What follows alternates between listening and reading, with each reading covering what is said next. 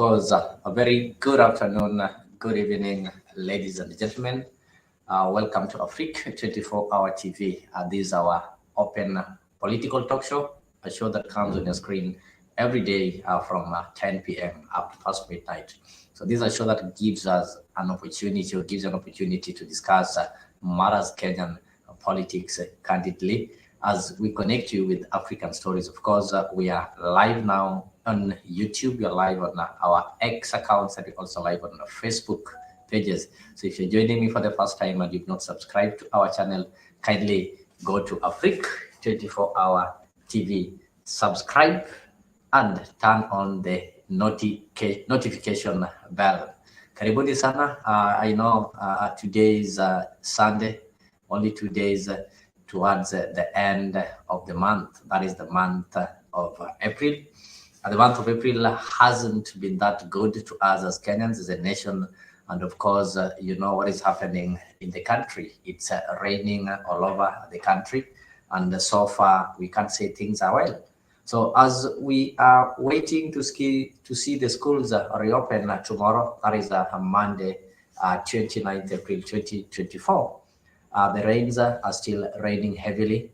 The floods have persisted, and things are not better. But the Ministry of Education have insisted that the schools have to be reopened, despite some outcry by the parents and the stakeholders that the school opening maybe be postponed as the government, or maybe as people wait for the water levels to go down. I think you've seen photos, you've seen videos of what is happening outside there. People have been swept away by rainwater. So far, more than 100 people have lost their lives. You've seen even today, the number of deaths keeps on counting. The roads have been broken apart, and some of the roads have been separated. There's some people whose houses have been drowned, and they don't have any place to be. And there are people who also have left their houses, and they are camping, or maybe they've got some refuge in the primary and the secondary schools that are maybe better places. But the schools are going to be opened tomorrow. With people in these schools, the government is here to put plans to ensure that the people who seek refuge in schools have been given alternative places. Apart from that, we are also not sure if the students or the children, the school-going children, will be safe in these schools.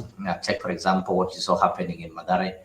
You'll find that the places are flooded, and some of these places are the ones that are used as schools. They are the places where the students go to learn. So as you're waiting for that, I want us to have a conversation on that. Of course, we are going to look at the possibility of schools being open tomorrow without interruption, and if the parents will risk sending their children to school despite the heavy rains, or will the government call it off and say that let us wait the way it happened during Corona.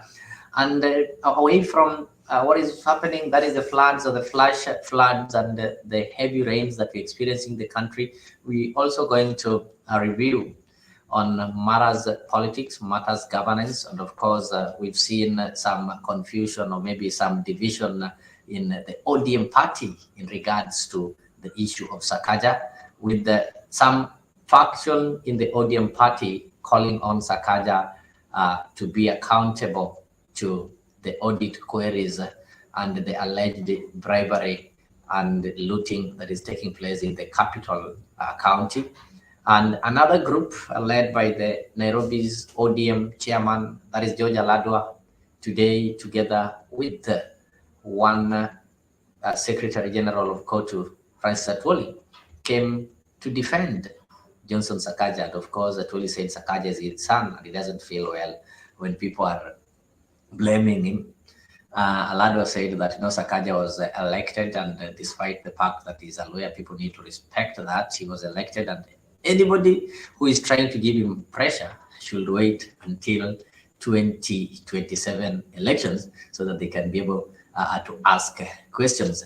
So, fellow Kenyans, welcome to this conversation. There are so many ways that you can participate in this conversation, like what Goodia is already doing on the comment section. Apart from the comment section, you can also use the link that I'm going to send on the comment section to join the studio and be part of the conversations. You can use the link there, join me in studio, so that we can participate in this conversation. Meanwhile, you can also use the comment section so that I can be able to know where you're joining me from, your views, and also your thought about what we're discussing. So first of all, I just want to brief you on some of the happenings. We're having floods all over the country, but the ministry or the government or departments have insisted that schools have to be opened. So maybe before I take you through, there's a lot of accidents, there's a lot of things that are caused by the floods today. Like we saw today, a boat carrying 40 passengers capsized in Tana River. This is a boat that was going to Garissa. It was at a place called Madogo, Garissa, a place called Konapunda. So a boat with more than 40 passengers capsized this evening at around 7 p.m. and most passengers are feared to have lost their lives. A big number of them are students and teachers who are crossing, getting ready for tomorrow. But they did not manage to reach their destination because their boat had to capsize. We're going to look at that. Apart from that, we also saw what happened today. Similar thing happened today when there was, is it a Red Cross or whatever, that was also ferrying people still along the Garissa route that also was swept away by the floods, and people drowned just like that. So before I maybe show you some of the videos of what is happening, allow me get you what the Deputy President had to say concerning reopening of schools, which is expected to take place tomorrow. Munajua lazima tufungue mashule yetu ndio watoto wetu waweze kusoma. Kwa hivyo tumekubaliana wale wote ambaye wako kwa mashule tutakuwa tukiwauliza kwa heshima, tutawasaidia, relocate hawa pahali kwingine ndio shule zetu siweze kufunguliwa. Na hapa katika Nairobi tutakuwa na kambi 3. Moja ni pale Masinde Muliro grounds, kuna wale ambaye tutaseto hapo, tutasaidiana na hao partners wetu na Red Cross na serikali tuhakikishe ya kwamba wamekaa vizuri. Pia pale kwa Mavoko Assistant Chiefs Camp tutakuwa pia hapo na kambi nyingine. Pia tutakuwa na kambi ya 3 tutaamua leo saa 8 pande ya Kasarani ndio tuweze kuweka watu wetu kwa ile njia sawa sawa. Ningetaka kuomba, tumeambiwa na wale watu wa kutabiri hali ya hewa, leo kutakuwa na mvua kali zaidi na kesho kutakuwa na mvua kali zaidi, na ningetaka kuomba Wakenya wale wote wako karibu na maji, wako karibu na mto, tafadhali tunaomba nyinyi muweze kuondoka bila kushurutishwa na mtu yeyote, mkuje pahali mtapata usaidizi. Pia nichukue nafasi hii niulize Wakenya, tafadhali watu wangu wa Kenya, watu wetu tunawapenda, tunauliza nyinyi kwa heshima, pia nyinyi mjichunge, msikuje kupigana na nature. Tumeona visa mingi sana, watu wameingia juu ya lori, wanakuta mto unatembea kazi na tayari umefuruta na umebeba magari zingine, na wanaendelea kuingia hapo, wanafanya majadiliano, alafu wanaenda pale, wanazama, wanapoteza maisha yao. Tukiongea leo tumepoteza maisha zaidi ya watu 70. Wale wamejeruhiwa ni zaidi ya 22 na watu 8 wamepotea, tungali tunatafuta hawa. All right, thank you so much. Thank you so much, ladies and gentlemen, and also thank you for joining me. Of course, I'm seeing Shadrach is there. Good year. Good year is saying that we can't wait till 2027. Sakaja's time has expired. He is good for nothing. Of course, we are going to look into that. We are going to look into the wastage and the corruption allegations in Nairobi City County, and the turn of event whereby we saw today the Court Secretary General Francis actually coming out to defend Sakaja, who he claimed is his son. Apart from that, we're also going to look at, we also saw ODM Nairobi chairman George Aladwa also came to defend Sakaja and told Nairobians that you can wait till 2027 because Sakaja was elected. We are going to look into that conversation. Let us look at the first conversation here. Let us look at schools that are supposed to be opened tomorrow. And you've seen what is happening in the country. Of course, I'll play for you some videos and you'll see how people have capsized. You'll see how people have been swept away, and we've lost people in hundreds. We've had people in thousands being displaced from their normal homes, meaning even if the schools are supposed to be opened, the children who are among the people who've been displaced will not be able to make it to their learning areas. We've also seen that some of these schools have been turned into temporary settlements whereby the people who've been displaced have been settled there. So meaning if schools have to be opened, then the people who've been settled there need to get an alternative. And you've had the deputy president saying that the government is going to ensure that they get some alternative, though the schools are supposed to be open tomorrow. So I don't know how this one is going to happen. We've seen floods almost everywhere. So Goodia is saying, I hope the Chagwa doesn't have ivory on his heart. Oh my goodness. So Captain, I don't know, I've seen you there. I don't know if you're still there or bado unajipanga panga kuja kujiunga. No, I'm here. Everything is ready on my side.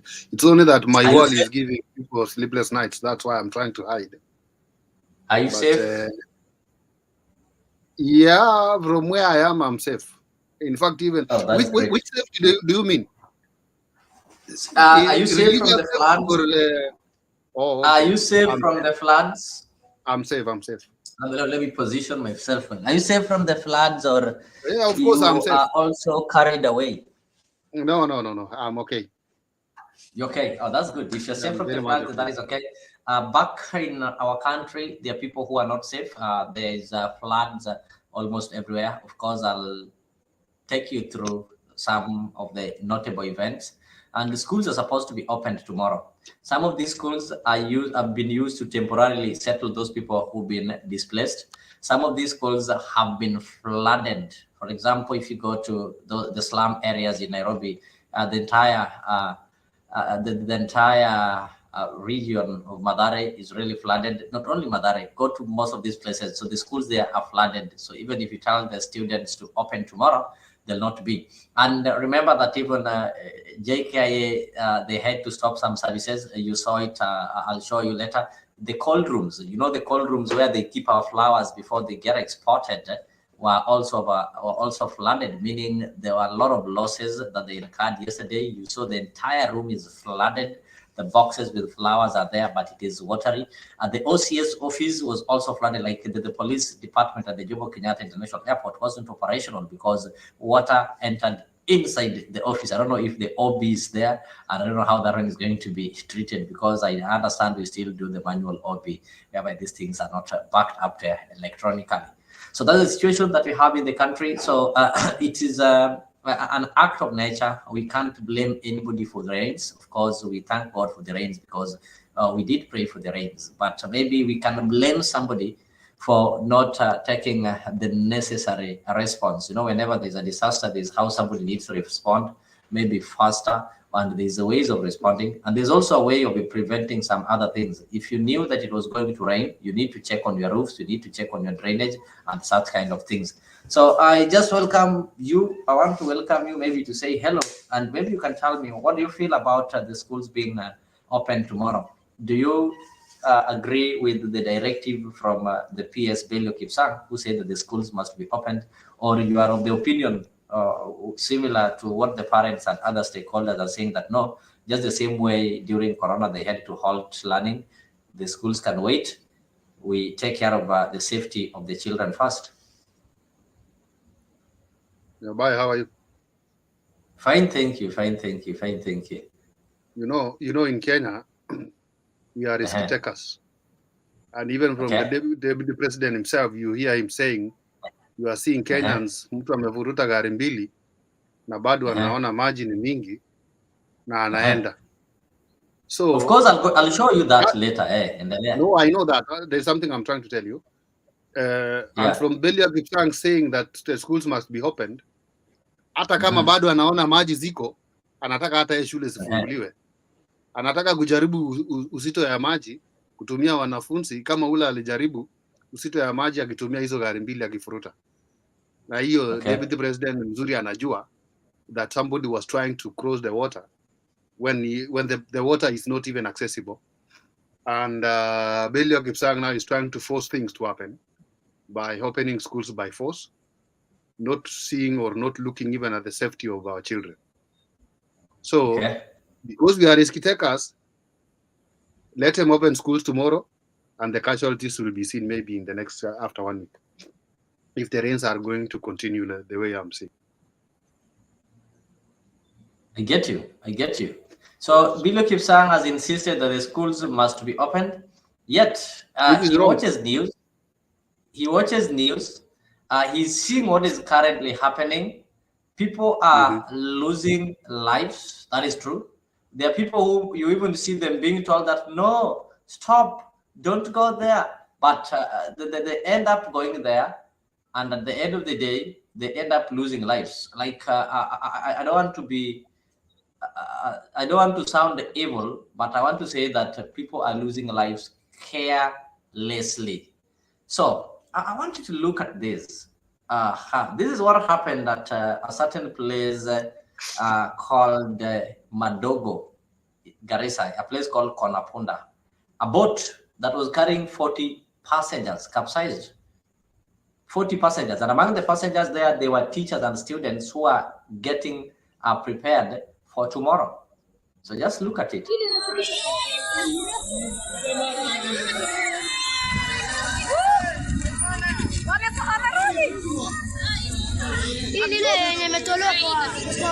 Mwambie ngoje wenzake. We ngoje jamaa apite. We. Hoya. Anamfuza nini? Ngoja huyo jamaa apite, acha huyo apite. Huyo kuna nguvu, si ndio? Acha huyo upate.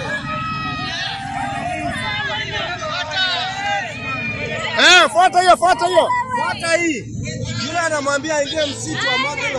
Hao manyota kapoto sana. Hao ni wengi.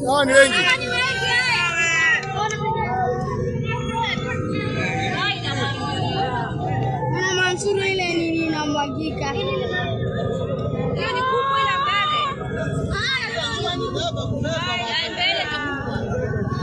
Hawa ni makurutu. Ameenda na mahali mbaya. Daya sana. Ameenda kwengine. Ameenda. Wewe mazenda.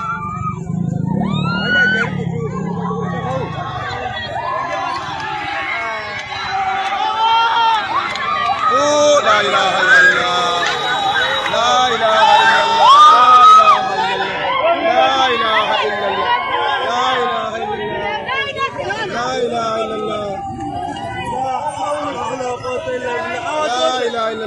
wameloa ndio kitu. La ilaha illallah.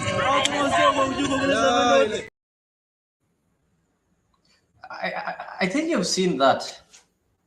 Those are teachers and students who are getting ready for school tomorrow. Is that not enough for the ministry to say that, you see, learning can wait? And after all, I can see even people commenting there that, students can learn through Zoom. We saw during Corona, almost a year, students did not go to school, but they learned. They did exams and they still excelled. And we managed to recover the months that were lost. That is when we had Magoha as the cabinet secretary. You as a parent, can you send your kid like tomorrow? These small kids, you don't even know. And you've been told that it is going to rain heavier than it has been raining. So you are to work, you don't know how you'll come back home, and the children are also at school. Are we not setting children to some carelessness? No, we are sending our children to school when it is not even the right time. We know, as by the school calendar, they are supposed to be in school tomorrow. And yes. I don't see anything, or I don't see any problem if the children will miss even the whole of this week, that they are going tomorrow. If they miss classes for 1 week, I don't see any problems. Either they can still assess the situation if it is good for the kids to go to school. I remember even when we were in school ourselves, we were even skipping to go to school like even 2 weeks. And when you go, you will catch up from there. You see, you get your own beatings from the teacher, and then ingia darasa, una catch up penye wenzako wamefikisha, hakikisha utajipanga namna gani mpaka uta pick up. Lakini for this it can be even better for students because it will be the whole country until we see the safety part of the children is good. But now, you know, as they always say, you cannot outshine your boss. Then you cannot outshine your boss. No. Us to send the schools tomorrow. Okay. They open the schools tomorrow. I want to ask you a question on that, Kip. There's something you said you cannot outshine your boss. In this case, we don't have a boss. Okay, we have the teachers, we have the cabinet secretary, or maybe the Department of Education, that is the Minister of Education, that is headed by a cabinet secretary. Of course, the directive was given by the permanent secretary. You also had the deputy president stressing on it and saying that, okay, students should go to school, and there are people who are hosted in these schools. Actually, they are using them as temporary residents because they've been displaced from their places. So meaning these people will have to leave those schools and go to alternative places. By the time the deputy president was speaking, the alternative places had not been prepared. He said that the government is going to put on a place. So meaning there's somebody who's sleeping in this school. The students are supposed to come tomorrow in the morning. This person also doesn't know where they will go, of which there's likely that there's going to be a clash between the people using these schools as their temporary residents and the children. So the question I want to ask you, you said you cannot outshine your boss. The child is yours. The child doesn't belong to CS Machogu or PS Belio Kipsang or the deputy president or the president. Now you're being told to take your child to school, and you know very well maybe it is not safe there and the waters are still high. So do you obey that, or you keep your child at home and manage the safety of your child? Yeah, Baya, when I was saying that, as I was talking as far as the docket of the Ministry of Education concerns, but that one does not have anything to deal with my child. I'm the one to choose the life of my child. If I want my child to study good, if I want my child not to go to school, I'll control on that. I cannot send my child to go to school. But Belia Kipsang was talking on behalf of the Ministry of Education, under which he is supposed to deliver that message. But for me as a parent, I cannot send my child to school. When I'm seeing the mawingu is black, I cannot. I get you. I get you. Okay, I can see on my other side, I'm also joined by Mzalendo. So Mzalendo, karibu sana in our show. Of course, it's a Sunday review. We are reviewing some of the things that have happened. And the most important thing is that tomorrow, according to the school calendar, the schools are supposed to be reopening. And what has happened in the last few days, we've been receiving heavy rainfall that is characterized by flash floods. And this has really led to loss of life. So far, more than 100 people have lost their lives in these floods. Thousands of people have been displaced, not only Nairobi, but across the country. If you go to Siaya, you go to Kisumu, you go to Garissa, go to any part of this country where it's raining, you'll find that people have been displaced. So the children are supposed to go to school, and the parents are saying that, no, it's not yet safe. Maybe the government or the ministry can give a directive so that the schools can be postponed for a while before reopening. The same is also coming from some of the education stakeholders.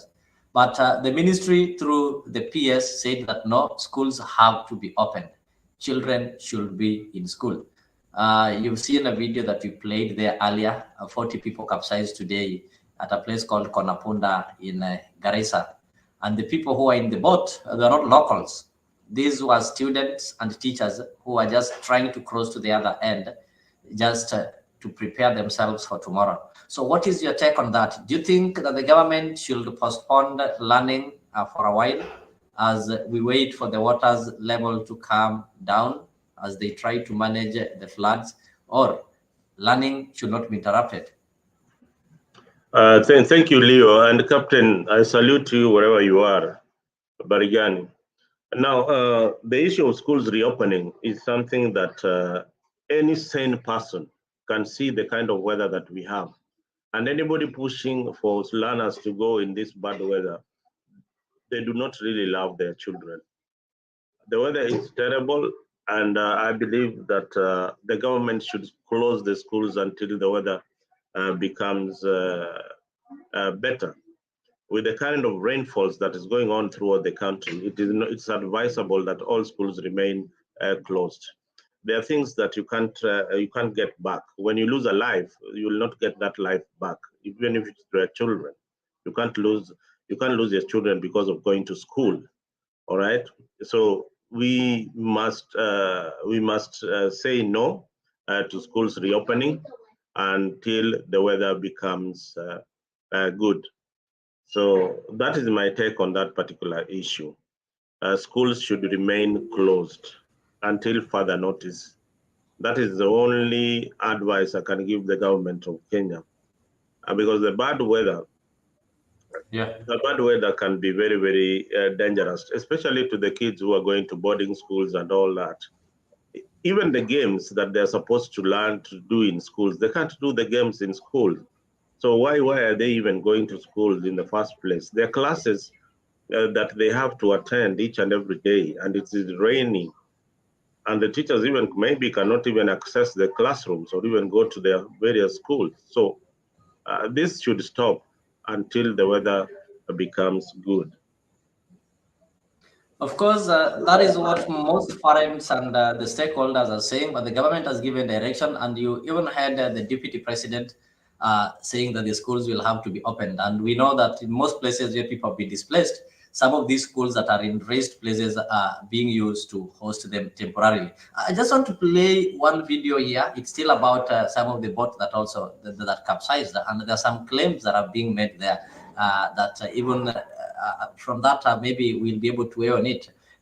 It talks of how this whole issue has been managed. Of course, we are having rainfall, which is really heavy. It is an act of nature. We can't blame anybody for the rain, but Kenyans are giving their views on how these rainfall, these floods are being managed. There are Kenyans who feel that the kind of response that the government is initiating is not as quick as needed. There are people who feel that there was lack of preparedness, despite the fact that we have a department, a meteorological department, which Kenyans believe gave accurate predictions and warned the people in authority, that is the national government and the county government. And because each and every county and at the national level, we're having a department dealing with disaster. So the kind of response that are being received, it's like this thing shocked people, the way Corona has shocked people. And the response is really slow. So, of course, I'll engage you on that so that we can be able to know where is the problem. Is it that people deliberately decides to respond slowly, or people decided to maybe squander or take the cash or the money that was set aside for managing disaster? So before maybe we look into that, I can see I'm also joined by Rafik. So Rafik, I want to take this opportunity to give you a maiden welcome to Afrique 24 Hour. Of course, I've been seeing you on the comment section. You've really been contributing to the conversation. So I'm really grateful that you've taken the next initiative to join us in studio so that you can be able to contribute vividly. So it's our honor to welcome you to Afrique, and feel free. This is our African home where we connect and discuss matters affecting Kenya. With a view of ensuring that we change it positively. We not only argue or debate for the sake of debating, but we're debating so that we can be able to come up with some proposals that are going to ensure that our beautiful country, Kenya, is run in the right way. So karibu sana, you can say hello, maybe we can know where you're joining us from. And you can also give us your view on the schools reopening tomorrow, despite the fact that we're having heavy rainfalls and floods almost everywhere. Karibu sana.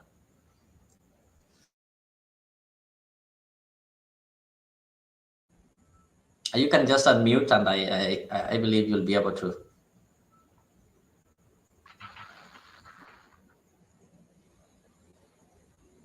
Rafik, you can go ahead. Yeah. Good evening. Okay. I hope I'm clear now. You're now clear. I'm Rafik Mohammed. Yes, recording from Nakuru City. Thank you very much. I'm very glad to be around, share a bit of my input where I can, and see how we can move forward in this country. Basically, I am in Nakuru City. We are not very much affected by the rains as much as Nairobi, but I can comment on the. Currently, I see a lot of reaction by mostly the administrative part of the government. And this is one thing which is kind of systemic, because the country is very easy to buy new products, new roads, new buildings, new aeroplanes when it is coming to purchase. But when it comes to maintenance, when it comes to taking charge of what you have already, this is where the problem is. And I think this government is just prone to spending. But when it comes to long-term maintenance, it has a very deep systemic problem.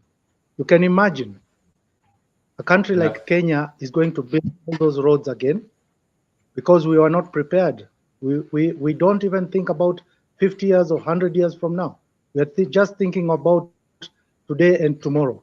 I think this is a discussion we should be having, because one thing is for sure, we are getting a lot of money from outside, which is coming as a loan, and then eventually we have to pay it. By the time we are paying it, we have not maintained what we have already built. This is going to be very costly because we cannot be building every day. You know, if you buy a car and you don't maintain it, eventually the car will break up faster. And I think it's not only here in Kenya. Mostly this is a problem we have in terms of our development, our mindset. When you look at innovating any ideas, especially when you innovate government structures, you just don't copy and paste. This is a very big problem I think we have. Thank you very much. I'd like to hear the other panelists' comments.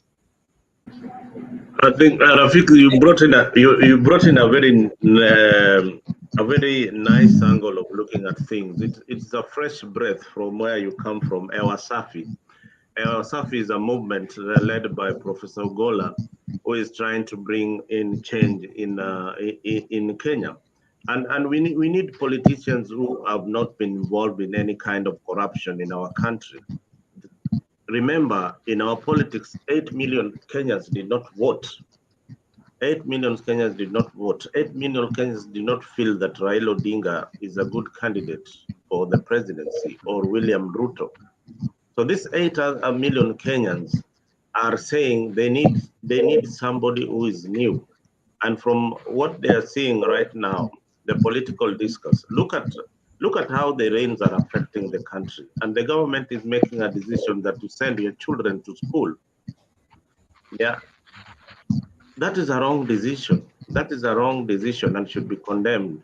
And you know, it should be stopped immediately. Suppose we lose some children who are going to boarding school. What will happen to the government of William Ruto? Some of these actions are what we are talking about, the incompetency of government. We need a fresh breath. We need people who have got new ideas, and so that the country can develop in technology and in industry. That's all we need in Kenya. Thank you. Thank you so much, Zalendo, for a wonderful rejoinder. And maybe I have a question, and I would direct it to Rafik. Before I get to you, you will also give me your view. And I think you've really talked about that there is a government that is not so careful on how they spend. They are not so careful in planning for the future and in preparing for even disasters like what we are seeing today.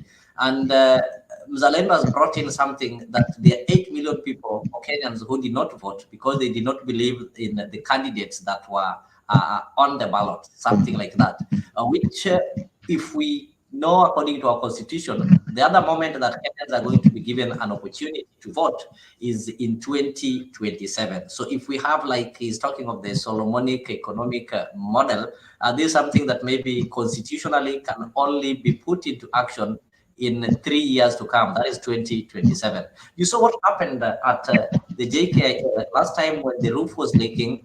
What the CS did, he formed a commission to investigate. And again, the same thing happened.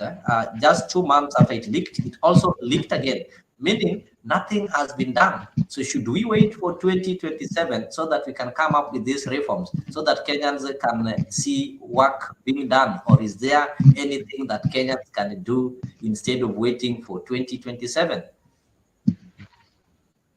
Thank you very much. I think in the economy, the way we are still a very new and very young government. Considering this fact, 70 years after independence, we've had how many governments changing hands? This is the 13th parliament. Yet, as you say, it is important that we have our foundations right. Look at it from this point. If lives are lost because the children are not warned, there's no safety issues, people will, how will the Kenyans react? They think it's just normal business as usual. If those people who have been taken away by the floods, this is just news to us. It doesn't touch individual lives. We have become so worthless because this kind of we are still young mentality is going to demolish, and clearly people are tired because they think that their vote does not matter. Look at it from this point. If people have hope, if people have hope for tomorrow, they will do something for themselves and for the country. But despair and people losing hope because they see that they are worthless, whatever they are saying is not taken into consideration, that is destroying that patriotism, that emotion of moving forward. So we are saying right now, we have how many youths, how many young people who have graduated, gone to school. The government has spent a lot of money to take them to school, and they have finished their education. Today we are telling them they cannot get jobs. That is carelessness. We are telling these people that their vote does not matter. That is carelessness. And I think it's about time we have Hewa Mpya.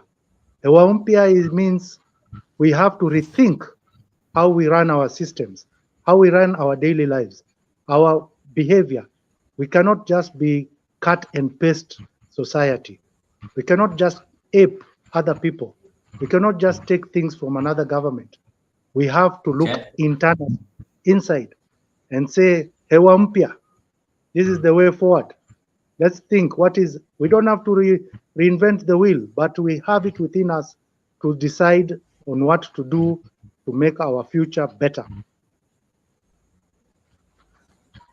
Get you. Thank you so much. Thank you so much. Of course, you've been reminded us that there is something called Hewa Mpya, which, when loosely translated, is just some new breath. And Hewa Mpya, I do believe, is about doing away with the old guards who have always been there, changing the political parties, doing the same thing day in, day out, as they know very well that the elections will be done after every 5 years. So, Mzalendo, I just want to know your take on this Hewa Mpya. Hewa Mpya is there.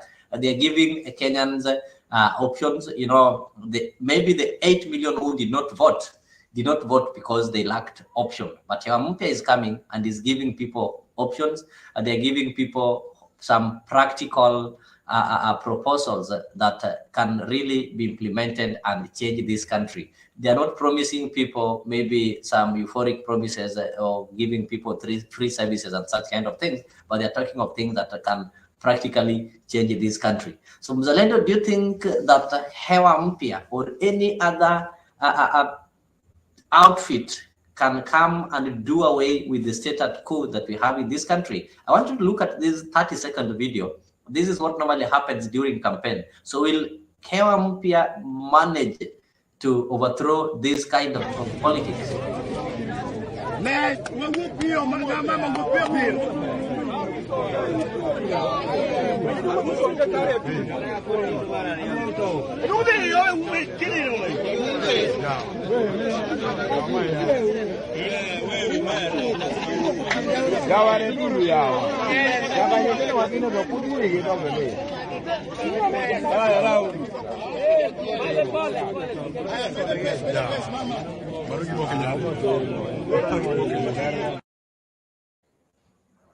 I think you've watched that video.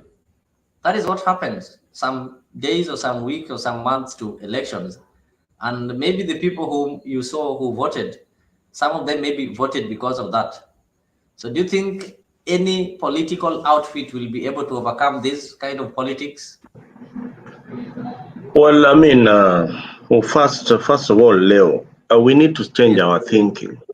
We need to change our thinking, meaning that most youths are very vulnerable, and they're vulnerable because one, they don't have jobs, so they can easily be bribed by the politician. That is the first major problem. Poverty is what drives people to queue in the line, and bad laws. Rafik brought in a very good example. We borrow a constitution from the US that was started in 1436. The county government started in the US in the year 1436. They have mastered the art, and what the county government does in the US is so different from what we expect the county governments to do. Their functions are so different. Registering of voters, supervising of election, maintaining records, and providing things like police protection. There are so many things that the county governments in Kenya don't do, and they don't even understand what the county government should be doing. So we borrow laws and then copy paste them, thinking that these things are very good for us. Today, there's a lot of loot going on in the county, and that is what is making it very difficult to change our politics, because at the lower level, corruption has been devolved such that the governors are stealing. And now you see the executive at the national level are pumping more money to be stolen at the local level, all right? So that they maintain that base. This is a members club. I've always told you, in politics, this is a members club. The Raila Odingas, the William Ruto, this is a members club. They formed a club or a clique where they sit down and divide the national cake. Today, Raila Odinga is going to AU. What about his supporters who believed in him that he's going to be the president of the Republic of Kenya? He has never explained to them why he's even going there. All right, in the first place, they are left hanging. They don't even care about what their supporters think about them. So this is what is happening in Kenyan politics. Most politicians think about themselves. So when I see Rafiki here and I see this the Wasafi movement, I see a new energy that is being brought into our political system. Their biggest hurdle would be how to message this across to these vulnerable youths who are being lined up to take money for a vote, money for a vote. What you should be telling people that this money that they are getting is money that they was supposed to build for you an industry. You go and line up, but take the money. But at the end of the day, vote for somebody who is going to provide for you, who is going to be a solution to your problem. Build for you an industry where you'll be working each and every day and earn a living, other than somebody who is lining you up for handouts. Leo, it is sad when you see the MPs complaining about CDF instead of coming up with a bill that would provide free secondary education in Parliament.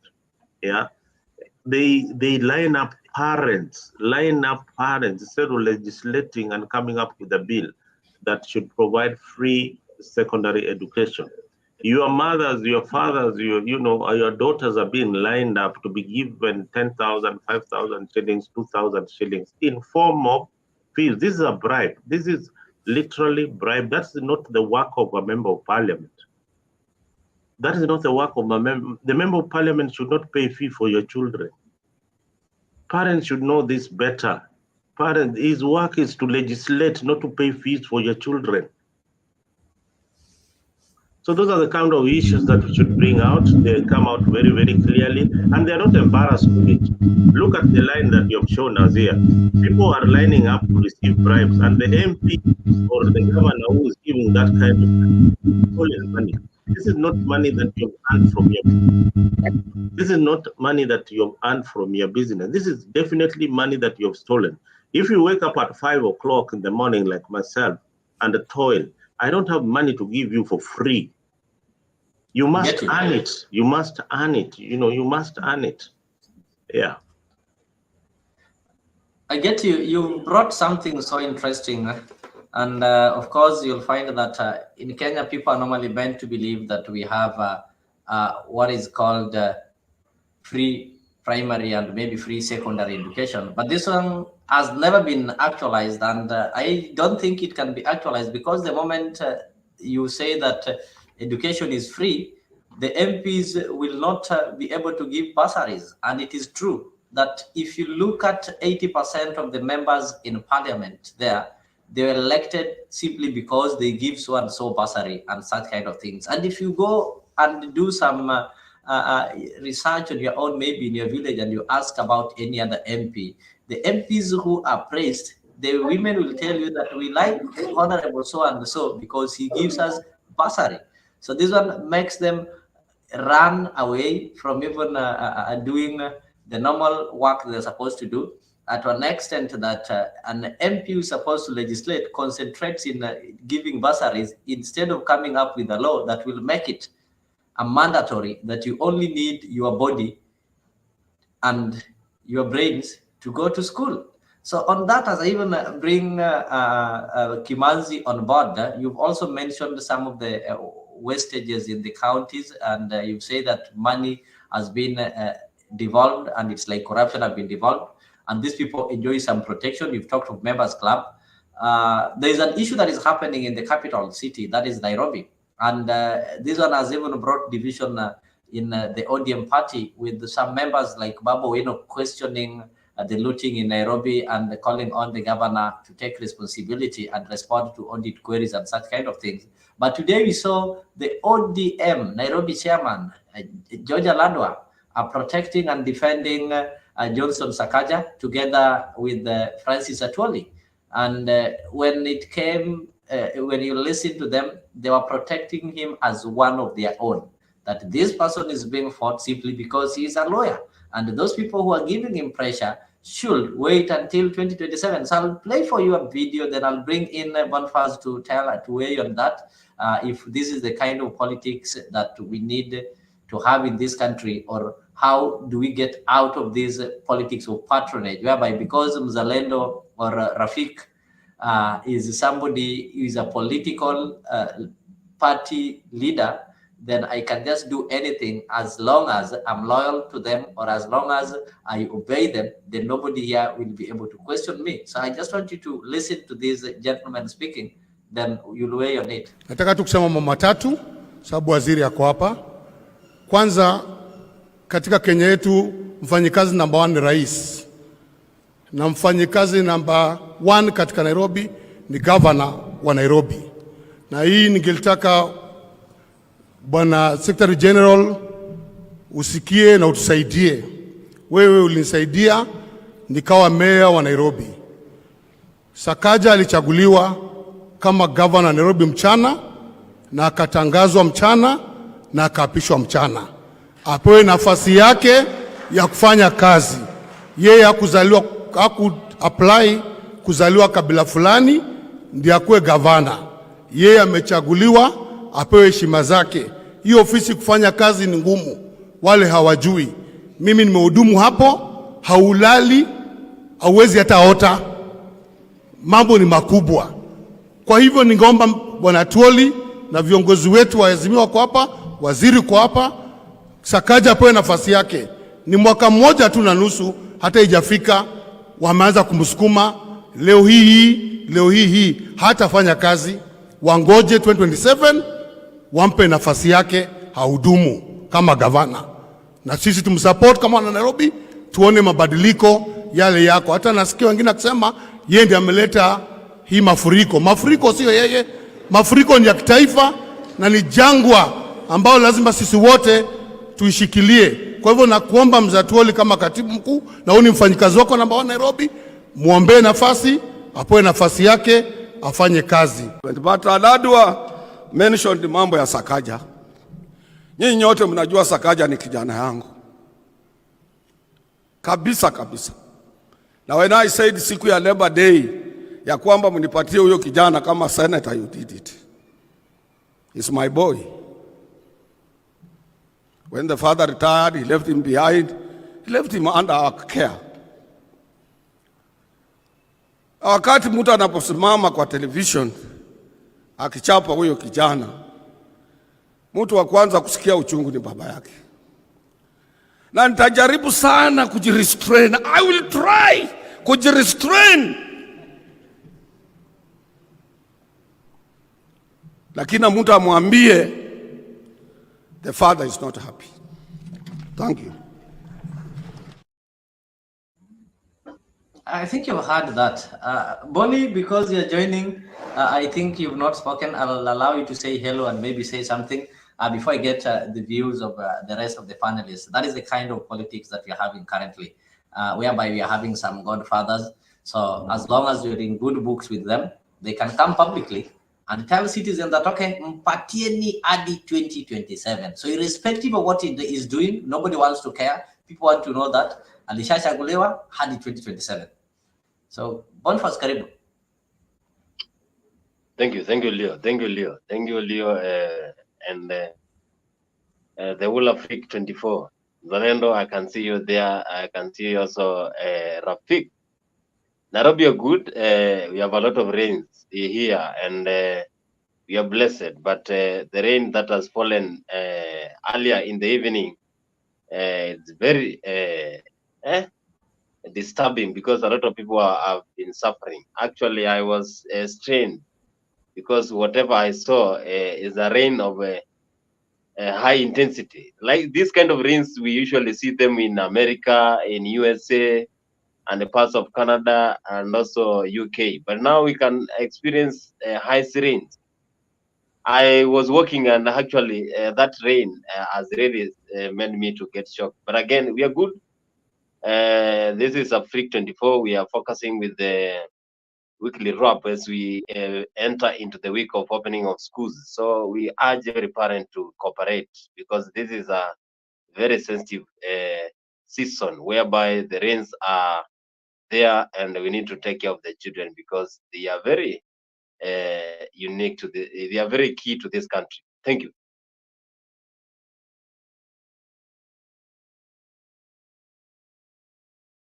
Thank you, Boniface.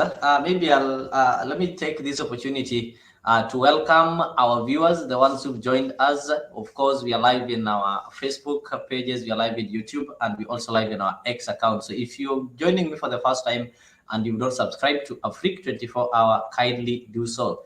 This is a platform that allows you to engage with fellow Kenyans as we connect you with African stories.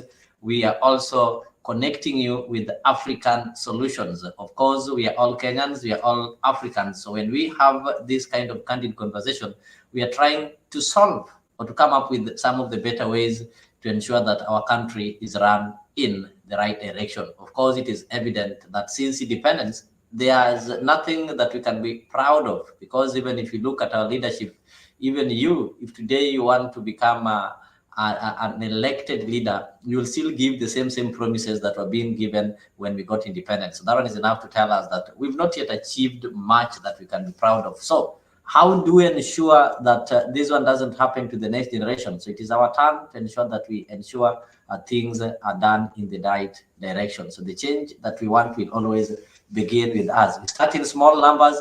At the end of the day, we'll gain momentum. People have always been thinking of and have always been yearning for a third force, a force that will be able to do away with the status quo. We know we have the same players. What has been happening is that they normally change position. If some form the government, some will oppose the same government. The next time, that is what has been happening, and they do the same thing. So you can always join us in the studio using the link that I've shared on the comment section. so that you can be part of the panelists and weigh on some of the various issues that we weigh on. And you can also use the comment section to communicate and be part of this conversation. I can see Gudia is saying that Sakaja has to prove that he is worth the position. Why is everyone wrapping Sakaja in a cotton wool? Karibu sana Kasawere Koech is locked from Kericho County, that is next to Kisumu County. And Geoffrey Ruto, karibu sana, and everybody else, even the ones who are joining us on X, ensure that you comment so that we can be able to know you're following this conversation. I know maybe sometimes on X, if you comment, it might not appear here directly, but you can as well go to YouTube, look for Freak 24-hour, subscribe, and you can be able to use the comment section.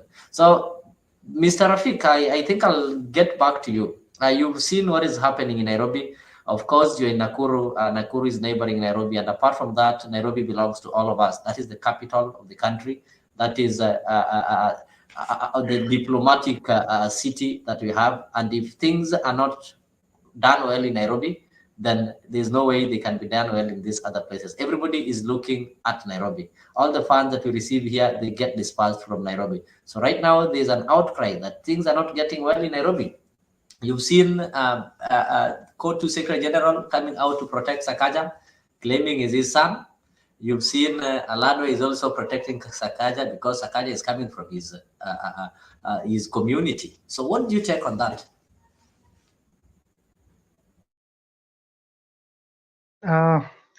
What I could comment on that is first, this mentality of centralization, the idea that we are still living in a country where everything is controlled from one location, one national point of view. This is a very bad precedence. Remember, this constitution gives us an allowance to break into the evolution. And that means that every other region should have equal responsibility and equity in resources.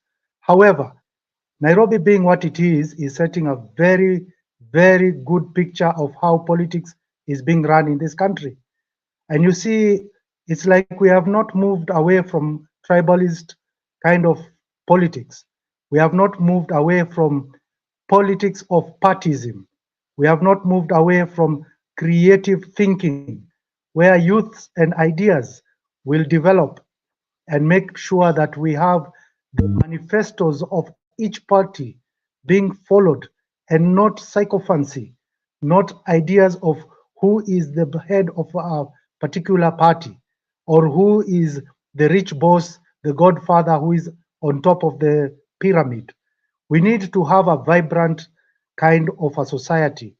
Remember, we can even take a leaf from South Africa, where we've seen young people taking up parliamentary seats in the likes of Malema and being bold enough to argue, and even they can talk to power. And they sent Jacob Zuma, you remember, they took him to task, and he was taken to task to the level where there was boldness, there was debate. Today, we are seeing a very scared and very laid back society in Kenya. We think that some magic bullet will come from somewhere. We think that some messianic person will come through, but that is wishful thinking. We have to excite the young people to learn what the Constitution is all about, to learn what representation is all about. We cannot sit back and watch like spectators in a stadium. You know, it's right time now that people should take up this responsibility of saying we want a better life. Remember, our children are going to school. At what price? We are risking their lives going to school. At the end of the day, they are not going to be given jobs. At the end of the day, they are going to be people who are just out there being told that go to another country to look for cheap jobs. This is the kind of future we are setting up. And I think it is bold enough to say we are the most educated in African continent. Kenyans have got the ability to be the best. Look at it from the athletics point of view. We have people who have actually championed the world events. Look at it from any angle. Kenyans are really resilient out there. What is it about politics? What is it that we are lacking? You know, we have to go out there to the diaspora, share some ideas and bring them home. This government needs a new breath of ideas. We actually have a very good government, the constitution, if you think about it, but we have not owned it. I'm thinking like these political seats are just we put people there just to represent that the seats are taken. But in terms of deliverables, in terms of performance, in terms of expectations, this is a very sorry state to say. Because if we were to index our participation in the whole global governance issues, if we indexed ourselves in the economy, if we indexed ourselves in peace, if we index ourselves in political performance, in democracy, you'll find we are falling short. And the reason why, because we've left a few people, a very few clique of people to give us ideas and tell us what to do. But there is nothing that is so democratic about that. There is nothing about participation. Everything is just so pseudo life. You just imagine that we are just rolling the engines, going forward, but we don't know which direction we are going through. So the question that you've asked, if Sakaja can do something which nobody can question, that is called impunity. You see, we have the Auditor General who gives the reports.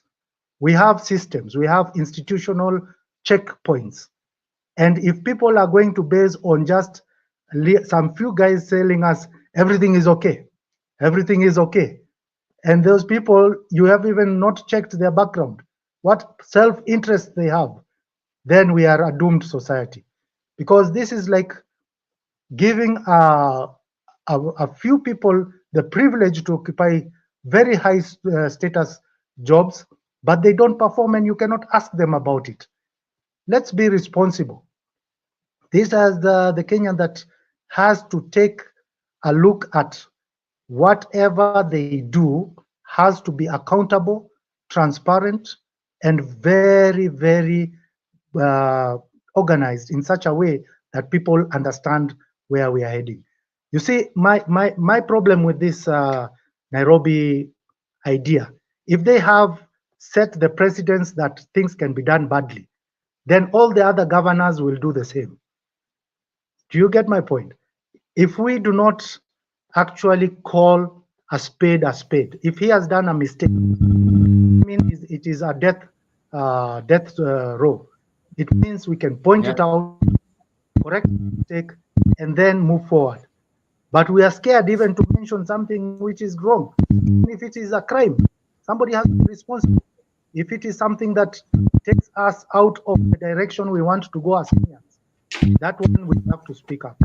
But you people censoring people and making things look so rosy and things are looking so nice, that one will make us go into the wrong direction. And this country has the potential also to go spiraling downwards. We have to check it. We have to control it. We have to make sure that things go upward, because we don't live twice. This is the only chance we have.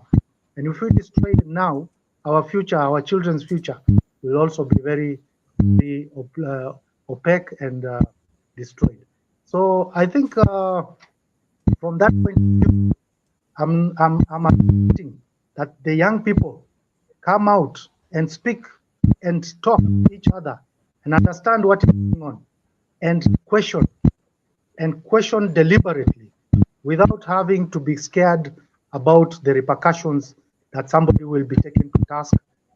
It's a democratic space, and we should have the ability to speak to one another and actually correct each other. That's the meaning of democracy. But if we cannot speak up and be heard, if we don't have a voice, it means that's a dictatorship. And I can tell you for sure, If you stitch what the African say, the proverb says, a stitch in time saves 9, isn't it? So what we have to do now, it will be a problem in the future. Thank you. Mzalendo, maybe you can get you. What so some mic that is making a lot of noise. I don't know if it's with the mic, but anyway, I've switched it off. I think that was a good contribution. And the issue of Nairobi and the politics around Nairobi, let me tell you, this is something that is historical, and it's playing a very big role in our politics. You know, the colonialists divided Kenya into, these small tribal colonies. The Luos were meant to feel that, they're not part of government, and they worked with the Kikuyus and all that. Now, coming to post-independence, then we had KANU government and KADU, where KADU were these small tribes coming up together against KANU, which comprised of the Luo, Kikuyu, Gema community in general. Now, moving forward, we have seen the big five tribes. Sorry guys. The big five tribes do not represent the country. They do not represent the image of Kenya, the big five tribes. Kenya has got more than 42 tribes right now. And the political class are using the numerical strength to be in power. That's why you see when it comes to Nairobi politics, Raila is protecting Sakaja. Who else? The Luya community is also protecting one of their own. That is the tribal card now being played, because Kenya is a country where people are dividing resources. Sasa kama ni sisi Waluya, hii ni wakati wa sisi tunakula Nairobi, hii ni yetu ya kukula. Let me put it in a language that you'll understand. Nairobi ni yetu ya kukula kama sisi ni Waluya. That is what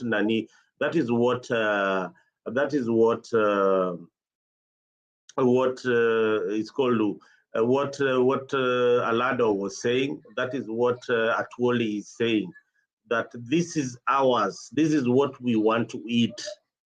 You understand?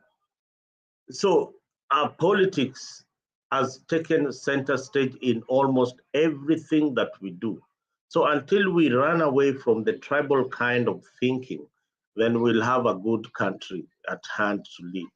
So let us all be focused with leaders who are policy oriented, people who don't think of tribe first, but think of Kenya as a country, because tribalism is destroying this country. Tribalism is destroying this country. I wish we could only go to our tribal football clubs and maintain those tribal football clubs and not bring it into politics. This is affecting even service delivery. Ask yourself why Sakaja cannot be impeached. Have you ever seen the Nairobi County presenting a bill to impeach Sakaja despite the outcry of the citizen? No, because all the ODM MPs are working under the control of one Raila Amolo Odinga. This is what is advising them. This is somebody of my own. This is somebody of my own. And you saw the other blogger. What is the famous blogger who put out a tweet that one Raila received a bribe of 200 million from Sakaja? Do we believe in him? Yes, we can believe in that. So these are the things that we should come out boldly and talk about. Nyakundi wrote a blog and said that the political leader received a bribe. This is what we need to talk about. And Rafik brought out the youths in politics. I am glad I'm joined here. Someone is joining here who is a friend of mine. It's called Jack Man of God. Jack Man of God can tell us, how we need to have good governance in countries in Africa. Jack is from Ghana, but he lives here in the US. So Jack, we today, I mean, this is not what you really like talking about, but put your mic on, man. I think, Jack, you need to unmute and put your mic on. Yes, sir. I'm on. You know, the Kenyan community, you guys are so passionate about politics, and, you know, not, you know, really my go-to. But if I can answer that question from a different point of view, I will say that in order for us to understand governing people, we need to get into God's mindset, because nobody can govern people more than God.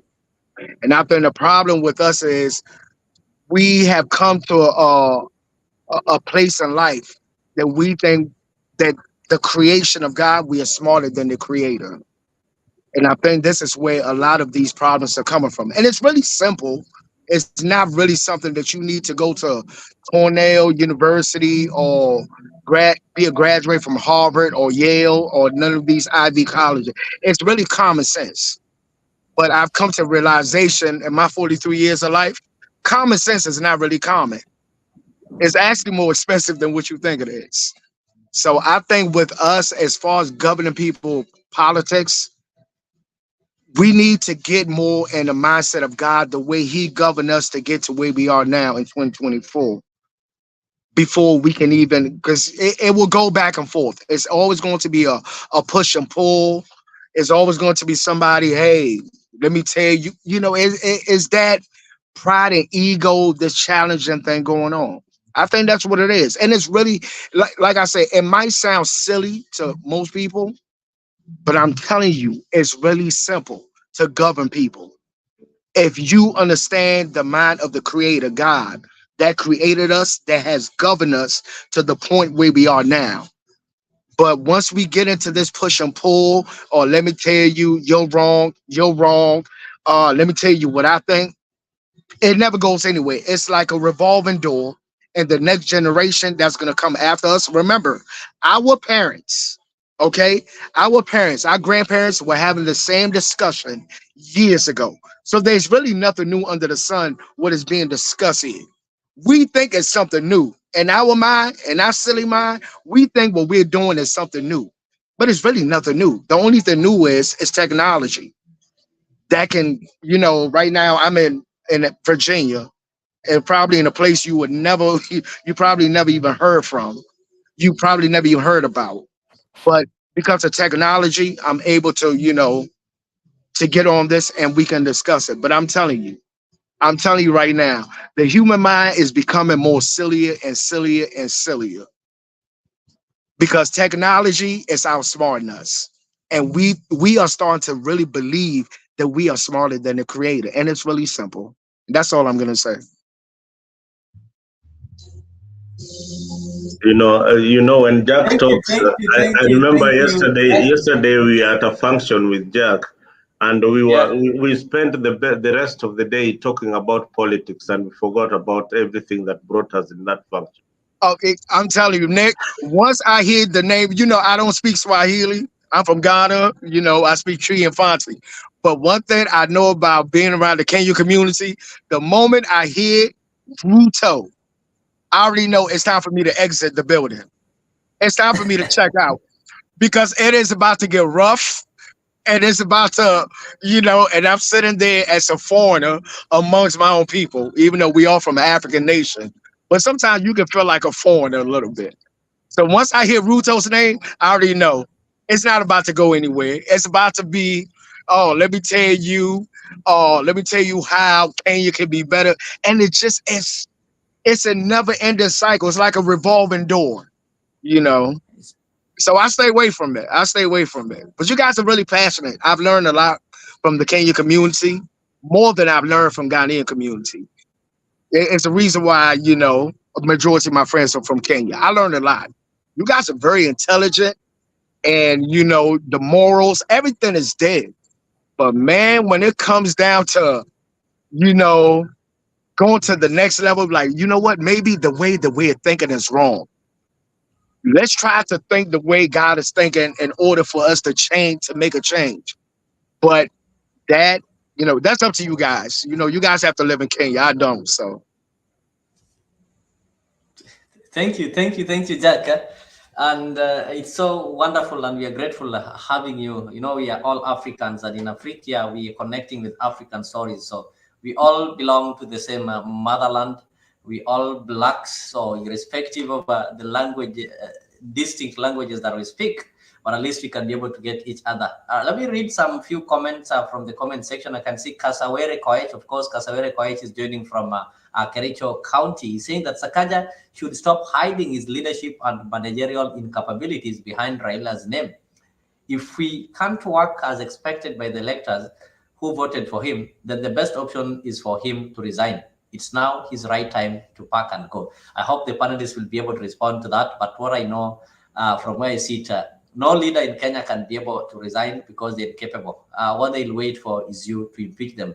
And simply because he's having Raila, he's having Ruto behind him, then he fails, nobody will dare impeach him. I think that is the kind of protection that he might be enjoying, knowing very well that I'm not capable, but because I have a godfather. You've seen in many cases, people, because they have a godfather, they're not qualified for some of these positions, but they're just given opportunity to be there. Goodia is saying that Raila protecting Sakaja is more than protection. Some rewards were given to Raila too. I think Zalenda alluded to that, and it's something that has been going around, according to one great blogger, Cyprian Nyakundi. Kenya Revolutionary is saying that you will have good governance or have wonderful ideas implemented until you learn to respect the rule of law. You need to underline that. You won't have good governance or wonderful ideas implemented until you learn to respect the rule of law. Mtu akiba anakamatwa kufungwa. Accountability. Good year is talking of accountability, whereby for you to have good governance, you need first of all to start by obeying the rule of law. If the law says this amount should be dispatched, then there is no way you can put some money in your pocket rather than taking it to where it was supposed to be taken. And of course, later on, I'm going to play for you a video.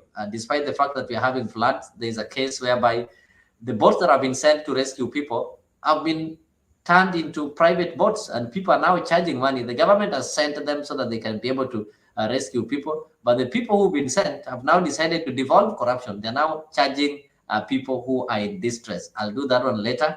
Geoffrey Ruto karibu sana. He's saying, well spoken. Jack Mzalendo must bring you to Kenya and give you a tour of our beautiful country. I think that one, we now leave it to Mzalendo, ensure that you bring Jack all the way from Ghana to Kenya and give him a tour of our beautiful country. Take him to see the historic and scenic Mount Kenya. Take him to see the ever-fresh Lake Victoria, the salty Indian Ocean, until you take him down our valleys. So let me take this opportunity to welcome Brother Benson. I'm glad you've joined us, and I know right now you are audible. Maybe that name because you've not called us for a launch of that Foundation TV. That is why it refused to allow you to be audible. Anyway, karibu sana. Thank you so much. Actually, Foundation TV is when you go to my email address, that is the email address that I'm using. But now the channel name is Brother Benson, and my name also is Brother Benson. So thank you so much for giving me this time. Actually, this is the first time I'm coming on your platform. We've always missed due to time, and you can even see my studio. I'm traveling, so everything is dismantled. You will see me in another location very soon. I think Mzalendo knows about that. So what is happening in Nairobi, especially when you talk about what was written about the money and everything that is happening, it tells you the kind of society that we are breeding, you know, that in our political sphere, it is all about creating enmity between the voters, but in the backdrop, the players are friends, you know, and you find that we hate one another in the public, but in the backdrop, we are friends. And we, as a country, we might not move further, because if things to go by, what is being said, especially now, we are looking at Nairobi County. And you are being told like there's that secret meeting whereby like if he wants to be impeached, the other parties are coming in to defend this, maybe because there's some money that is being exchanged. So you find like few people are benefiting on behalf of Kenya, not even getting good services. So, and the question is, who should we blame? Should we blame the people in the leadership, or should we blame the people who are voting? So that is something that also we have to ask ourselves. And when will we get this insight as a people and say that these are the things we want, instead of politicians coming and telling us what they want to do for us? If it can reach a point whereby, as the Kenyan citizen, we lay out what are this priority, what are our priorities, and these are the things we want, and we equate the things we want with the leaders that we want to elect, then we will have a good country. But if we wait until the politician come and tells us what they want to do for us, then this one will be a circle, and we will not be moving anytime soon from where we are. That's my thought.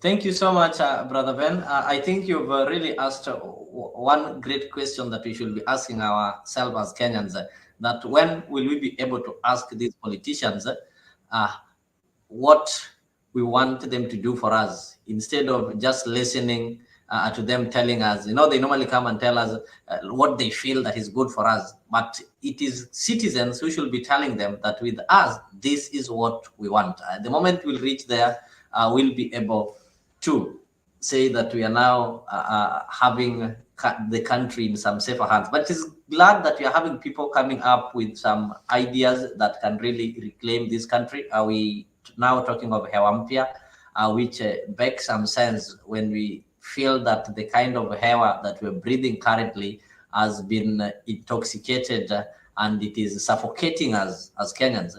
Now there is hewa mpya coming. So maybe the question that maybe Kenyans should are asking as we talk of hewa mpya, for how long should we wait to start breathing this new hewa? And maybe you people are having answers here, because it doesn't just come easily, but it is a journey that has to be traveled. That is why we have this kind of platform, that we can always be able to explain to our fellow Kenyans that, look, this is what has been happening. We've been taking cycles for the last 60 years.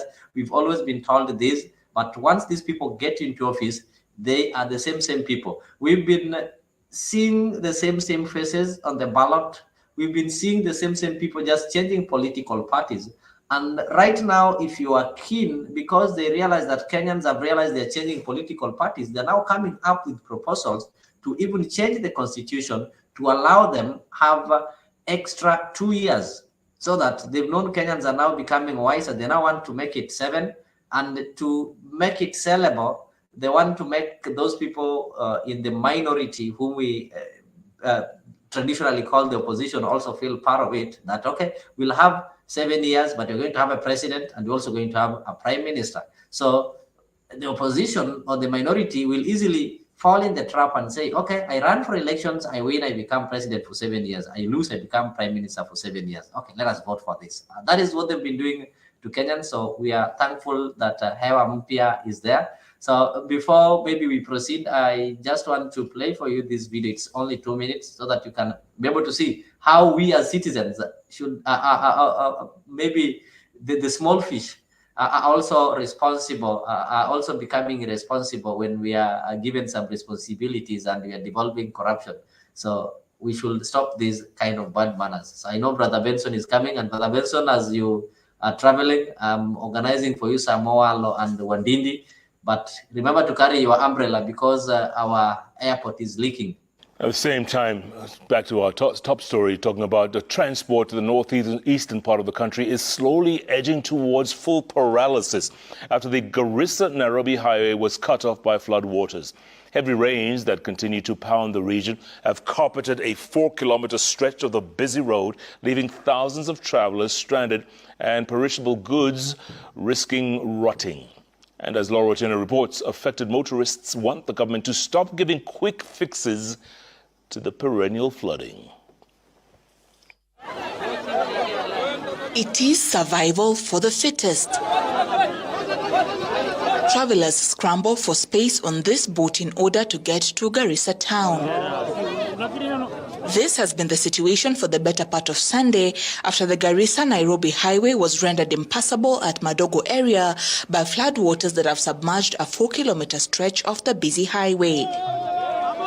Travelers now have to queue in order to get across the flooded stretch and part with at least 1,500 shillings for a 4-kilometer ride to Garissa town. Hiyo boti inasemekana imekuja kusaidia raia wenye hawana pesa. Mbona imekuwa saizi inalipisha pesa na kulipisha ni 1,500? Kwani hawezi yekea watu hata kama ni kulipisha sawa tunaelewa. But siwaekea affordable price yenye watu wanaweza afford na kuingia tao. Kwa hivyo sisi tunasema kama hiyo ndo kazi serikali wanatufanyia, kiukweli hatuna imani nao. Kwa kwenda kazi hatuna namna ya kwenda kazi.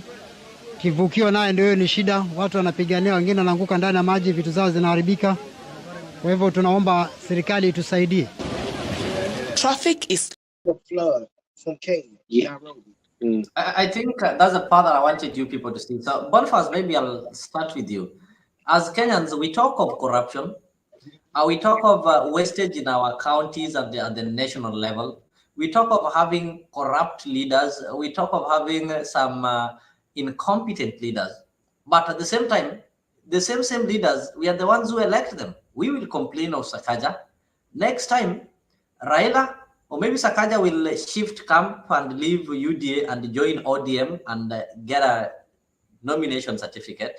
The same people who are complaining of Sakaja being incompetent are the ones who will elect Sakaja, simply because Raila have said, or simply because Ruto have said, we'll vote for him, and still complain. We will not be forced, but we'll just be told.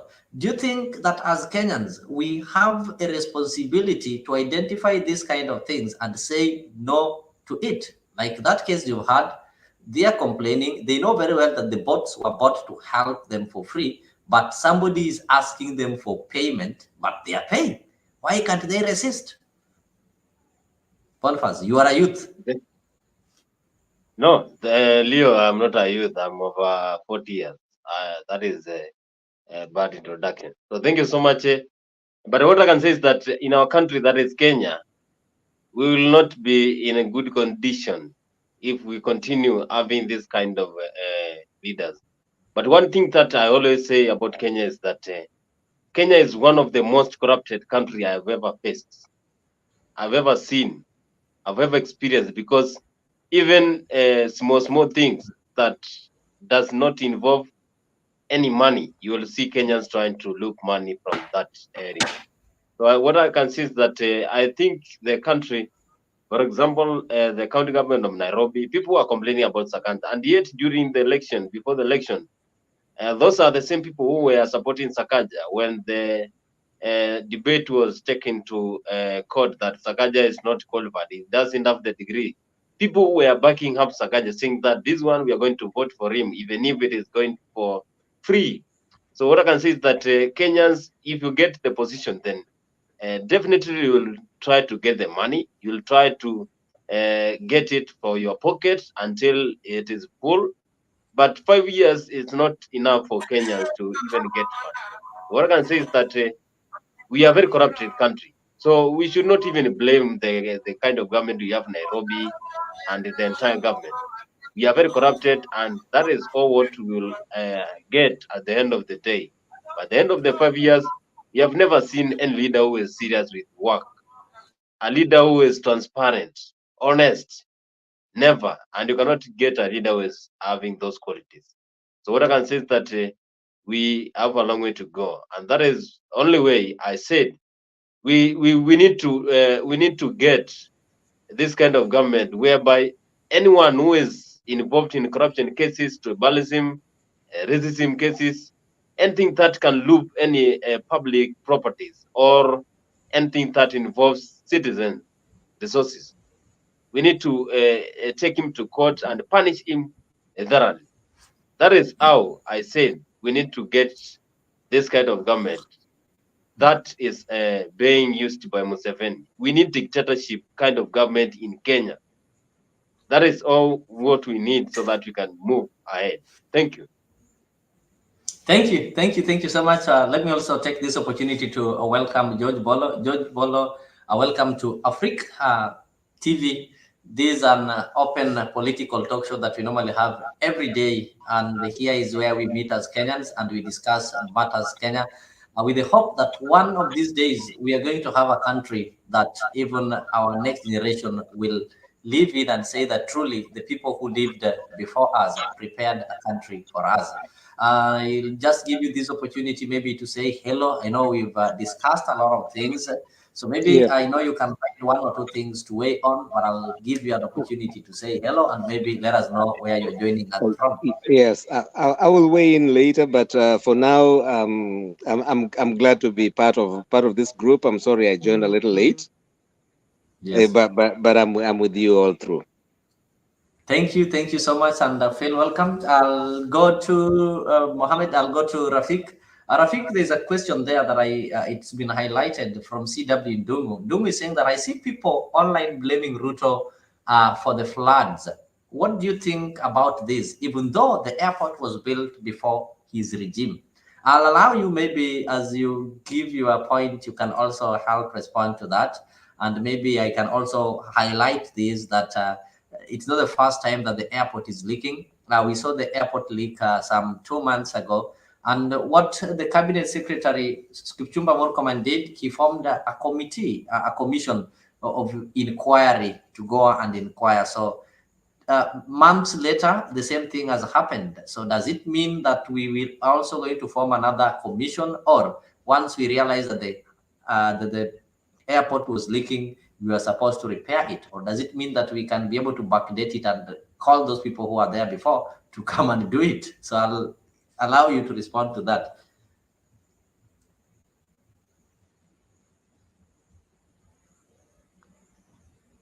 Rafik, if you can maybe Thank you very much. It's a very interesting point you have raised here. Basically, who takes responsibility for everybody's life? You see, when my brother here speaks about let's have a dictator, that capacity for people to participate in the country, have we lost it? When you talk about it's better for somebody who is an authoritarian, does it mean that every particular community will conform to a particular taste or governance that is driven by a particular majority group? That's not democracy. Look at it from that point of view. If you say that we are looking at a point where people don't actually have control over their lives, that is an ignorant society. But today we are very diverse. In Africa, we have a very diverse community. So that calls for everybody to come in and contribute and help the government to realize the different tastes and make sure that people are treated with equity. I'd like to say that very strongly, because this idea that we have to have a particular situation where we have dictatorial or authoritarian system, this is back in the 1980s, 1970s. It's more or less telling us that we don't have the freedom to contribute and participate in our own self-determination. Now, coming back to your point, yes, responsibility. When somebody is tasked with a responsibility because he holds a certain position in government, who is the person who takes report of their key performance? You see, when you say the leaking of this airport happened some months back, when we ignore those kind of information, whether it comes from the media, whether it comes from the newspaper, whether it comes from the authorities that take charge of checking and maintaining and evaluating whether the job was done. Remember, whenever these politicians make a comment, there are costs incurred. These politicians are paid. They are paid by the taxpayers. Each politician holds a position in government, is responsible to deliver. So when you say that something has been done and the public don't take the responsibility to actually govern and they don't take the oversight responsibility, we will be taken for a ride. And I think that in Kenya, we have always trusted the top man, the big boss, the tribal kingpin, to such an extent that we hope that everything will be done within our interest. But that has changed. Now look at it from the point of view that many people saw locust in the last year, which attacked us and destroyed a lot of food in the country. What steps have we taken as a country to mitigate the event of after the floods? We will have definitely a very high risk of an invasion of locusts. Does it need rocket science? We can always speak about things which we can predict. Even this weather was predictable. So when you do not take responsibility, the roof will leak again. The airports will go bust. Because I think it's very easy to just give an example.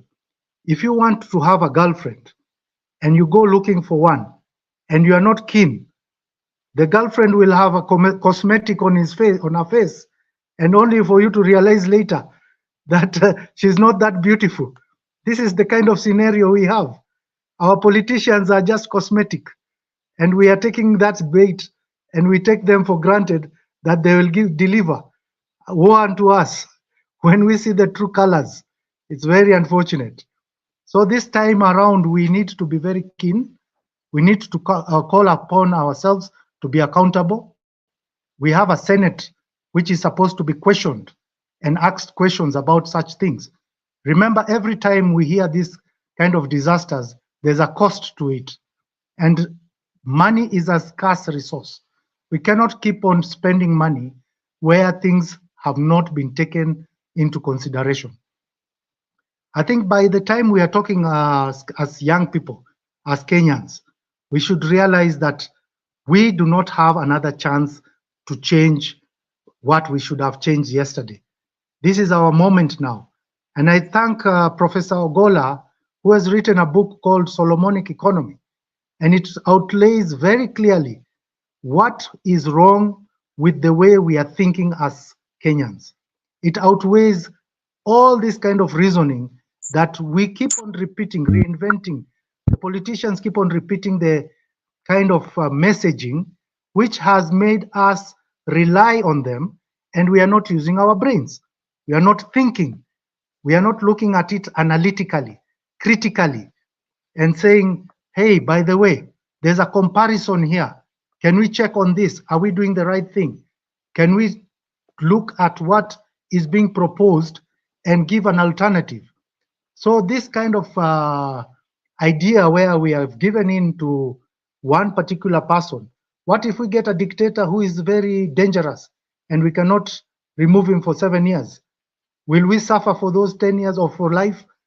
Remember, we have already had life presidents, and then it came to a place where we had to change Section 2A. Now we want to go back. Back to what? Another life president. Seriously? You see, that is where we have just divorced our thinking. We have just made it like a game. We want to do things, tomorrow we want to undo them. You want to create a scenario where we are just going in circles. And I believe that for us to go forward, I recommend that we listen to our conscience. Today I had an opportunity to listen to some YouTube videos from America where somebody, one of the bloggers, was asking Americans about Africa. And most of the Americans actually were thinking that Africa is full of people, poor people, and they all have AIDS, you know, they are all diseased. That kind of perception that Africa is such a backward continent is what we are actually portraying out there because we don't have a benchmark. We are not taking it serious that we are actually way ahead of our time. we should be doing much marvelous things today, and we should be thinking about how to create a better future for each one. But when you say that we divorce our thinking, we divorce our participation to let one person dictate, then what's the point of actually having a constitution? We should just say one person can make decisions over everything, and that is it. Today he will think maybe he's a doctor. He will do everything about medicine.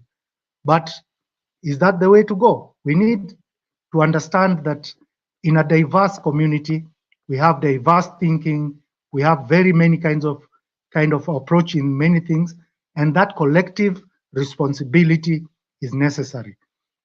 As Africans, I think one of the lessons we learned out of our experience in other continents and other governments is that to look closely how they build their governance, how they build their systems. And we have seen how people have made mistakes, and we can learn from them. We don't have to just say, let us wait for 100 years, then something will change. Today we have technology, as my brother had put it forward.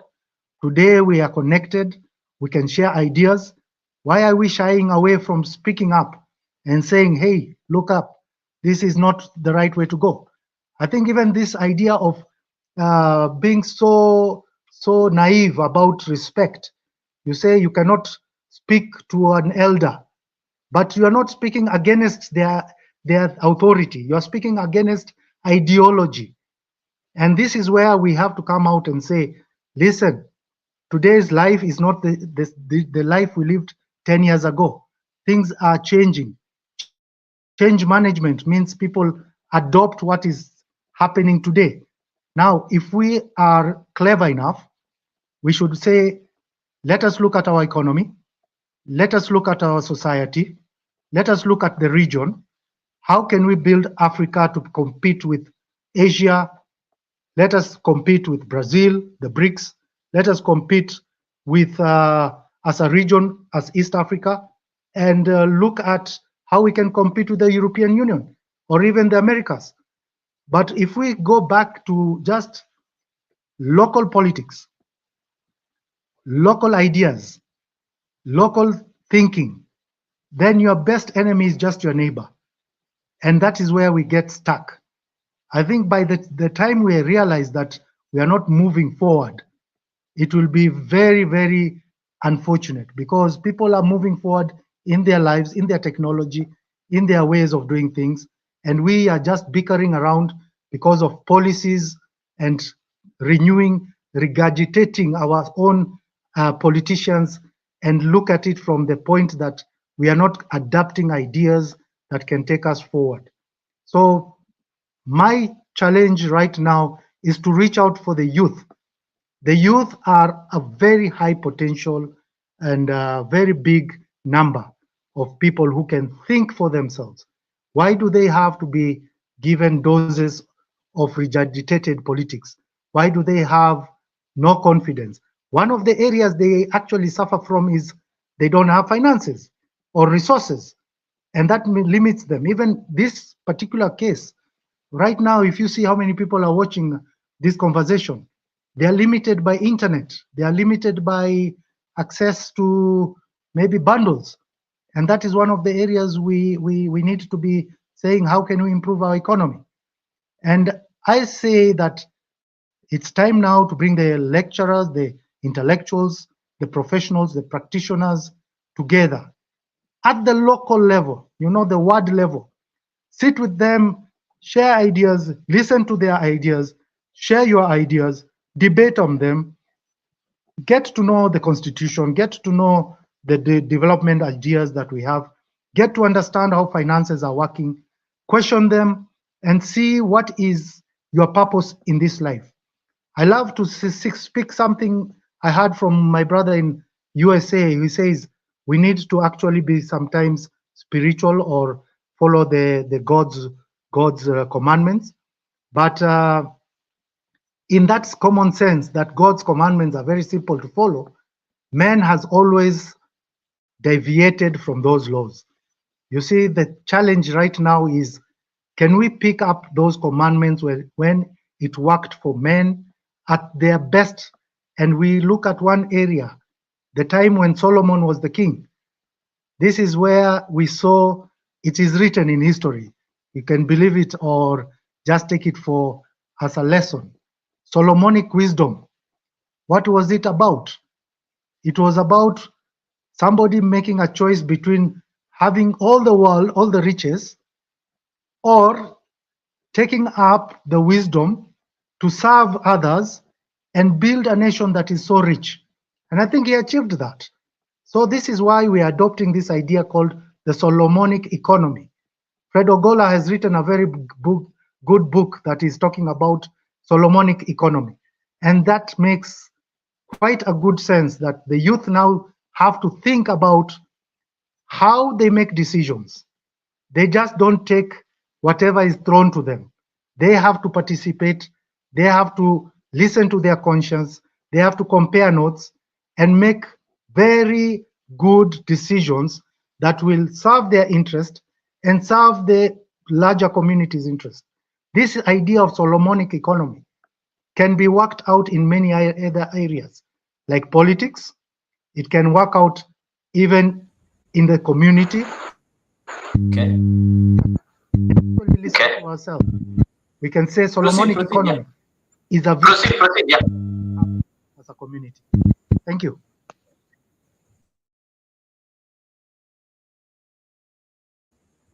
I think maybe we lost your communication, but of course we got you. Thank you so much. And I can see Goody on the comment section is also agreeing with you that most of the people in this government were in former regime. We just need new young blood. The future needs to be changed. Before we proceed, I have also seen one and only, the only Chelsea supporter in the house, Kenya Revolutionary. So Kenya Revolutionary, I want us to take a short break of 1 minute. Then I'll get back to you and give you an opportunity to speak your mind. I've seen you in the comment section, so I want to welcome you here so that I know you are still dealing with the game in hand, but feel welcomed. But what political leader can stand up and say, my party is a party of principles? For the party of Kennedy is also the party of Islam. The party of Javits is also the party of Goldwater. Where is our party? Where is the political party that will make it unnecessary to march on Washington? Where is the political party that will make it unnecessary to march in the streets of Birmingham? Where is the political party that will protect the citizen of Albany, Georgia? Do you know that in Albany, Georgia, 9 of our leaders have been indicted, not by the Dixiecrats, but by the federal government for peaceful protests? But what did the federal government do when Albany Deputy Sheriff beat Attorney C.B. King and left him half dead? What did the federal government do when local police official kicked and assaulted the pregnant wife of Slater King and she lost her baby? Those who have said be patient and wait, we must say that we cannot be patient. We do not want our freedom gradually, but we want to be free now.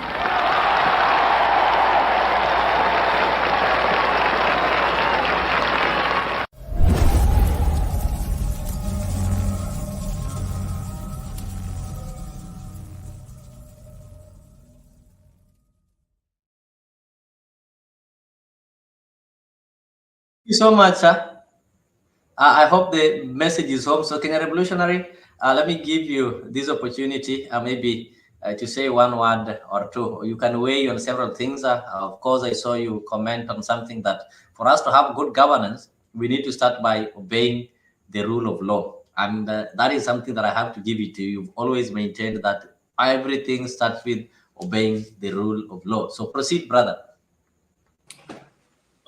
Thank you, Leo. Can you hear me? I can hear you, but before Kenya Revolution, I just wanted to add one thing. Okay. Kenya Revolutionary, I greet you in the name of Arsenal.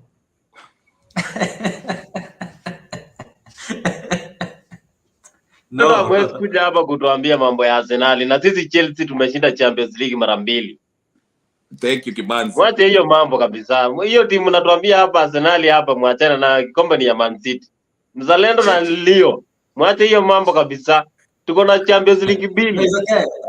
Guys, let us proceed. I Can you think get to the point? that was just greeting. Actually, Mzalendo said hi in a revolutionary. That was a slip of the tongue. Arsenal ndio imesimama. I'll get to that later, Mzalendo. Proceed, yeah. Anyway, like I was saying, Leo, the laws we have, they always create culture. Laws create culture. Now, if we don't respect laws, then we'll have a culture of lawlessness. And that's what we have in Kenya. We have a culture where people break the law and no one is being held accountable. I'm glad Rafik gave us a synopsis of what's going on in Nairobi by mentioning, I think it was him, Sakaja, what is happening in Nairobi right now. Sakaja should be impeached by all the evidence that the EACC have. But you see, he knows who to call and whose pocket he needs to grease in order to stay in power. And it's from both sides, so he will not go anywhere. And it's so funny because I made a video in my channel by saying that Sakaja might not lose the governorship, gubernatorial seat against Babu Owino, even though Babu Owino is famous, just because Sakaja knows powerful people. And we can see that. But anyway, I'm glad we have people like Ogola, Professor Ogola, with this wonderful ideas. But the problem is, even if you have wonderful ideas, how many people have come with the wonderful ideas, and when they get to power, you know, since there's no one respects the law, they turn into the very people that they ran against. Okay, I mean, we can give an example of South Africa too. Like, is it Thabo Mbeki? These people I read when you read Mandela's book, The Long Walk to Freedom. These were the young Turks, the Ramaphosas. These were the young Turks that were really revolutionary. But once they came to power, now you see they started, you know, wakona shares, walipewa shares na wale wazungu to these big corporations. And now they started advancing policies that are not beneficial to the wananchi there. So what I'm saying is this, is as long as we don't, and I like what Rafik said, that whether it's young people or active citizenry, we have to hold these people accountable. Mpaka, we have to be involved and know the constitution and know the law and demand from these representatives that we have, whether it's the senators, MCAs, governors, MPs, and even the president. We have to, mpaka tuwafinye, tuambie this is what we want. Because, and like Kimanzi, you know, Kimanzi alikuwa anasema, you know, there are people who voted for Sakaja and, you know, now he's messing up. And I see where he comes from, but, you know, we can vote somebody who we like, but when they become president, they start doing things that we don't want them to do. Just like people who voted for Ruto, thinking that Ruto will be a change from the dynasty, but Ruto anaanza kufanya vitu vyake. So the only way to keep Ruto there, afanye zile vitu tunataka, we have to put pressure on him through our MPs and senators, okay? So that's why I agree with Rafik, what he said, that, you know, we have to be active as citizens. But the bottom line is, we have to change our culture of lawlessness. If you look at Burkina Faso, as I finish, Burkina Faso, why did that general take over from Nenio coup d'etat? Because the government in place, walisema hii constitution is ni karatasi tu, I shall rule the way I want. Corruption is kunaendelea, so it forced the military to, you know, step in. But luckily enough, he's a Pan-Africanist. The same thing happened to Uganda, but we have Museveni talking about the dictatorship. Museveni is changing the laws just to benefit him. So it can go either way, but I'm saying the only way, and I'll give this one to Zalendo, I believe he lives somewhere in the US. The reason why the system works in the US in larger parts is because they respect the rule of law. Governor akipatikana ameiba pesa, anaenda jela, he gets impeached, or such and such and such. You see that? So that's why the system works. And in order for our system to work, we have a good constitution, we have good laws in place, but no one is listening. Every time wanataka kuninio kufanya vitu, something illegal, you see Raila start saying, oh, you know, that judge is corrupt. Anytime Ruto wants to pass something that's illegal, unamsikia, oh, there are some judges who are corrupt, and they pass it anyway illegally. So the bottom line is this: until we make sure that the laws we have, this constitution we have, works for us, we can come up with wonderful ideas and wonderful everything. All of this, Kabila, sijui nini floods, who is responsible for JKIA, these accidents, it is because we have a culture of lawlessness that nobody cares. Everyone is reckless. That's why we have chaos in Kenya, and there seems to be nothing, as no answers to what we are trying to solve. Anyway, thank you. I'll leave it at that. Thank you. I mean, definitely, I would say this: our mindset, in order for any changes to happen, we, the people, okay, not the politicians, we know what they are. We clearly know who these people are. They're a bunch of con artists. Just by listening to everybody, everybody realizes that these politicians, they're nothing but a bunch of con artists. And Rafik, I'm about to say something. This is right up your alley too, and you're gonna love it. King Solomon. I see you're a fan of Solomon. You're a student of Solomon, right? Solomon says in the book of Proverbs, chapter 28, verse 4, those who abandon the law praise the wicked man, but those who keep the law war against them. And the problem here is we are constantly in this situation, and this is not just happening in Kenya, okay? This is not, you know, just happening in Kenya. This is happening all over the world, even in the United States. Our problem is we need to change our mindset as people, because the people that we have voted into the office, they have no power without us. The power, we have the power to put that person in office. But in order for us to change everything, we need to change our mindset. And our biggest problem as people is we are so focused on image and perception. This is our problem. Image and perception is our main problem. This is why we're always constantly walking around revolving doors. It's like if you go back to the book of Exodus, an 11-day trip from where Moses went to Egypt to get the people out of bondage. That trip was supposed to take 11 days. But you know why it took 40 years for them to get to the promised land? Because of image and perception.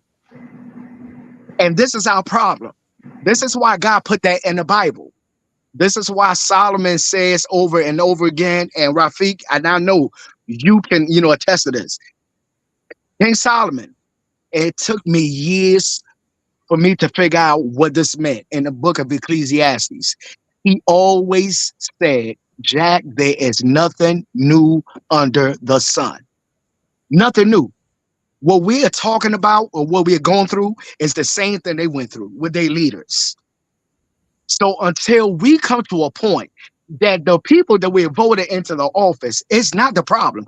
We already know they're a bunch of scumbags.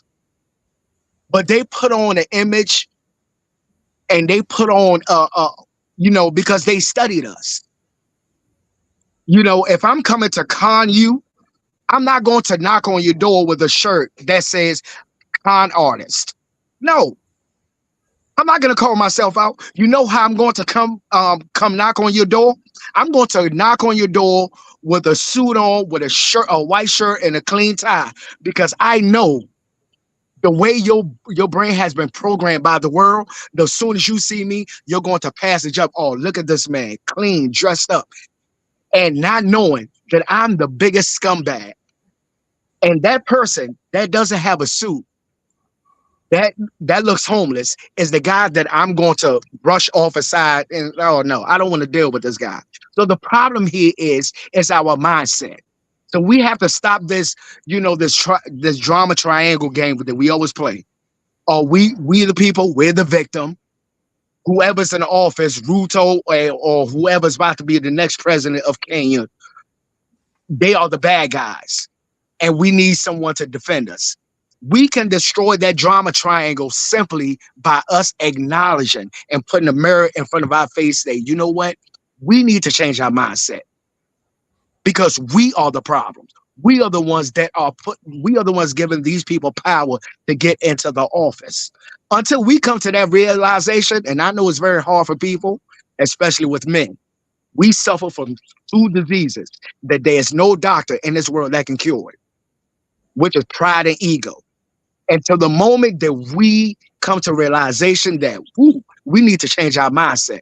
In order for us to do that, we have to destroy our pride and ego and say that, you know what, we need help. We need a change of mindset. Because until then, these scumbags and these con artists, they are going to keep leeching and preying on us every single day. And guess what?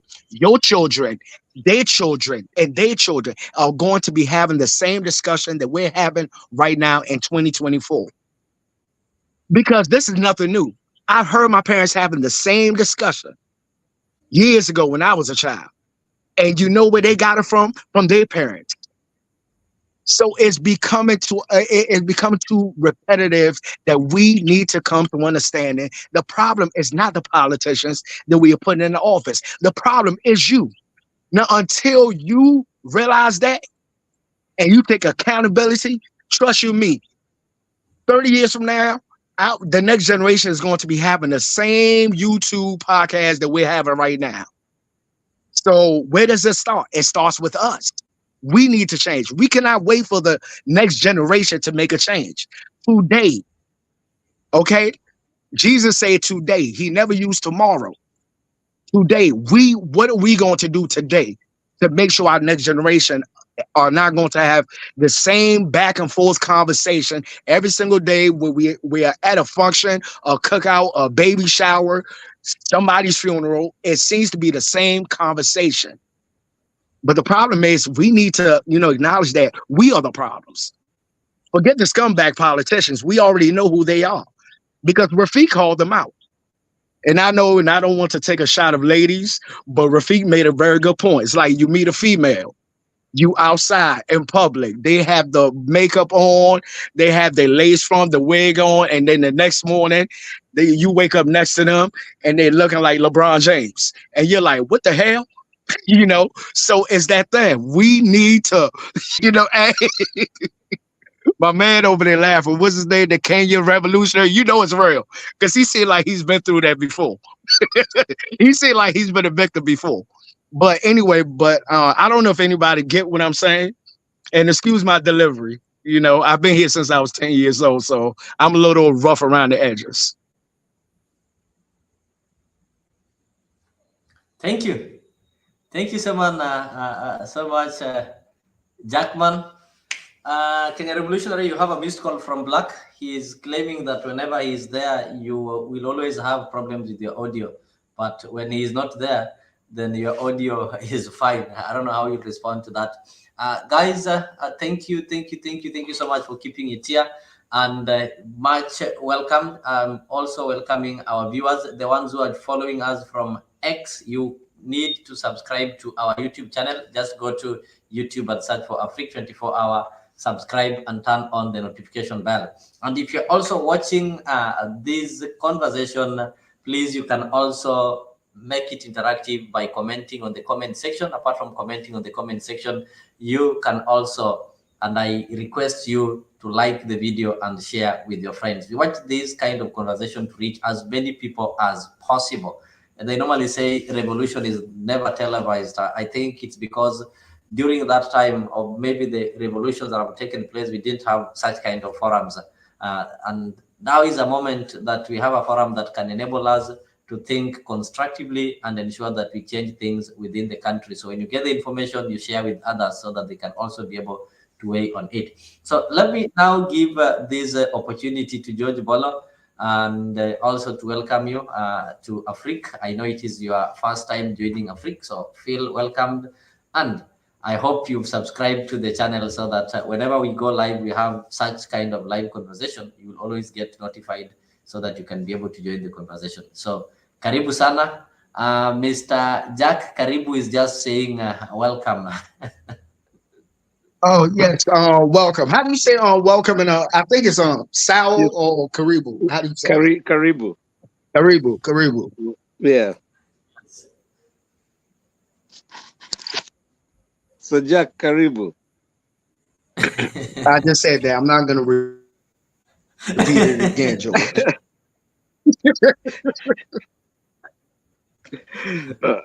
All right. I'll pass my turn. I'll weigh in later. I was a little held up. The microwave is calling me. All right, no Leo, problem. No worries. Leo, can you no tell worries. Black to No come worries. in? Yes. Invite Black. Black, I think, Black, let me share with you the studio link so that you can be able to join. Now that Kenya Revolutionary is having Yeah, and perfect if I audio today, let him not give an excuse. can I add something real quick? Just one little thing. All right, it's okay. Yeah, it's so funny. It was a wonderful word by Jack and Rafik, who are saying that we should change our mindset, which is we should. And I think it's in the same Bible. I don't know which part. I think it was Paul or somebody who was talking about we should change our mind. But how do you change your mind? You change your mind by actually focusing on the what? The word of God, which is his rule, the law, okay? I'm not talking about just 10 commandments, okay? So the same thing, we as citizens, we the mortal, before we get to the spiritual part of it, how do we change our mind? We change our mind by studying the Constitution. What's in the Constitution? That's our Bible in the civil world, the civil mortal man, as a country. So you learn the rule of law, the Constitution, and you change your mind by learning what's in there so that those who are in power, you can always hold them accountable based on what is in the Constitution. So when these clowns start coming up with NADCO reports and all these things as unconstitutional, we'll tell them no, just like Okiom tells them, no, you cannot have this. This is unconstitutional. You have to follow the law. And that's where we are building a culture that is holding people accountable. When they steal, they go to jail. They don't go, you pay the judge and do all that. That's a wonderful point. So we change our mind by learning. If you're in the spiritual Christianity context, you change your mind by learning the word of God, the Bible, and it changes how you think, where you pray and all that good stuff. When you're a civilian, Kenyan civilian, learn about the Constitution. What does it say as it relates to how these leaders rule us? I wanted just to add that. Thank you. Thank you so much. I don't know, is that I think Zalendo, I'll get it to you so that you can maybe weigh on a few things. There are questions that were also there on the comment section. Black was saying that floods have overwhelmed large developed cities all over the world, not only Nairobi. I wonder why people have politicized the rains and the distractions. So any response, Zalendo, from that? Leo, I think, thank you very much, Leo. Whatever Black is saying is true. I mean, this thing is happening worldwide. And the issue of climate change is real. It is real. This is informed by science. It is something that the scientists saw coming. And that's why people go to school. We need to follow what the scientists are telling us about the weather. The weather pattern is changing drastically. If it is drought, it is dry in quite abnormal years, unlike the yesteryears when we used to have rainfalls. Remember, the rain pattern has really changed. If it is going to rain, it's going to rain very, very heavily. Most governments are not prepared for this kind of disaster. We have seen it in China. We have seen it in other countries like Dubai. Dubai is an artificial city. So you can imagine an artificial city now, the rivers trying to find their paths, and a city that was built artificially. Now nature is taking its course in Dubai. So there's a building there that was built in the path of the river. that is going to be submerged. Nairobi, the same. You are told not to build on riparian land. You're building on riparian land. The river will come and sweep it out. So these buildings that have come up, they diverted the course of the rivers, and that is why we have floods. And again, that shows how corrupt we are in procurement. When we were saying that the Chinese not really build quality roads, people were right. That these guys, yes, they build roads, but what they offer for in Africa is not the same as what they offer back in their country. So some of these roads that they are building are either they use substandard materials, and that is why the drainage is so poor. It is not well thought of, the drainage system. This one you cannot blame it on Sakaja. This one we blame it on poor planning of the city. It's just poor planning of the city. I can tell you for free, I know Kenya Revolutionary is nodding his head, but if you're born in my year, you'd know how Nairobi was planned. If you came to Nairobi in the 70s, you'd know how organized the white man left Nairobi. Then you'll see how we disorganized the city by introducing new buildings that were not part of the plan. Nairobi has a plan. If you go to places like Umoja, you were built not to accommodate floods. The sewer system cannot accommodate floods. Neither the drainage system cannot accommodate the population that is there in Umoja Estate or even in Dandora. So these places were well planned and well organized. If there was any kind of expansion, it should have been going towards the Mala side, towards the Athi River, what they are doing right now. Because human beings are greedy. That is why you see those houses in Athi River being submerged. There's no proper study or proper planning of how, if there is a rainfall, or if there is rainfall or floods, what will happen in this area that we have acquired or bought land from. So this is exactly what we are talking about. And it all comes back to corruption. Corruption did not start with Sakaja. Corruption started with governance, poor governance. We have not had good governance in Kenya. We have only come close to good governance when we had Kibaki in power, but he only succeeded in some other areas, but he failed and flopped in bringing the country together. He was perceived to be the most tribal leader that Kenya has ever had. So these are some of the things that we need to look at. Most of our leaders are good when it comes to grabbing power, grabbing wealth, but looking at the welfare of every citizen, they are failing very badly. So we need to check on that. So floods, let us not blame it on Sakaja, but blame it on the poor planning of Nairobi and a mitigation of the climate change. Thank you. Thank you, Mzalendo, and maybe Goodia. I know people are going to react on that. Rafik is raising his hand. Rafik, you have something. All right, Rafik, maybe I can allow you to proceed and maybe add something on it. Yeah, just a bit of a point that I want to pass through. You see, Mzalendo, we can actually go back to where we came from. We have had a lot of international support in building up things we call the comprehensive integrated development plans. These are like roadmaps for us to develop. And we have even come up with Vision 2030. And we can see things on paper, they exist. How do we condemn ourselves like we are lacking in governance, we are lacking in due process? The reason why this comes out very clearly is that we actually have not followed the rules. We don't follow the regulations. We don't follow what is recommended. And I think it is either when something is done wrong, Nobody is accountable for it.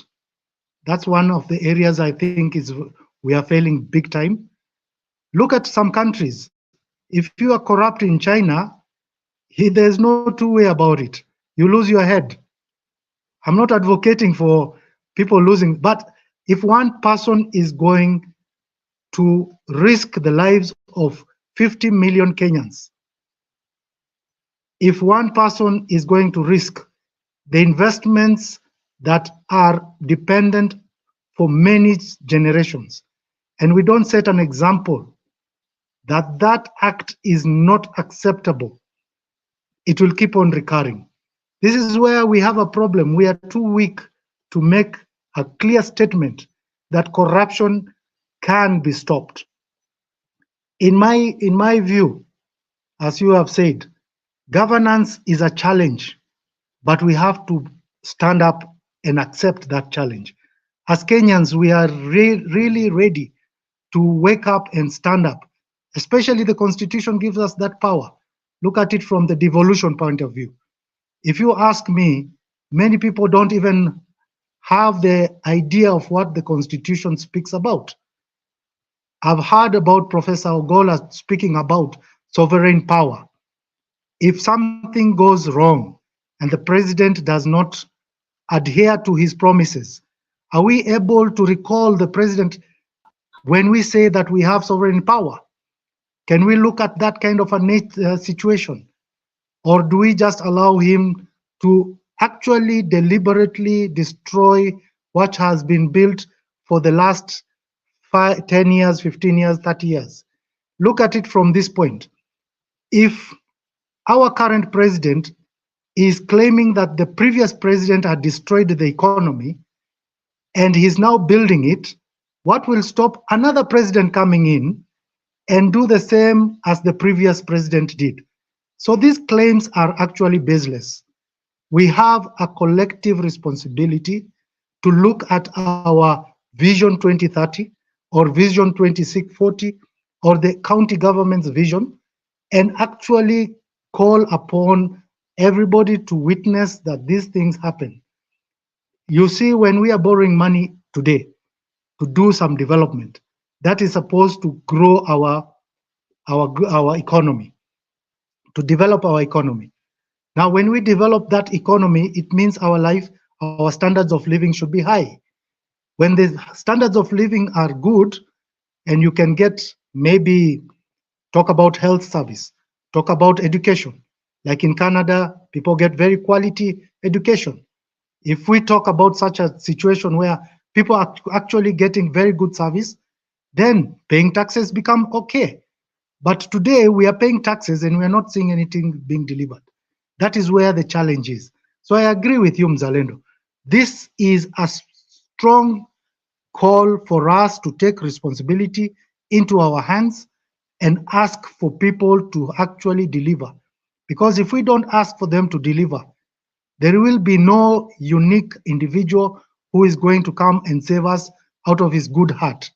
We need to actually rely on something concrete, something that can bring us together and actually connect with our development plans and connect with our future. It's upon us to actually join in and participate. We cannot sit back, enjoy like watching a television and expect things to change. So hands up, we have a job to do, all of us. Whether you're in Kenya or out there, we all have something to do to build this country, this great country called Kenya. See, I like how Rafi talk out to the people. Okay. He speaks like a Black Panther. Well, this is good. I get George, you. go ahead. All right. Maybe Jack, I don't know if you want to go ahead, but I'll bring you in if you don't mind. Just a minute. Okay. Yeah, maybe let me also engage the people on the comment section. I can see there's a guy calling himself Kula Chapati. So if it is a Swahili word, then it means eat some chapati or some. he's talking about China not being democratic. I think Rafik talked of that. Rafik, you'll respond later. And Gudia is also saying that we are talking about flash floods in Kenya because some countries are doing things about the floods, but in Kenya, it's all about blame game and infrastructure being ignored. I think Mzalendo did take us through that. And before I bring in, I've seen Jeff Mburu have also joined us. I just want to read this comment from one self-proclaimed general in Kenya called General Miguna, or Dr. Miguna said this on the floods, that the floods in Nairobi are caused mainly by, number one, absence of drainage and stormwater systems, which should be part of all urban planning. A wanton encroachments of riparian wetlands, rivers, and forests. Number three, land grabbing and unplanned development. Number four, embezzlement of public funds meant for urban planning and infrastructure. And number five, lack of emergency response and neglect.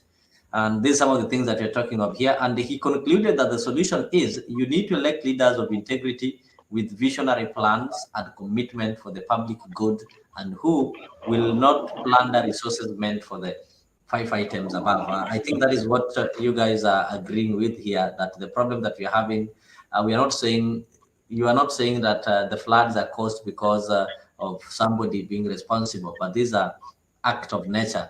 But you are raising fingers on the way in which the people responsible are responding. And one good year, the comment section talk of we should have a certain department. Maybe just a reminder, good year, in Kenya, we have a department of called disaster management, and their funds set aside. And even at the county level, we're having disaster management. Though there was a proposal by some MPs, they want to introduce something like that, an office. And this one is seen as a way of these people getting some kit. You know, Kenyan MPs are so greedy that they want to create offices in order for them to get a place where they can be having some money there, some loose money that they can be able to use. So as we proceed with this, allow me to welcome Jeff. Jeff, karibu sana. I know we've discussed, we've said a lot of things, but at least you get one or two things that you can respond to. Of course, today being a Sunday, we are just reviewing on some of the normal things. We are looking at the floods, schools opening tomorrow, despite the weather being unfavorable. And we're also looking at wastage that we're having in the country, corruption, and some form of patronage politics, which members here do agree that the reason why we keep on complaining of corruption in and out, but we keep on electing the same leaders because they have some godfathers, God with a small g behind them, that when Raila says you elect this person, you'll forget it is the same person you complained of. This person will be elected today in UDA, and because he's stealing or looting while in UDA, next time he'll just change and come to ODM and still be elected. For example, what happened to somebody called Olenenko, you realize he was in the Jubilee. From Jubilee, he shifted to ODM. The same person, same voters, we do the same thing and complain the same way. So Jeff, karibu. Okay, sorry. Jeff is, I think, will join later. Jack, you wanted to intervene, so I can give you this opportunity to intervene. No, sir, I didn't want to intervene. That was George. Oh, sorry. Okay. Yeah, but I don't know who Black is. I keep seeing his name in the chat, but he needs to come into the ring. He can't be in the chat room. Yeah, jump in the ring. Yeah, all right. This is a Royal Rumble. Jump in the ring. Can't have you in the chat. Can I grab my turn now? It's okay. Proceed. You can grab your turn now. Yeah, you know, the biggest problem is not the politicians. The biggest problem is the voters. It's you and I. Because anytime we elect somebody because they come from where we, from our community or stuff like that, and then they will come and brag. When they bring bursaries, they'll come and say, "Oh, you see, I brought you bursaries." And then now we think they are Lord. No, it's their job to bring the bursaries. So it's like a chef saying, "I brought you food." It's your job. You're already being paid to do that. So if the moment we start looking at, okay, apart from your job, what else have you done for us to re-elect you? Yeah, you don't come and say, "Oh, we made that road." Yeah, you were elected to represent us. That's your job. So you don't come bragging that you did your job. Yes, we know you are supposed to do your job. We have put them, we've given them a pedestal that now they are misusing. They're like, "Oh, before I came here, there was no road here. Now there is a road." That should not be a selling point, because yeah, we elected you so that the road comes, so that there is connection near stima and nini. Yeah, it's your job. So you don't come to brag that you did your job. You were supposed to do it. I come from a political family, and the politician in our family would also tell people that, I cannot brag that I spoke with the powers and the road was made, because that is my job. Yeah. So if I do something extra, that's when now I can speak with you and tell you that, on top of whatever it is that on top of that road, I also did this. So that extra thing is what you're supposed to sell to us, not your job. I rest my case.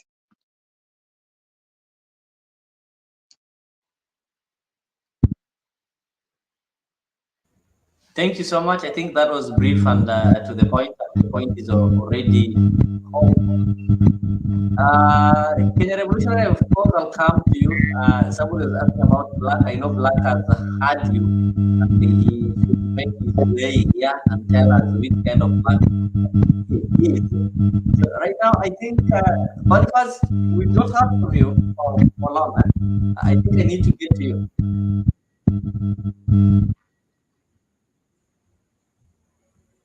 Boniface, can you hear me?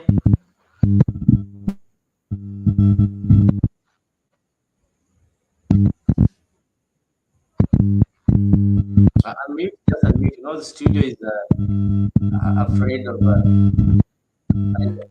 someone's mic is making a lot of noise. Unmute. I've done it. Great.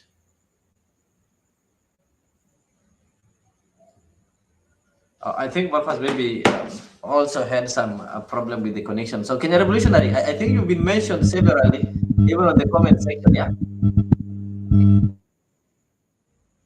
You can go in. Rebel.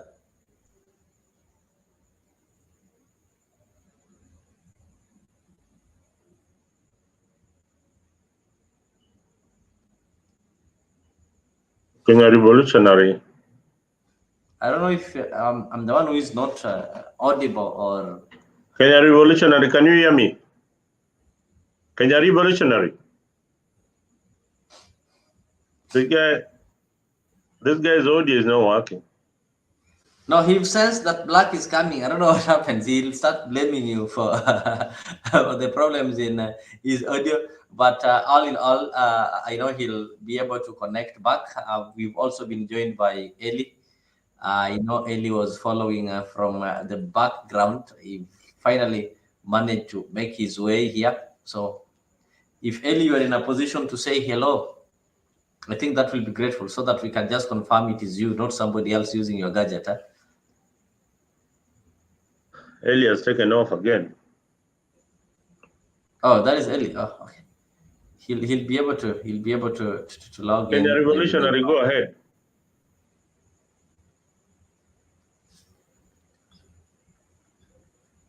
This guy cannot hear what you are saying. Leo, can you hear me? I can hear you well and clear. I can hear you well. Kenya Revolutionary cannot hear us. Kenya Revolutionary. Boniface is back, I think. Bonnie, go ahead.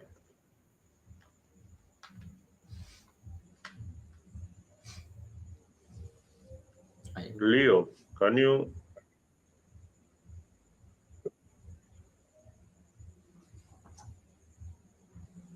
I think I can hear everybody. Okay, as people work on their gadgets and such kind of thing, I'll take a break of 30 seconds.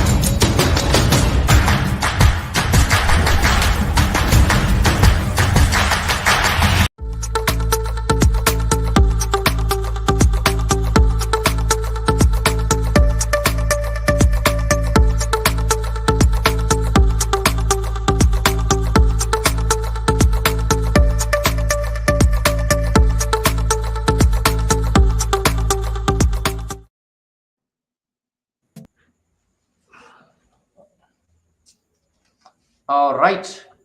Ladies and gentlemen, thank you so much for keeping it here. Of course, this is Afrique 24-hour TV. And if you are joining me for the first time, ensure that you subscribe to our channel so that whenever we are having this kind of live conversation, you'll always get notified and join the conversation.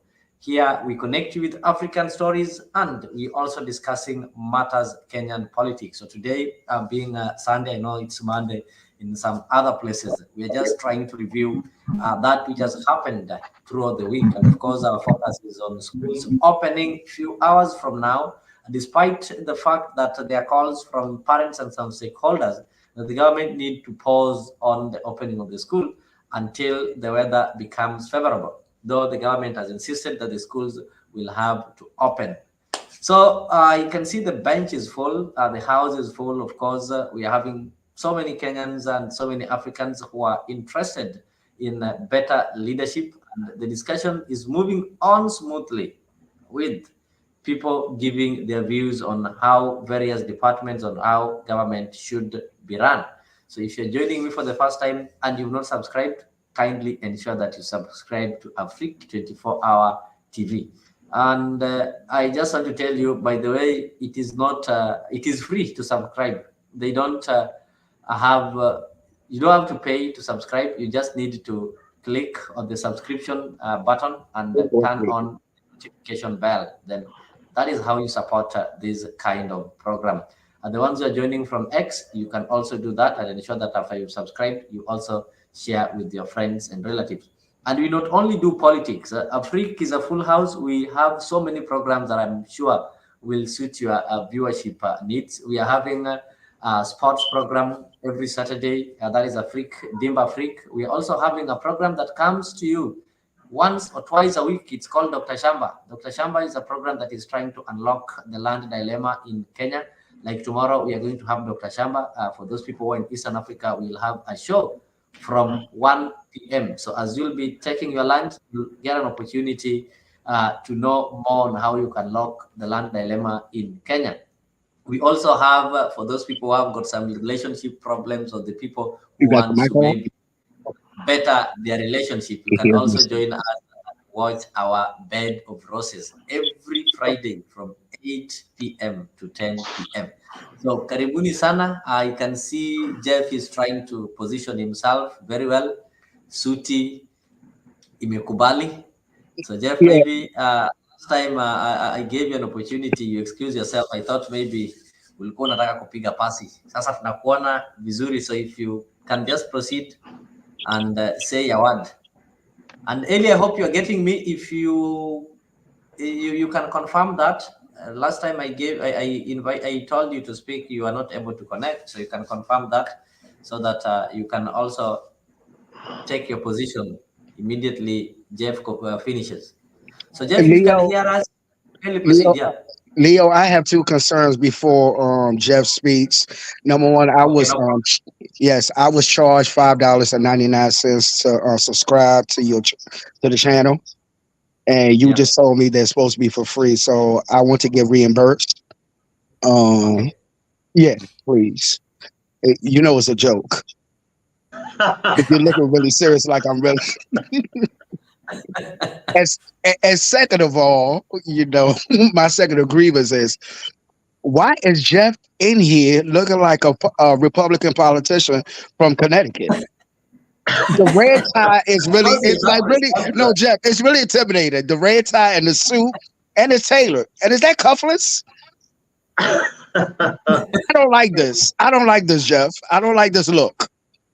Maybe you should tell us where he is from. Please introduce yourself and tell us where you are from. You are too smart for this today. All right, sir. I think before that, Jeff, before you proceed, I know you'll respond to that. Just allow me to inform my viewers on this. I know there are Kenyans who are planning to take their kids to school tomorrow. There's a press release that has been done just a few minutes ago. It's past midnight in Kenya. I think it is 1:30 in Kenya. There is a communication from the Ministry of Education for the postponement of schools opening dates for second term. At least the government has listened. So I'll just read it through before I share. In the face of the ongoing heavy rains, the Ministry of Education last week directed that its field officers to submit data from all basic education learning institutions countrywide to assist the government in assessing the readiness of the schools for the second term opening on Monday, April 29th, 2024. Reports received by the Ministry of Education corroborated with the data from the relevant government agencies show that a number of schools in various regions of the country have been adversely affected by the rains. The devastating effects of the rain in some of the schools is so severe that it will impede to risk of the lives of learners and staff before watertight measures are put in place to ensure adequate safety of all affected schools. So based on this assessment, the Ministry of Education has resolved to postpone the reopening of primary and secondary schools by 1 week to Monday, May 6, 2024. In the meantime, the ministry will work with relevant agencies and stakeholders to put in place measures to mitigate the adverse effects of the rain. So that one has been signed by Dr. Ezekiel Machogu, EGH, the Cabinet Secretary and Minister of Education. So at least to our parents who are watching this program, you know, it's good always to be awake and watch Afrique. So if you had prepared to take your kid to school, you'd prepared, maybe you booked some buses, it's right time now that you postpone that. It has been postponed by 1 week. So finally, the noises and the advices that you people are giving the government has been heard and something positive has been done. So Jeff, you can proceed.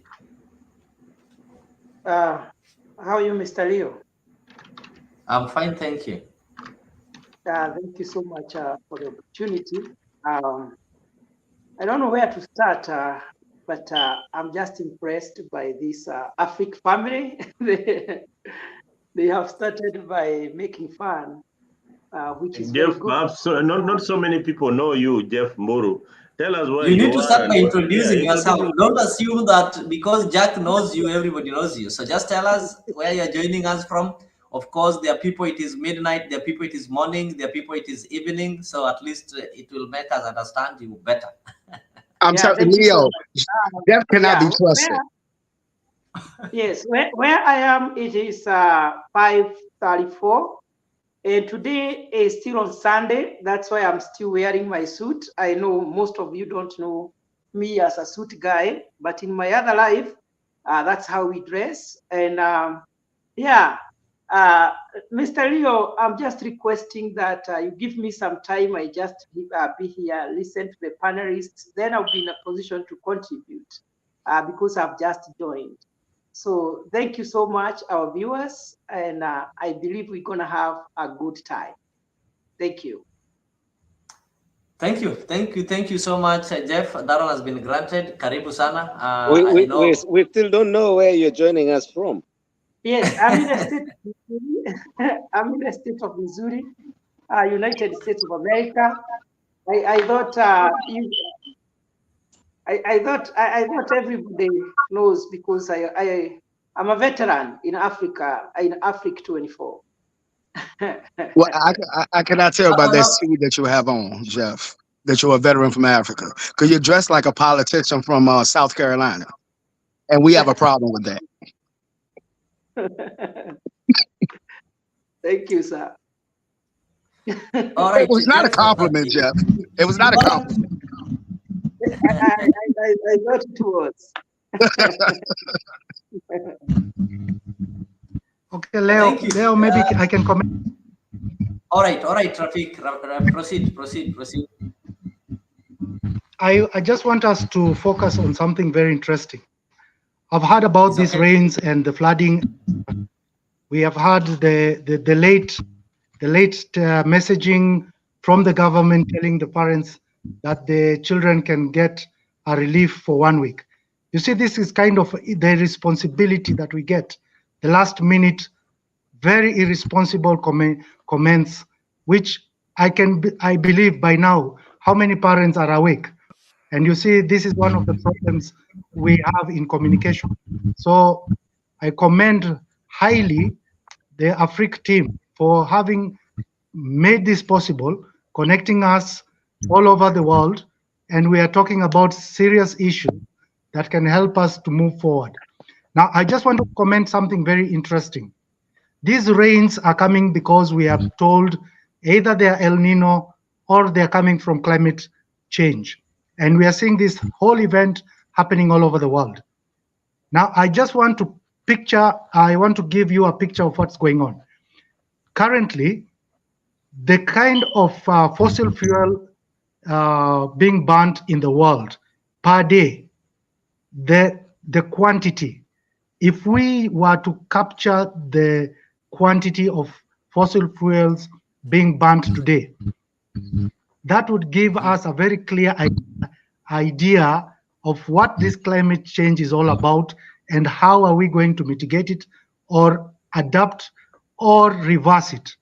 Because one of the things that we've just discussed, the big economies like China and America, who are the biggest polluters, polluting carbon dioxide, methane gas into the environment, they have sat down at the COP, the conference of what we call the people who want to give us the idea that the responsibility of those who are polluting should be taken seriously and actually help us to reach a zero emission or a certain amount of carbon dioxide that is allowed to be reached at a certain time.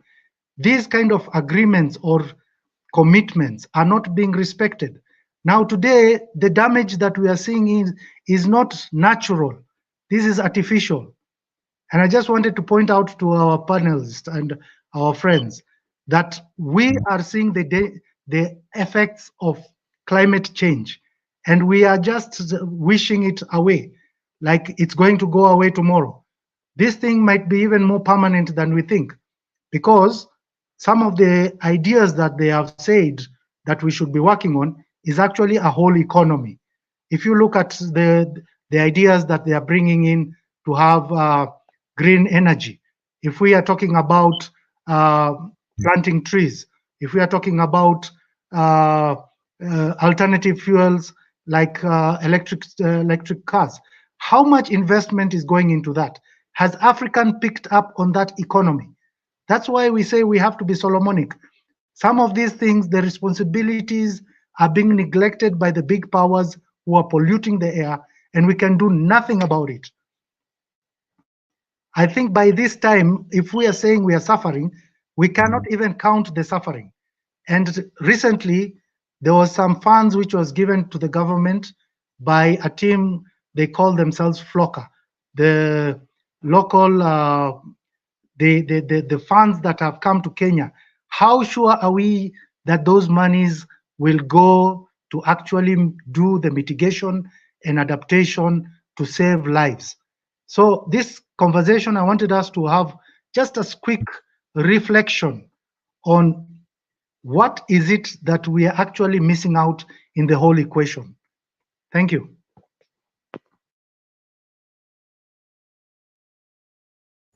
Thank you so much. I think that one is the point is home. The point is home, and as Africans, we need to clearly look into that. And these are some of the questions that still revolve around the good leadership that people are talking about. Do we have leaders who have got the capacity to question or even discuss such things in the public forum? Or we have leaders who will master some of the choruses that they are going to sing when they meet the voters, and have some slogans that they will use to steer them into elective position? That's a question that we need to ask as Kenyans. Do we have leaders?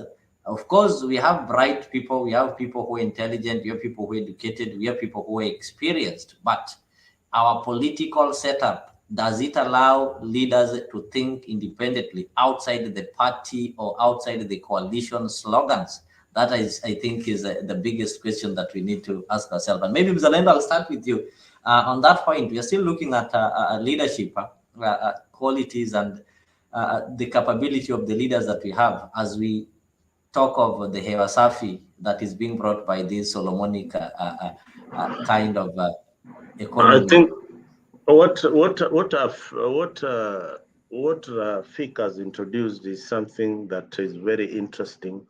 and very juicy. It's something that is not talked about by the political class in Kenya. He's talking about the green economy. He's talking about the jobs that will be created by the effects of climate change when we transition from using fossil fuels to now start embracing electrical vehicles. We are talking about the manufacturing industry that will come with all these jobs. I think Biden, on this other hand, has been really pushing for clean energy and the kind of jobs that is brought about by clean energy if we embrace the climate change. ILO refers to the International Labor Organization, International Labor Organization estimates the jobs that will be created by climate change mitigation to be almost over 24 million plus jobs worldwide by 2030. That is the green economy they are talking about. So this is something that is so huge. You don't hear governments in Africa embracing this kind of economy. But one thing that I want to say that Kenya is really playing a strategic role when it comes to renewables and the environment. The fact that the government of Kenya is working closely with the Western nation, it means that we need to tap into this money. Rafiki said that there's money already with the government. The government of William Ruto has already money that is meant to mitigate climate change. The money for planting trees and all those kind of things, they are there. The money for environmental consultation, those kinds of jobs are there. There are people who have studied these things. We need to tap on this area. We need to do proposals to this organization so that so many Kenyans out there have got very good ideas that they can use to bring change. And some of these organizations will definitely finance whatever projects that we have. If you have got an idea of producing electrical cars, for example, anything that does not use fuel, this is the opportunity for colleges, for those tertiary colleges and universities to start thinking towards this direction. This is Vision 2030. This is Vision 2030. Leo, I was privileged just a few weeks ago.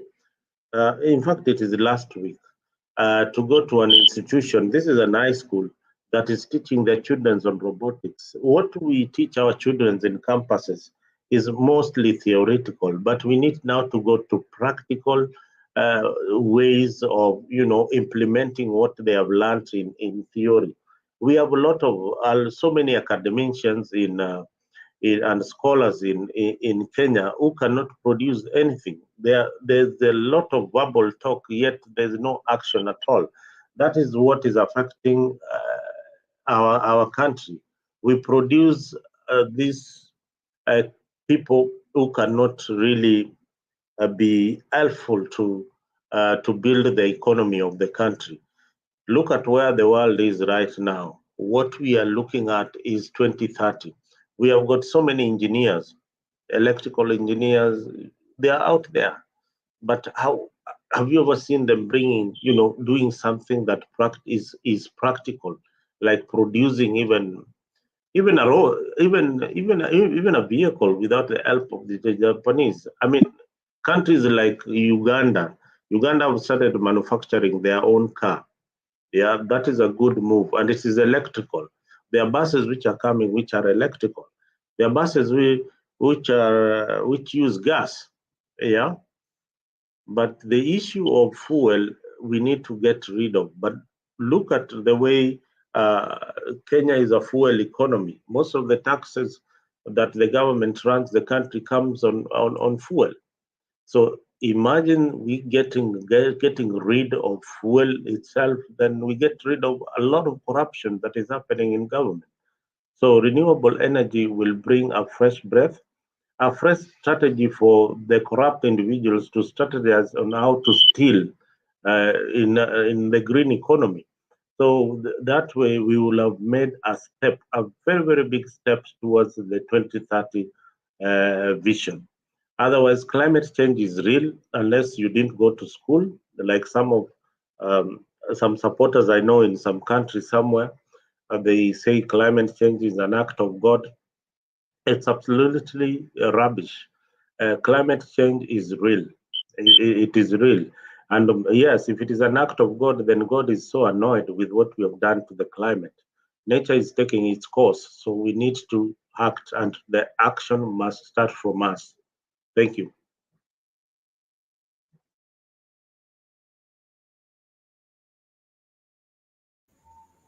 Thank you so much, Mzalendo. I think that one is it's an interesting topic that, of course, our politicians don't talk about it, because in their politics, they want things that make sense, or maybe things that you people will not be able to question them or ask them questions on it. There are some comments there. Good is saying that the Paris Agreement to keep global warming to no more than 1.5 reduced by what? Reduced by 45% 2030 and net by 0.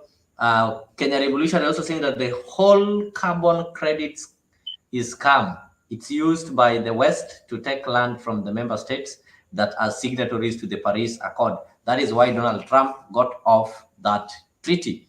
So I don't know if Ellie, you can be able to hear me, or you can be able to speak right now, or you're still having challenges. Ugola. I think Mr. Gola is, I don't know why Mr. Gola is not able to get me. Jack would tell you Donald Trump is a scam. Jack, what do you say about the issue of climate change and to Donald Trump supporters who support fracking?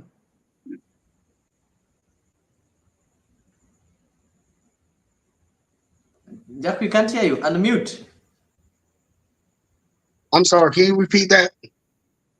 You know, the issue of climate change, I mean, most of Donald Trump support. I've seen Kenya Revolutionary on the comment section is saying, this is what he wrote. The old carbon credit scam is used by the West to take land from member states that are signatories to the Paris Accord. That is why Donald Trump got off the treaty.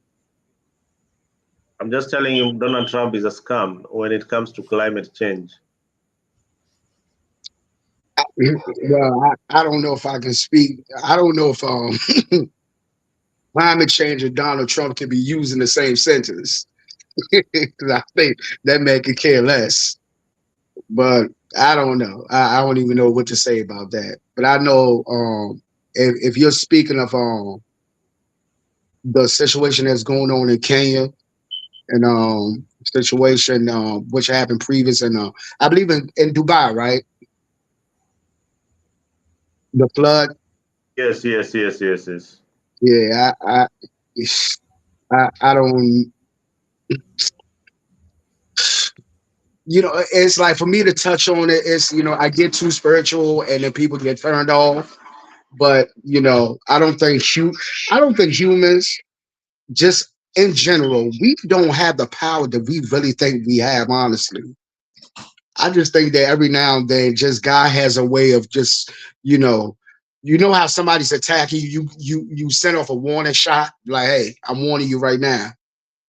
I'm warning you. The next time is going. That's the way I look at it. I don't think humans. I think we really think that we have this power to create, you know, these things that we really don't, honestly. So when people talk about climate change and all, I don't pay any attention to it because I know that we really don't have any power in what is going on with the floods that is happening right now in Kenya and also a couple of weeks ago. We really don't have that power. I think it's just all God just sending us warning shots. So I try not to get into the, you know, oh, it's us, we are creating climate change. We do not have any power. We can't control the sun, the temperature, the moon, when it rises, when it sets. But for some reason, we really have convinced ourselves that we really have this power that we really don't. So it's just one of those, to me, and I'm not trying to offend anybody, it's a silly conversation to get into.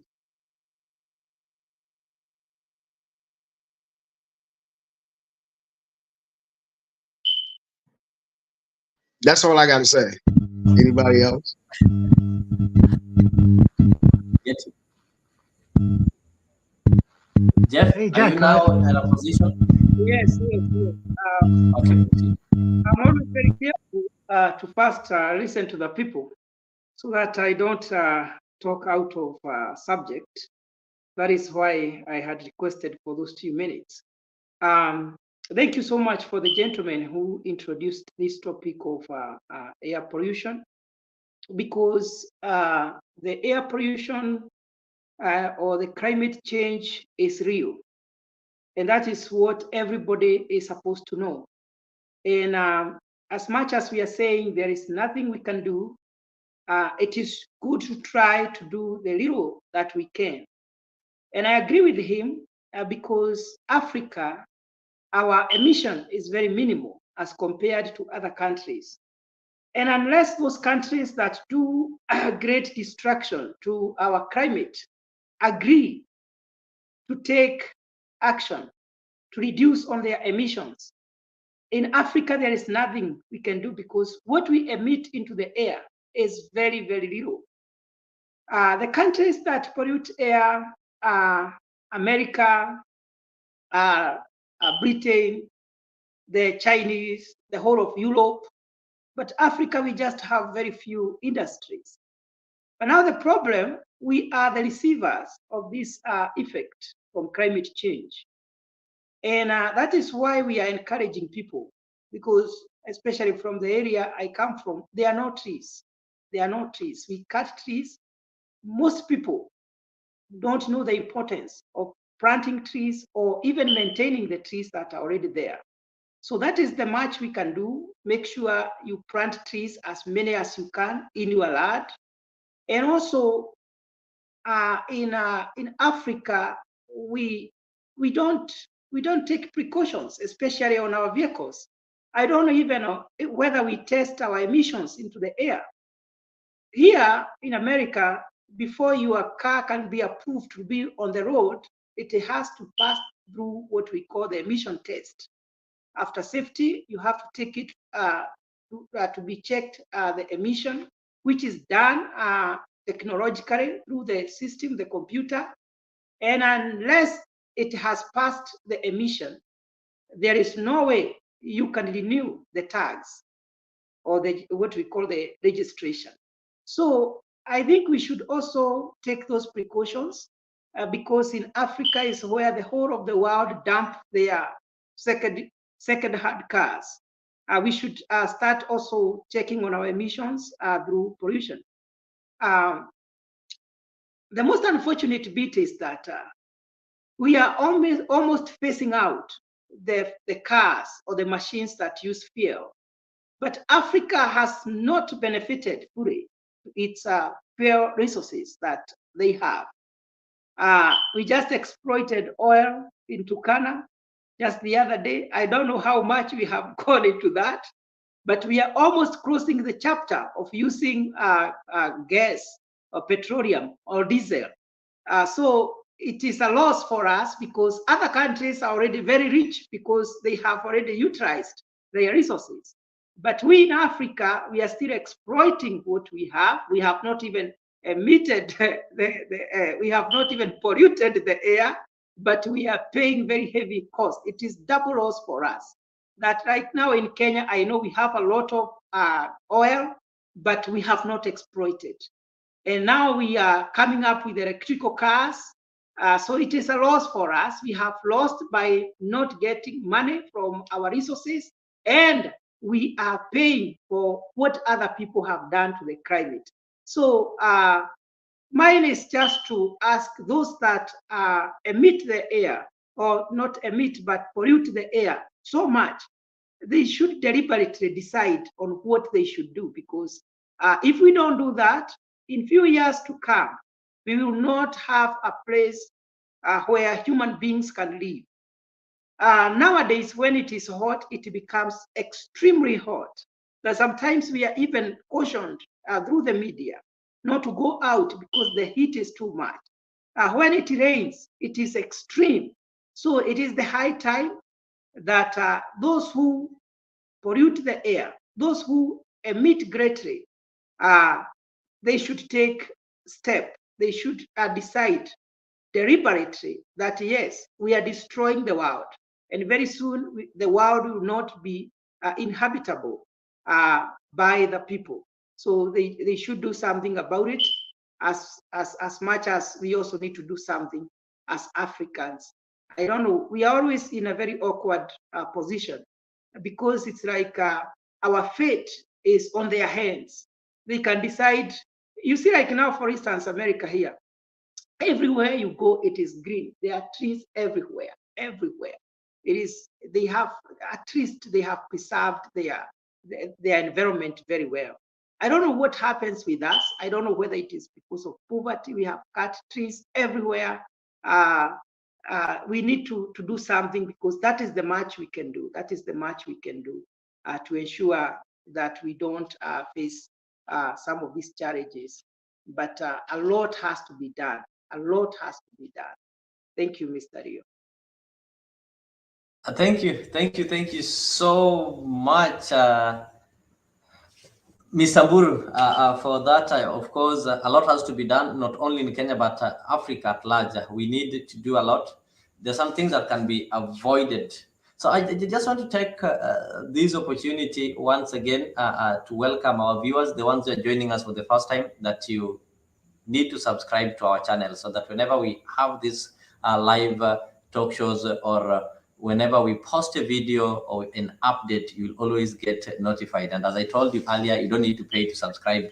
Actually, it's only, you only need to spare less than a minute, and maybe in the same minute is also enough for you to avoid being selfish and also share with your friends, so that you can reach as many people as possible. This is a forum that gives an opportunity to discuss these matters openly, and the people who are listening to us, and most of them see sense in them, and they also keep on spreading the news. So with this kind of public, I can call it maybe public lectures, at least we can be able to give sense to several Kenyans who've been yearning for some sensical political discussion.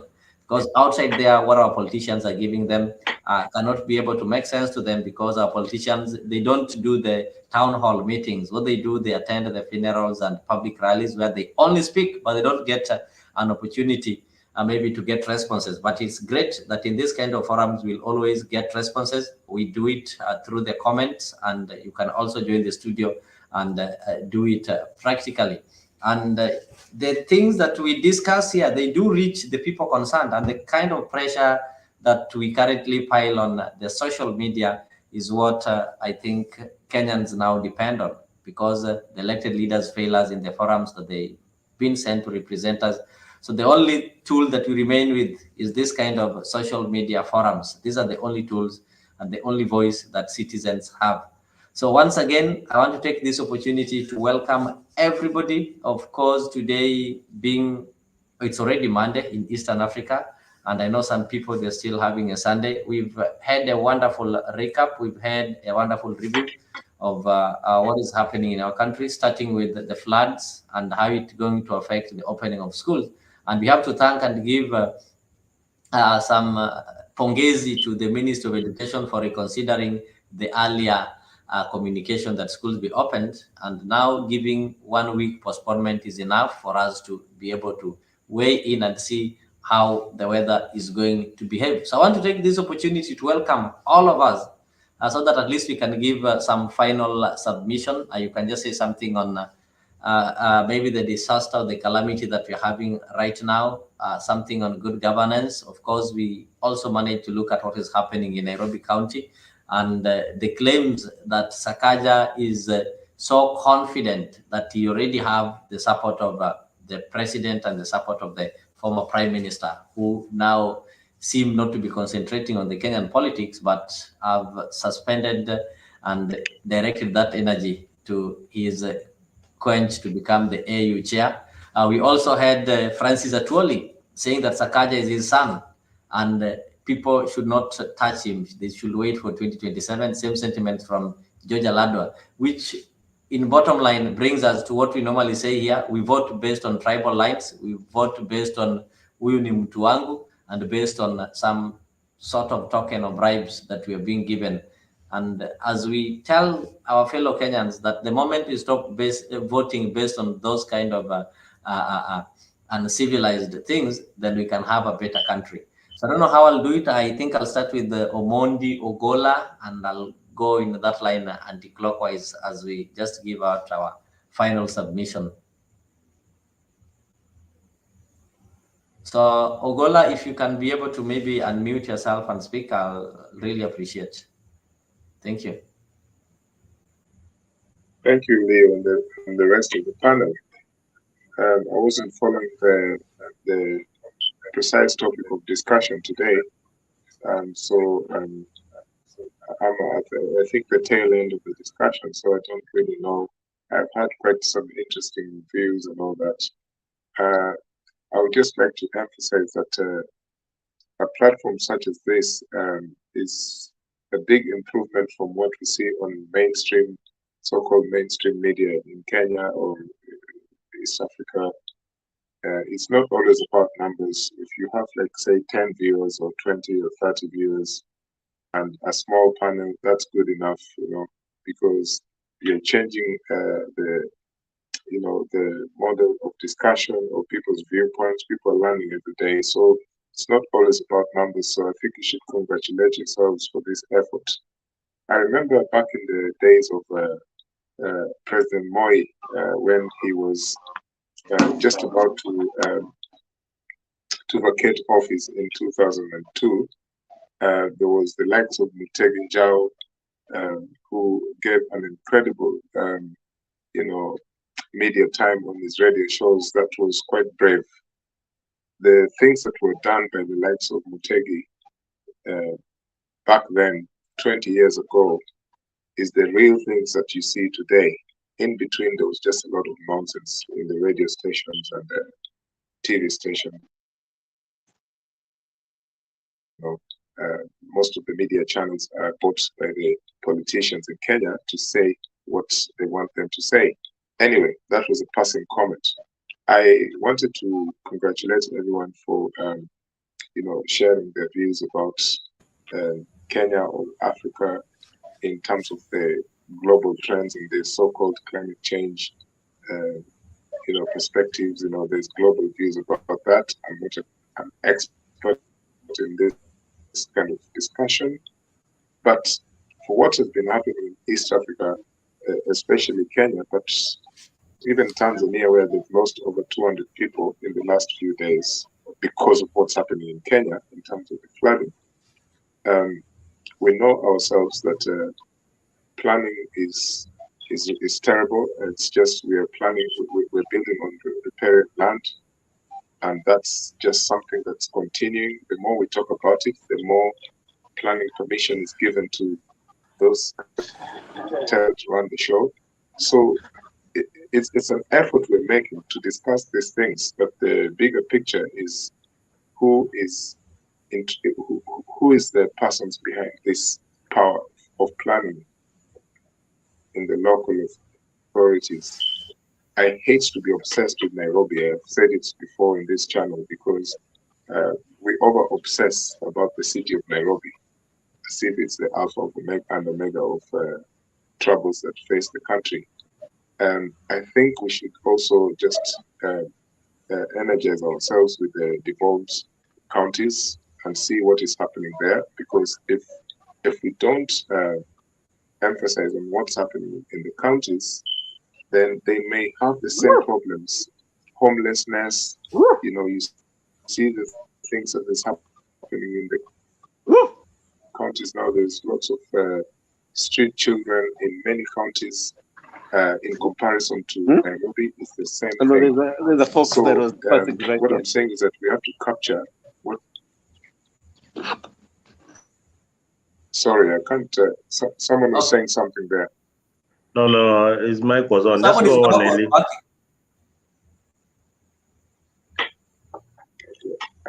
What I was saying that a lot of things that are happening in the so-called city in Nairobi are also repeating themselves in the counties.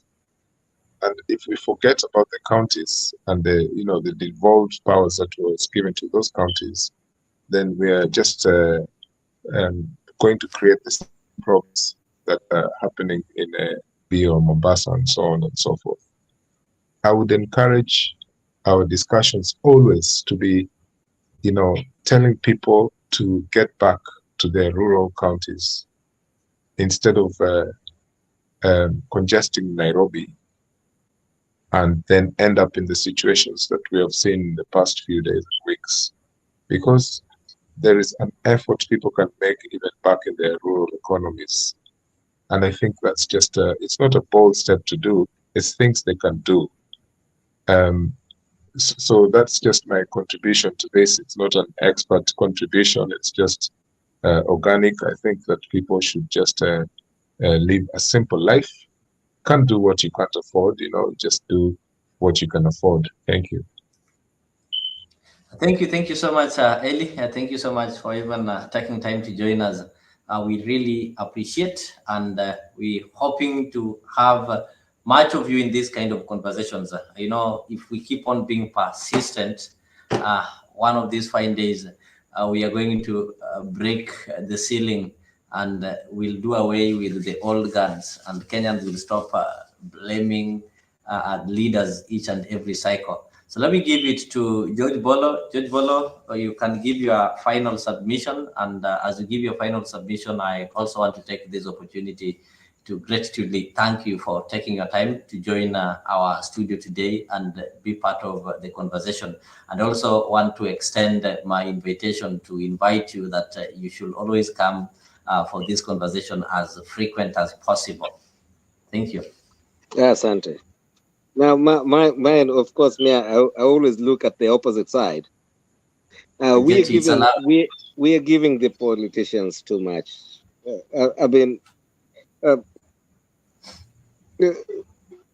Can we just be a little more aggressive to make the politicians deliver?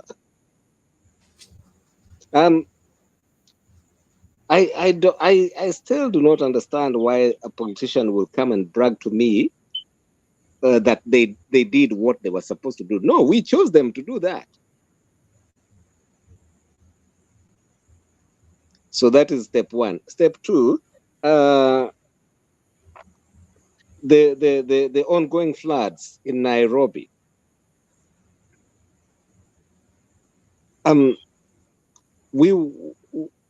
We know it's not, nobody planned for it. But now when you tell people that, it's going to flood here, please move to a higher ground. That higher ground is owned by somebody. Has that somebody welcomed us to that higher ground? Or are we just going to raid somebody's land to settle ourselves there? So who is supposed to plan, okay, you guys move to this school, you guys move to this church, you guys move to this place? Somebody, because all those higher grounds, they are owned by somebody. Has that somebody been consulted, and are they okay for us to go there? I rest my case. Mine is just that brief. Thank you so much. I know your brief and the pressures. So the message is home. We need not to give the politicians much. We need not to make them, I think we're the ones who are making them feel that there's nothing that can happen without them. In case of any small thing, we run to them, we ask them until they feel that without them, life cannot continue. So Buru, let me get to you. Your final submission. I know you would have wanted maybe to continue, but we are sorry. Yes. I feel like I know you I are feel like prepared for opening this, the debate. and that is why Jack was asking you. You took too much time putting on the suits and. No, that's just ridiculous. I've been on the suit the whole day. You see, and listen, Leo, spoken like a true politician. That's their favorite word, ridiculous. So, thank you. So, first of all, I just want to conclude by saying, let everybody try to make the world the best place that we can be. If you are in a position, plant a tree. This year, make sure you plant as many trees as you can for those who have farms. And even if you don't have a farm, you can go to your city and do something about it. Let us reduce on cutting down the trees, because I know we burn a lot of charcoal. We burn a lot of charcoal and we don't know the effect of that. And also, let us do whatever we can to preserve our environment. When you see people destroying the forests, talk about it. It's unfortunate that sometimes we don't even control those who are in government, their actions, what they do. We don't even check. We need to be vigilant, especially in Africa. We vote for these people, but after voting for them, we allow them to be our boss. You know, they are the ones who determine our fate. If they want to destroy those forests, they destroy. If they want to develop the economy, they will develop. If they don't want, they steal from us. Whereas we just watch helpers. It should not be like that. So it is the high time we unite as the people of Africa, not uniting on our tribes, because when we talk of unity, most of the time what comes in our mind is tribes unite against others. I want to say that poverty, no side. You are suffering, the kind of suffering you are suffering is the same as the person of the other side. So what can we do? Forget about our tribes. Forget about region, because poverty does not know Kisumu, Nairobi, or Central Kenya. Poverty is poverty. People are suffering. The kind of unity that Jeff, can I ask you a question? Yes, please. Very politely, I'm sorry for interjecting, but I want to ask you a question, and this question also goes to Mzalendo, because you're the hardline, fans of your Rutophiles, basically. You're fans of Mr. Ruto, okay, and supporters. My question is, about 4 or 5 years ago, Mr. Ruto was rubbishing the concerns about the Mau forest and the water towers in that region. He basically was not finding anything interesting or important about the issues of about trees being felled and people, taking over the forest land over there, and the climate and the regional context of the weather was changing. And he literally said, in fact, the two Rutos, him and Isaac Ruto, then I remember very well, said that the trees have nothing to do with rain. Now, here we are. After this man took the reins of power, he decided that he is the new Wangari Maathai, the new prophet of, he wants to make the environment better by enforcing tree, forestation, exercise that involves all Kenyans in the next 5 years. And he even said how many trees he is planning to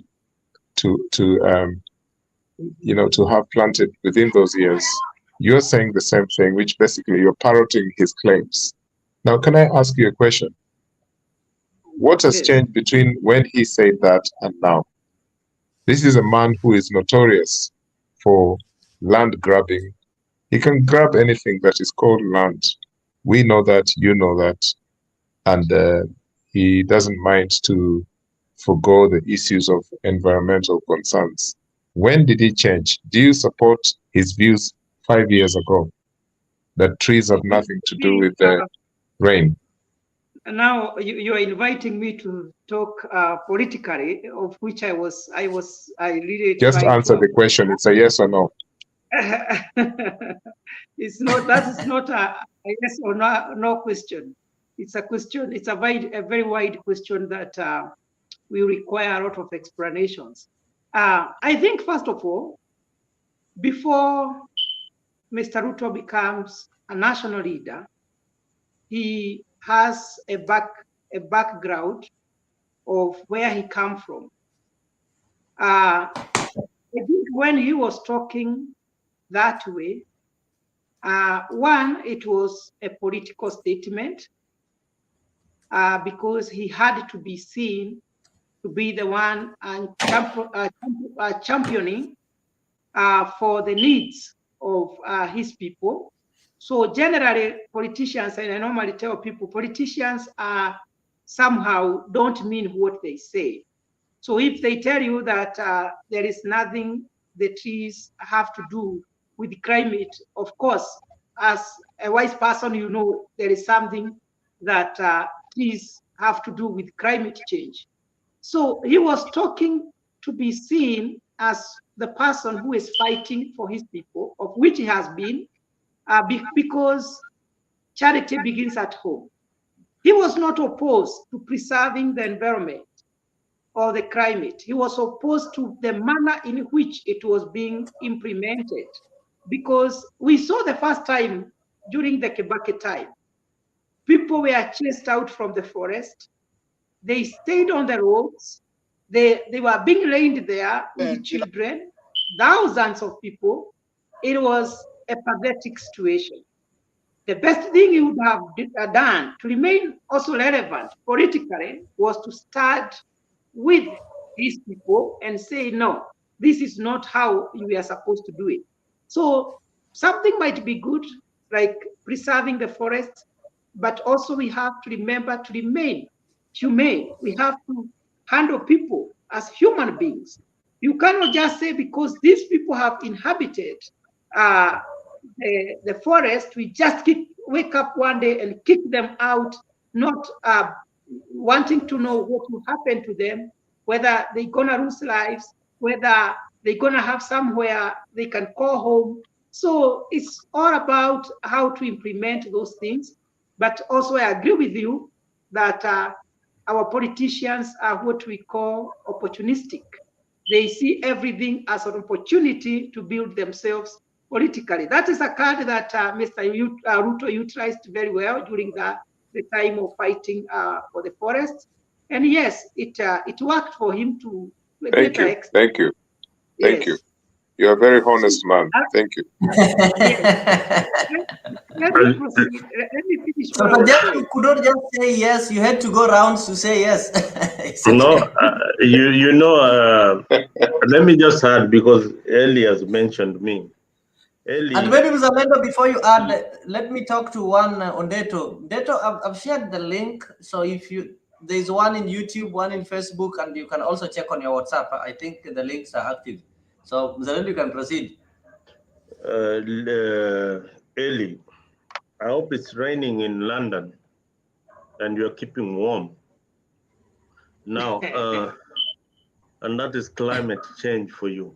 Now, a human being is a tribal animal. You are a tribal animal.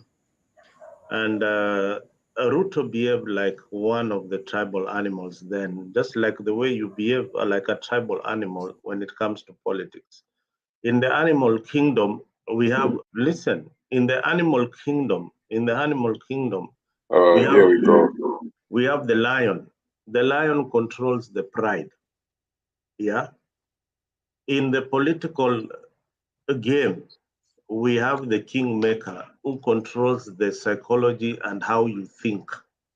That is why you think in one direction. You don't have any brain of your own and wait for a politician to give you direction as a tribe. Zalendo, what are you saying? No, What are you saying?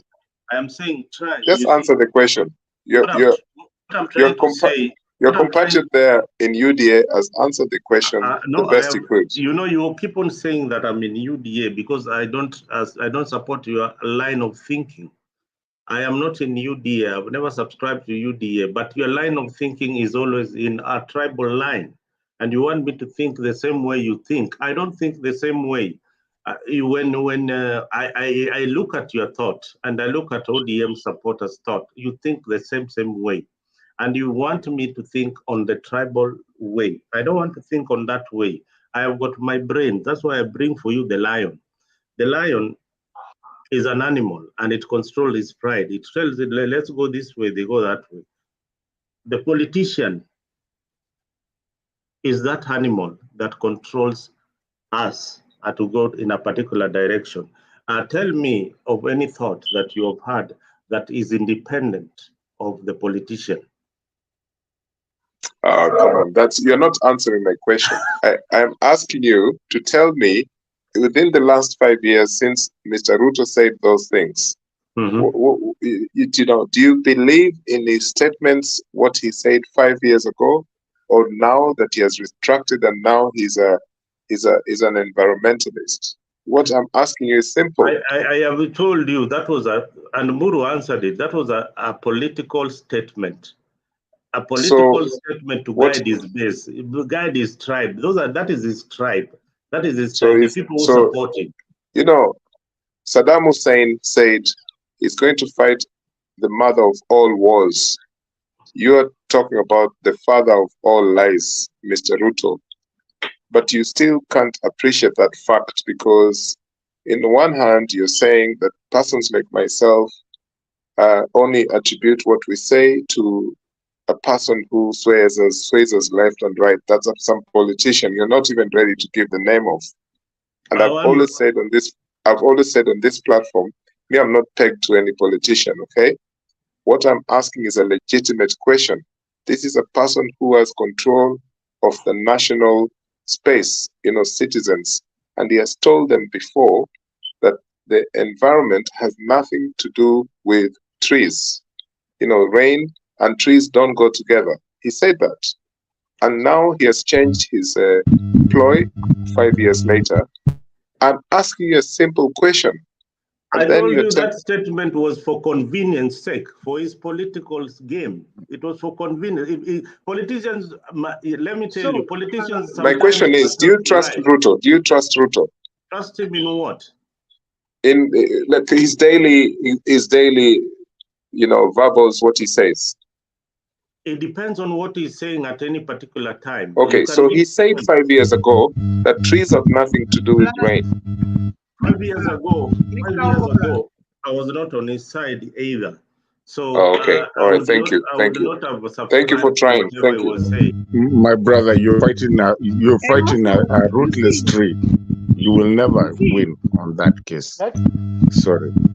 You think, Mr. Harry, what we have tried to answer right now for you, I am answering what I actually don't know because I'm just saying in the event that he said that, because I am not aware. So we are just imagining if he said that, then it was a political statement. However, it also depends on the context under which, because you might be saying Ruto said this, but if we can have the whole clip, we listen to what he said, it might be totally different from what you're telling us. Because sometimes you also talk like a politician to achieve a political edge. And knowing very well that all our politicians, none of them can stand and say that is better than the other. They are opportunistic.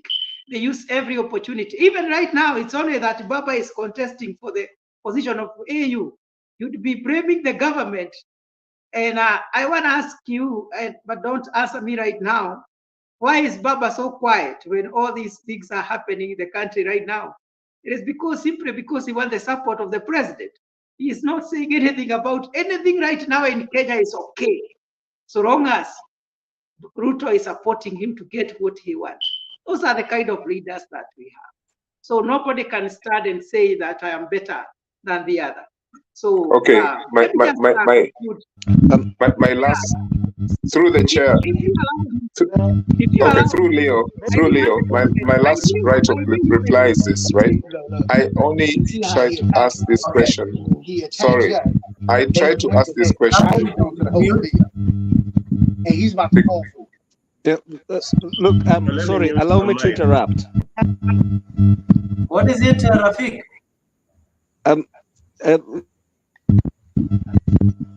All of us, we're all young people. Why are we waiting for an 80-year-old man to fight for us? We also have a voice. You're still asking for Baba do this, Baba do this. We are alive. Why are we not doing it ourselves?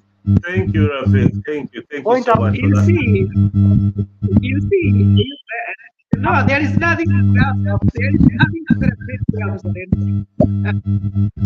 You know, there is nobody right now doing this. Oh, I don't know whose mic is making a lot of noise. We are not audible. Mburu, is it your mic or somebody's mic is making a lot of noise? I don't think it's mine. Is it mine? You tell me. Let me. No, it's not yours. It's not yours. Is it some? Okay. I think it was George's mic. You see, my good friend, I don't know whether it is who, the one who is saying I'm still calling Baba. We are here to see somebody who is having the voice that Baba has been having. Until we get that person, we are still waiting to hear what Baba has to say. And yes, nobody right now is wearing the shoes of Baba. And during his political career, he did not elevate someone to his level. That if we exit the stage, we know this is the person who is holding that position. Anyway, let me finish my submission. This is what I was saying until my good friend here asked me a very controversial question.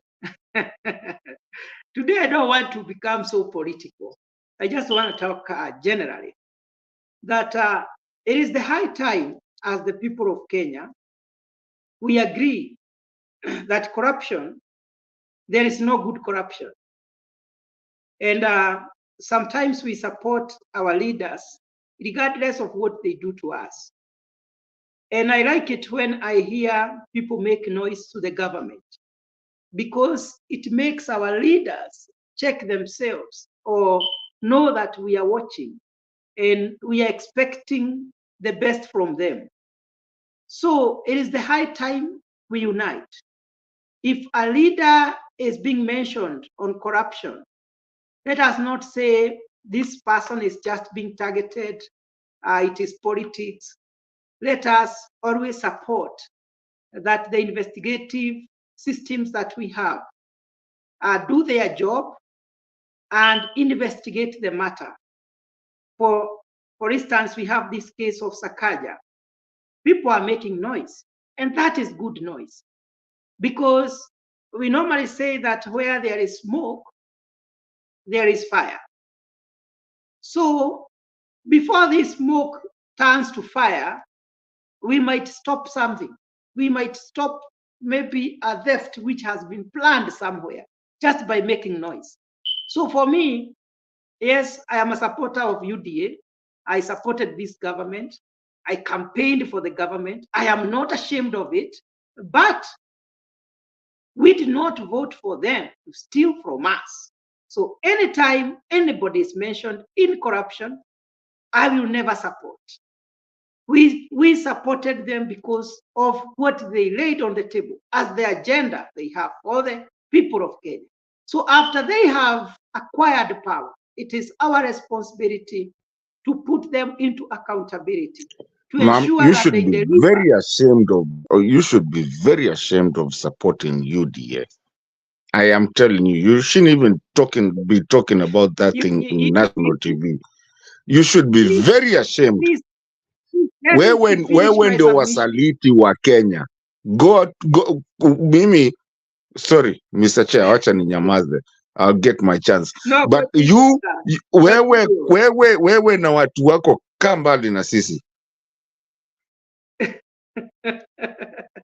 Who is that? Who am I talking to? Guys, that Yeah. is Deto. I think we need to That's give all. Deto his Leave time. our Everybody Deto. has spoken. Leave our Deto. That He's a is good man. Deto. So, Deto, maybe you it can is have okay. your That's opening remarks and maybe that's layer your something. opinion. That's your opinion. That's your opinion, and you're entitled to it. All what you need is emotional intelligence, because you sound bitter. You are still in the process of healing. You'll be healed, and all will be well. So I was saying, it is the high time we put our leaders into accountability when they're in government. Both those in opposition and in government, they are all leaders of one government. And all of them, they are supposed to deliver services to the people of Kenya. So let us not be supporting somebody simply because they are from my region or because they are from my party. No. We have to agree that corruption is the monster which has destroyed our country for all these years. So when it comes to fighting corruption, we have to fight it together. We have to hate it. We have also to hate those who champion corruption. And if somebody has been investigated and has been found guilty, we don't have to vote for those people. We have to refuse. Corruption is not only when leaders are stealing from us, it is also when we are receiving money from them. So if you have ever received your 50 shillings, 100, 200 from the politicians, so that you may vote for them, then you are not better than them. You are just like them. So we have to have values. We have to have what we stand for, so that we be getting the best of our leaders. But those who have a lot of money, they are the ones we vote for because they bribe us, because they come with big cars. That is the kind of politics that we have in our country. So sometimes we suspend the brain and we look at who has stolen more from us so that he can give us. And we say, oh, he's sharing with us. That is just very unfortunate. So let the cases be investigated. All of us support. When investigation is going on, yes. I think your time, Mr. Chair, you need to bring me in because I'm really getting frustrated. I've not given you time. Actually, I was going to give you time because you're joining now so that you can say a word. I think, Buru, it was a point of intervention.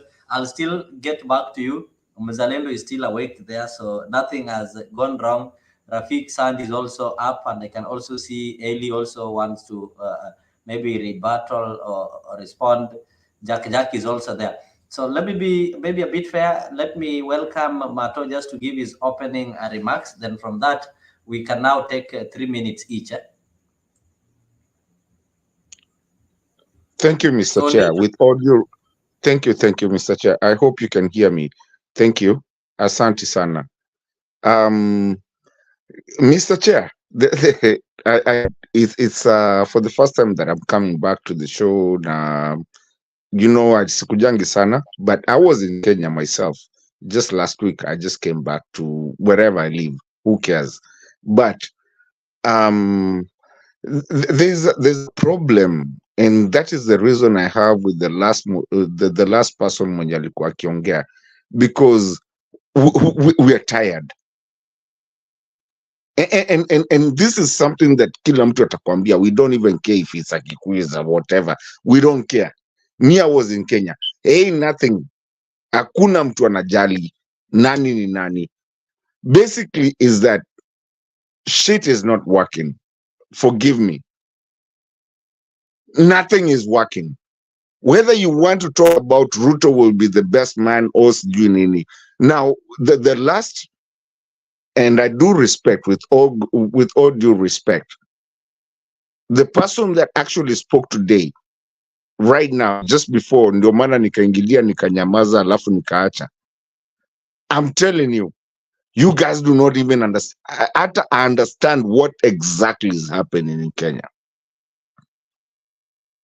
And I'm trying to say, this has nothing to do with the Luya, this has nothing to do with the Kikuyu, this has nothing to do whatever. But the leaders, wale wanajifanya leaders, they are trying to make it include that president is trying to change everything and make it like it's all about vitu kama hizo. And that's why unasikia watu wakiongea hapa hivi, unasikia sijui fertilizer kona nini. Let me tell you guys, I'm telling you, and I'm saying it the truth, Mr. Chair, you've known me for a long ass time. And you know I don't play these games. Mi nakwambia mimi mwenyewe nimetoka Kenya juzi. Some of the people that are talking here hata waelewi nini inaendelea. Na tuache kudanganyana, iwe ni hii channel ama ni ile sister channel. We will talk. Saa zingine tuache hizi vitu za kudanganya hapa hivi sijui kufanya nini. The truth is that, ladies and gentlemen, whether you like it or not, Kenya is not what you think it is. Been there, done that. Last week, nilikuwa huko. Mwenye alikuwa hapa last week ainue mkono. Mwenye alikuwa huko last week ainue mkono. We couldn't even fly KQ. Why? Because sijui ati maji haikuji kwa ndege. Tulirudishwa sisi wote. Everything when you look at it, munaona sasa maji zinamwagika kutoka kwa nini kwa airport. Nyinyi unajua nyinyi mnakaa hapa hivi, mimi personally mtu alini challenge akaniambia kuja Kenya kwanza uone ndio uache kuongea maneno mingi sana kwa TV. Na nikajichukua nikajituma. And I saw it. So you find a lot of people actually talk about so many things here and they don't even understand. Dude, did you understand the fact that you don't even have the blue passport? I mean, lazima ujue mtu huko hivyo huko na atakuweka by the way kwa ndege. Akuweke kwa ndege and then you go and get huko messed up. And this thing is paid by the government. Chief, jaribu ukae kwa kizungu peke yake. Tuko na wenye wasikii lugha. Okay, pole daddy. Nikae kwa kizungu ama nikae kwa Kiswahili? Kizungu. All right. So you find that kila kitu pale imeharibika. Like even something like even the transport system is already messed up, and it's so messed up so bad that even Ruto does not even know what the heck he's doing. And I'm telling you the truth, Mr. Leo, thank you, sir. Because these are the channels that have been watched for people to understand. Me, I am talking to someone that actually understands exactly, and I was there just 2 weeks ago. I mean, not 2 weeks, last week. And I could see it of what was happening. I went to Nyayo. Nyayo says, I can bet you, nyinyi wote hapa, kama kuna mtu anayo yo passport ya blue, I can bet you huwezi ipata bila kulipa 25,000 Kenyan shillings. And I'm telling you these things because I really go down to the point and I want to see it. I stayed there. I watched everything. Nyinyi munapigiwa kelele hapa hivi, munadhani inafanyika hivi. Nothing is happening. Why do you think the military is fighting with the police and you think it's gonna stop? Leo juzi walikuwa wapi? Huko walikuwa in the coast wanapigana na police. Why were they fighting the police? Because now walianza lodwa. So now you start fighting against each other, and Kenya saizi hakuna Mjaluo, hakuna Mkamba, hakuna nini. Right now everything is messed up. Kila mtu ako kivyake. And that is what I'm telling you. No, hold on. Let me finish my statement. There is a guy here. There's one let me of the just finish my panelists statement. who is speaking. Sure. Who doesn't understand, when you speak in Swahili. So please.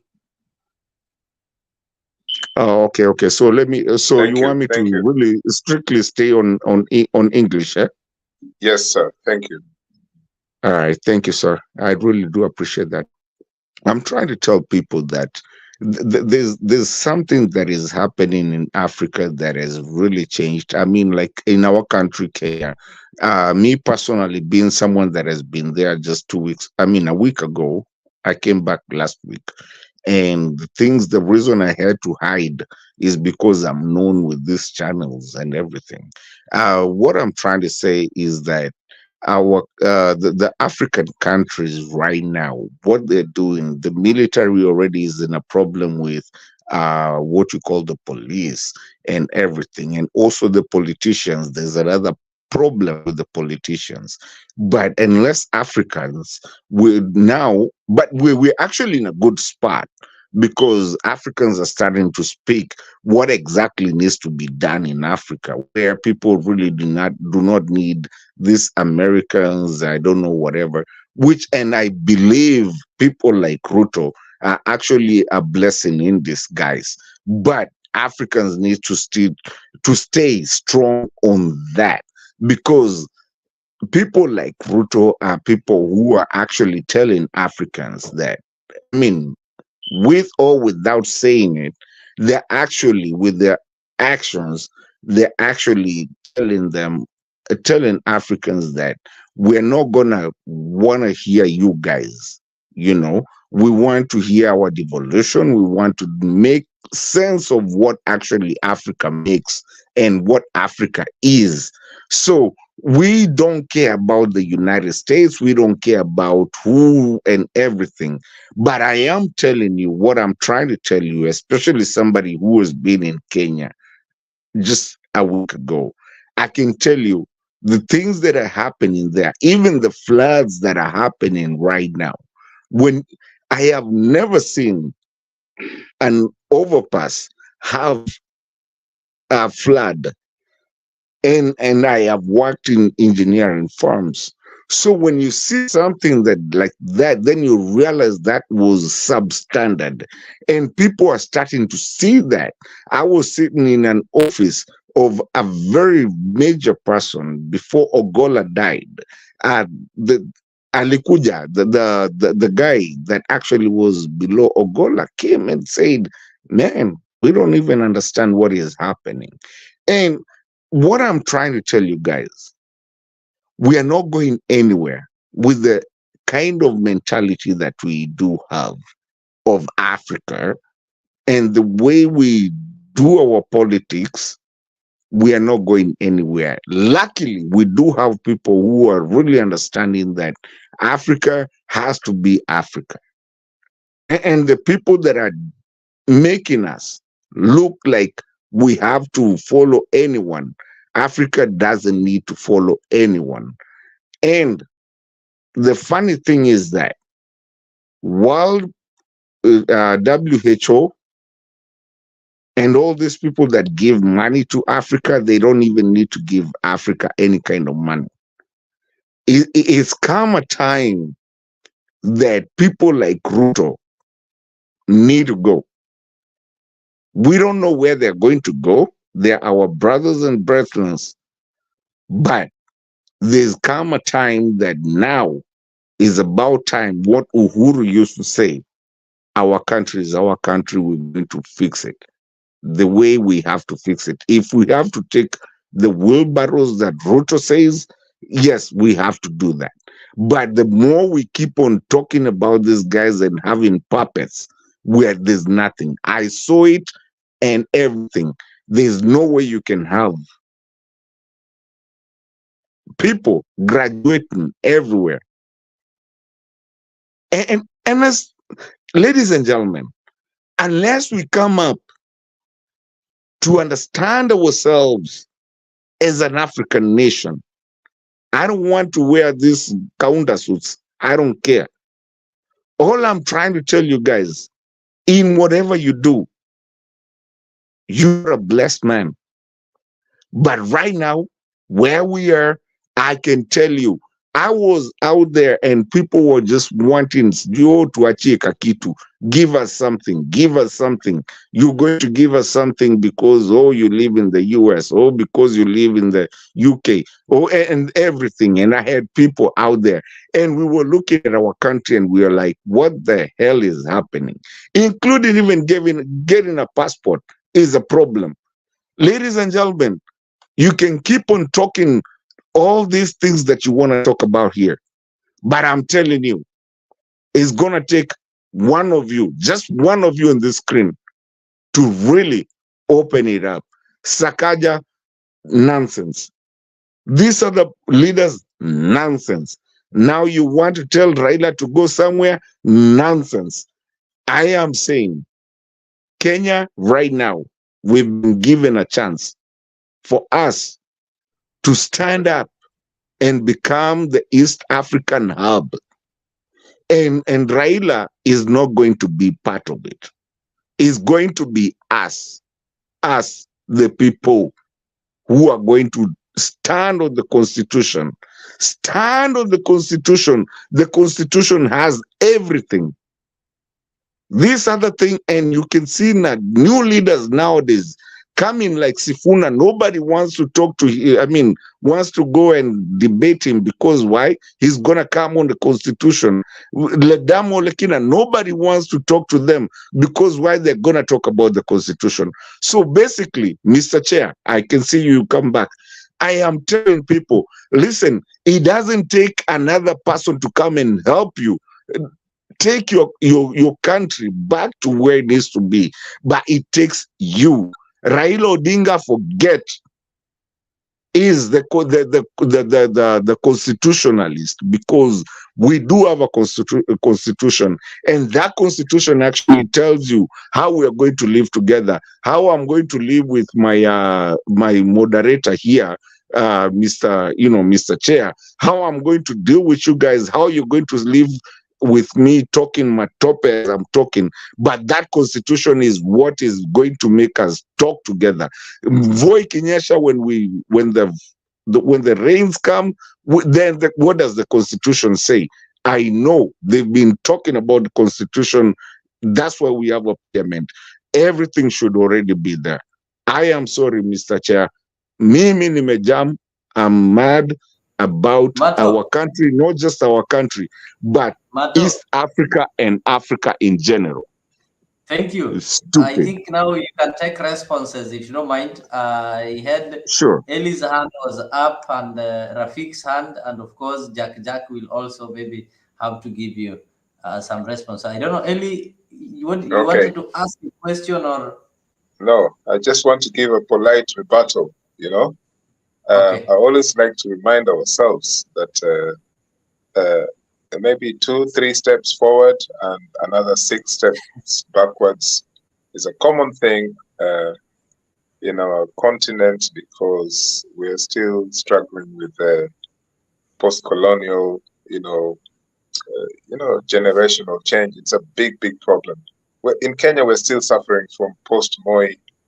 Since from the last 20 years, we're still trying to transform, but we still have the same people in the background. So, which I applaud,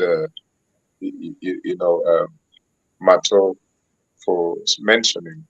But on a positive note, I believe that every day we discuss corruption and things like that, there is space for revolutionary change. We've seen it in West Africa. I think those young leaders there, Mali, Burkina Faso, Guinea, I think they're serious. I think they're serious. The only problem now is when the West starts impressing on us that these people are military leaders and they've taken over, so on and so forth. But most of them have engineered a new process where they don't want anything to do with the French post-colonial model of power and control. All these economies were being remote controlled by France. In short, what I'm saying is that in Kenya and countries that are behaving like Kenya, things will change in the same way that things have happened in West Africa. Maybe more of a velvet revolution rather than military escapades. I think this will happen because it reaches a point where when you have stretched people too much, the elasticity just breaks, and people just, people decide, okay, we've had enough, okay? And I think that's the kind of thing you see now in Western Kenya. I wouldn't say that Mr. Natembeya is the most appropriate person for that kind of revolution, because my fear is that this person was in central government years before, and so it might be a struggle to make him maintain that momentum that he has at the moment. But if he decides to go the full hog, I think this is probably going to be a revolutionary person in Kenya, and it only needs people like yourself to support such a person. I still have a problem with his aspects of revolution when he, for example, decides to speak about the population of the Luya community as opposed to the rest of Kenya, and he keeps talking about the numbers. The numbers game will just dilute his revolutionary thoughts, because I think he says things like, if Luyas benefit, the rest of Kenya will benefit. And he keeps mentioning about the fact that there's not many people from the Luya community who are top in the military and other forces. And I think that's quite unfortunate because he's mentioning the elitist kind of, sections of society rather than talking about what is really affecting the population. This is the only ideological problem that I have with him. But if you have so many revolutionary leaders like him, many, not just one, just many, in maybe in every county, there's a revolutionary person. I think Kenya within 5-10 years is set for some serious change, I think. So that's just my hope every time we talk of corruption.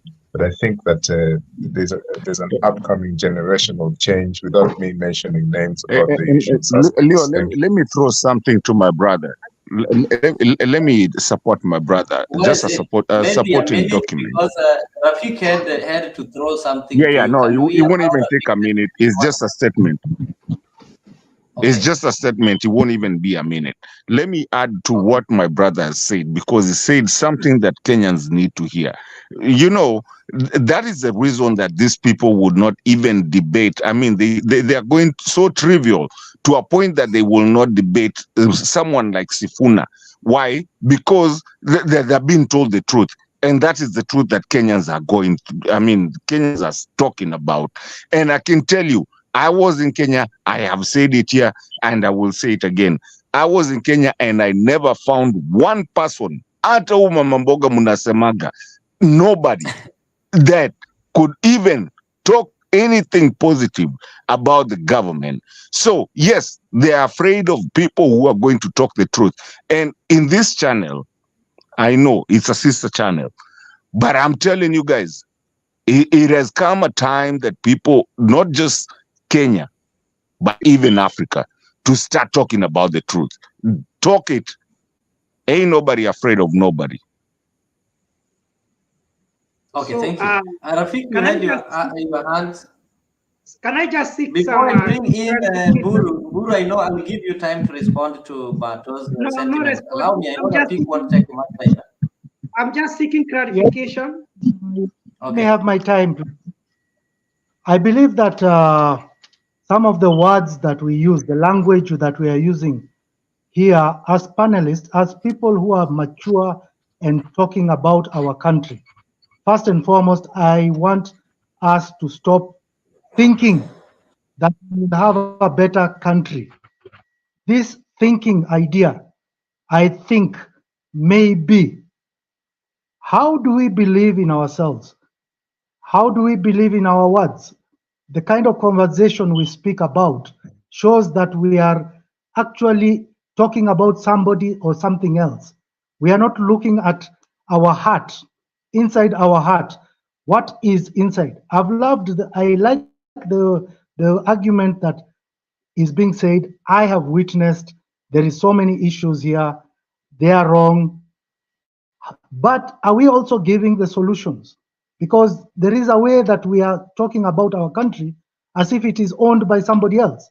Yes, some people have taken the whole scenario as if nobody else matters.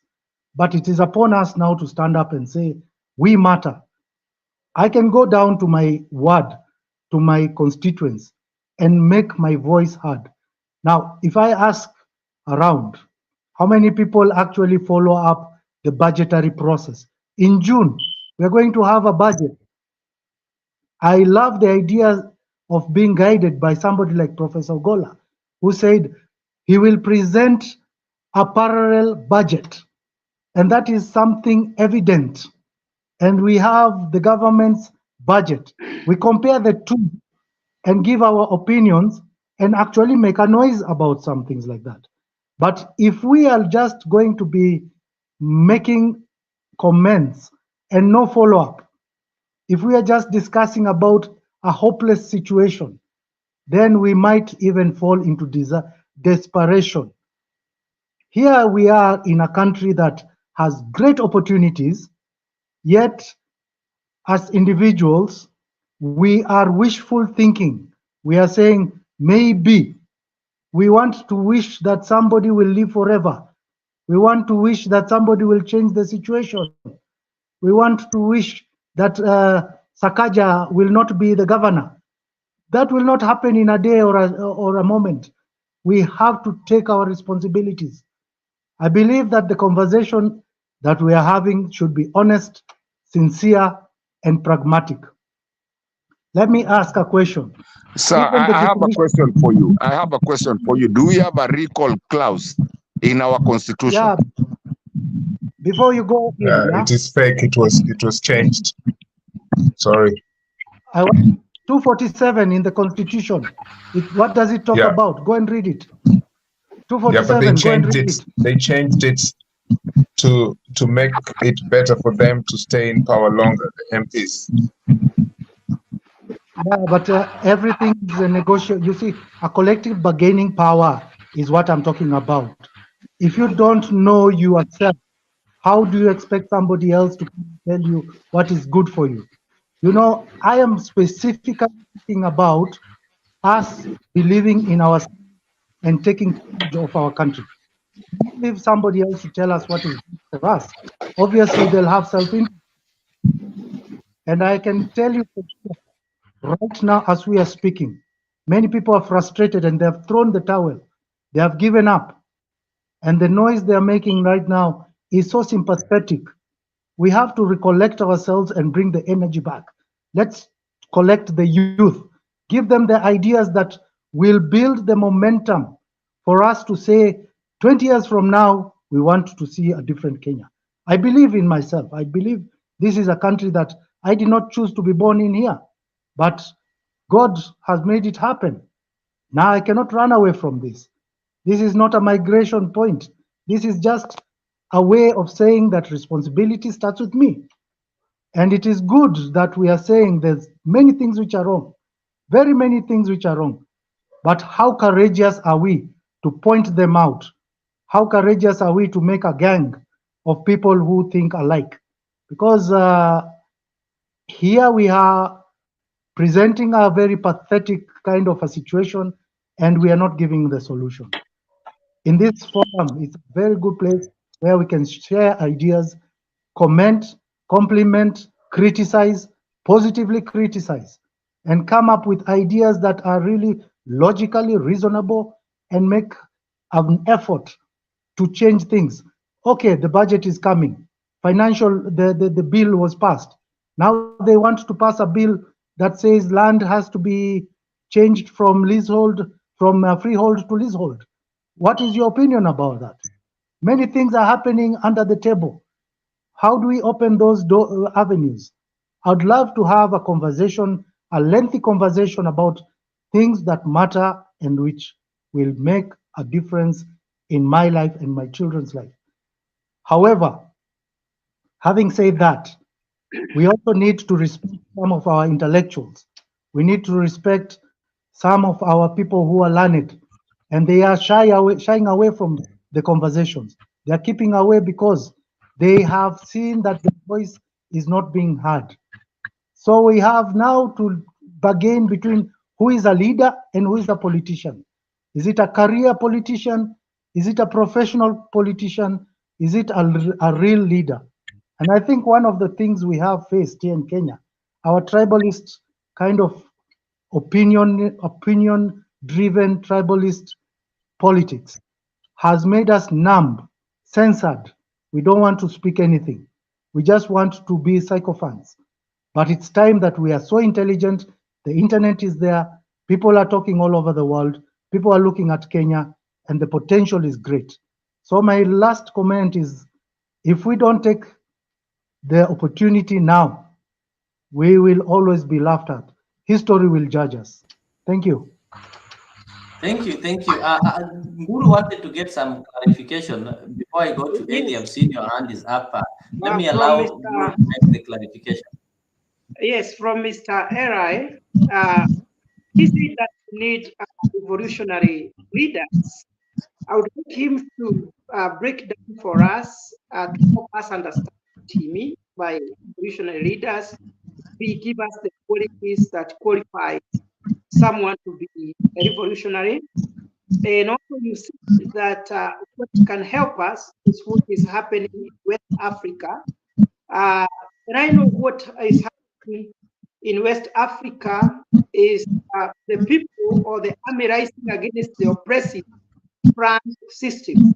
It has nothing to do with the politicians. It is the oppressive system that has been there from the colonial era. It has nothing relevant with us.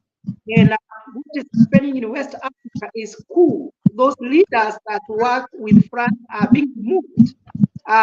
What do you mean that such a thing can work for Kenya? Because a coup is the most unfortunate thing that can happen to a country.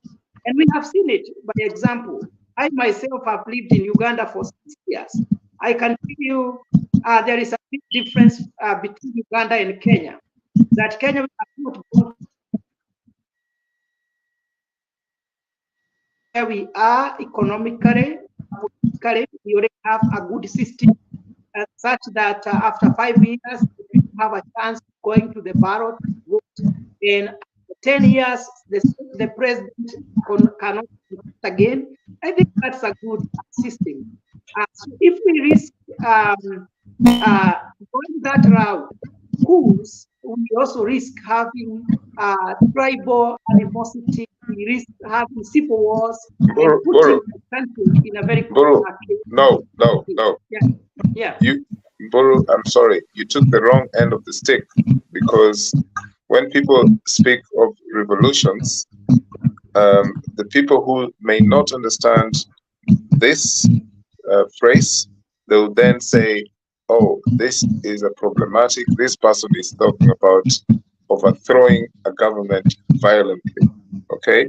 You know. We can't hear you. Sorry, I think the hosts.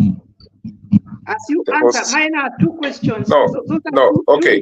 What I was saying there, when I mentioned the revolutions, I also I mentioned velvet revolutions. Okay, I didn't say that this is what needs to happen where governments are overthrown, even illegitimate governments such as Ruto's. what I said was that it is now time that we have revolutionaries. If Natembeya, for example, of Trans Nzoia is a revolutionary, we need to have such revolutionaries in every county. That is not an element of like a unilateral thing, where you say, I come from this community, and my hope is that I will change Kenya through my community. I meant to say revolutions through many such revolutionaries in Kenya. And I even said that we have a generational problem. Some people still have the hangovers of Moism, so it's going to be difficult to, assert these revolutions. Some people have hangovers from way back before Moism, okay? And then, on top of all this, because I know that our friend there, he just spoke there earlier, Rafik, he said that we're complaining too much without having practical solutions. And I always think that before you complain, there's theoretical solutions before you have practical solutions, okay? And the problem that we have is not that simple, okay? The people, including on this platform, are trying to have both theoretical and practical solutions. We actually, do you think any one of us is just here for the fun of it? I don't think so. Otherwise, we would not be here, okay? Zalendo would not be here. Leo, yourself, me, Mato, and Rafik, or anyone who is watching. I swear, I don't think anyone is here for fun every single day. So if we're channeling out our theoretical and rhetorical complaints, this is the power that we have, which we never had before, okay? And also, and I'll get back to your question, the issue that was raised there earlier about intellectuals in Kenya and, they're not being given the loins to think. I think those are some of the most captured communities in Kenya, the so-called intellectuals. I mean, look at Lumumba. He's being celebrated all over Africa, but we know who he is. He's one of the most, I dare not say what I want to say, but PLO Lumumba shouldn't even get a platform to start lecturing people about democracy, okay? But that's my view, okay? The intellectuals in Kenya, most of them should be cancelled because they're not helping the country. They're out there performing their, their entrepreneurship, intellectual entrepreneurship because they're being paid by politicians. They're not the so-called,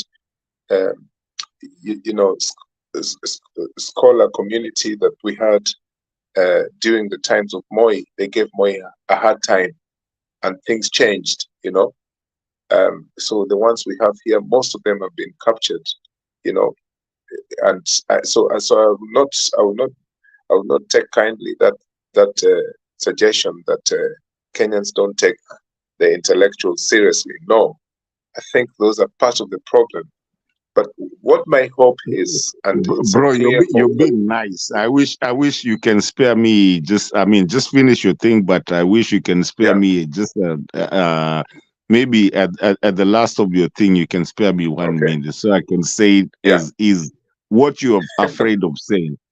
Okay, I'm only afraid because in the courts of law, someone can turn up with a suit against me, and I'm not ready for that. I have a young family, and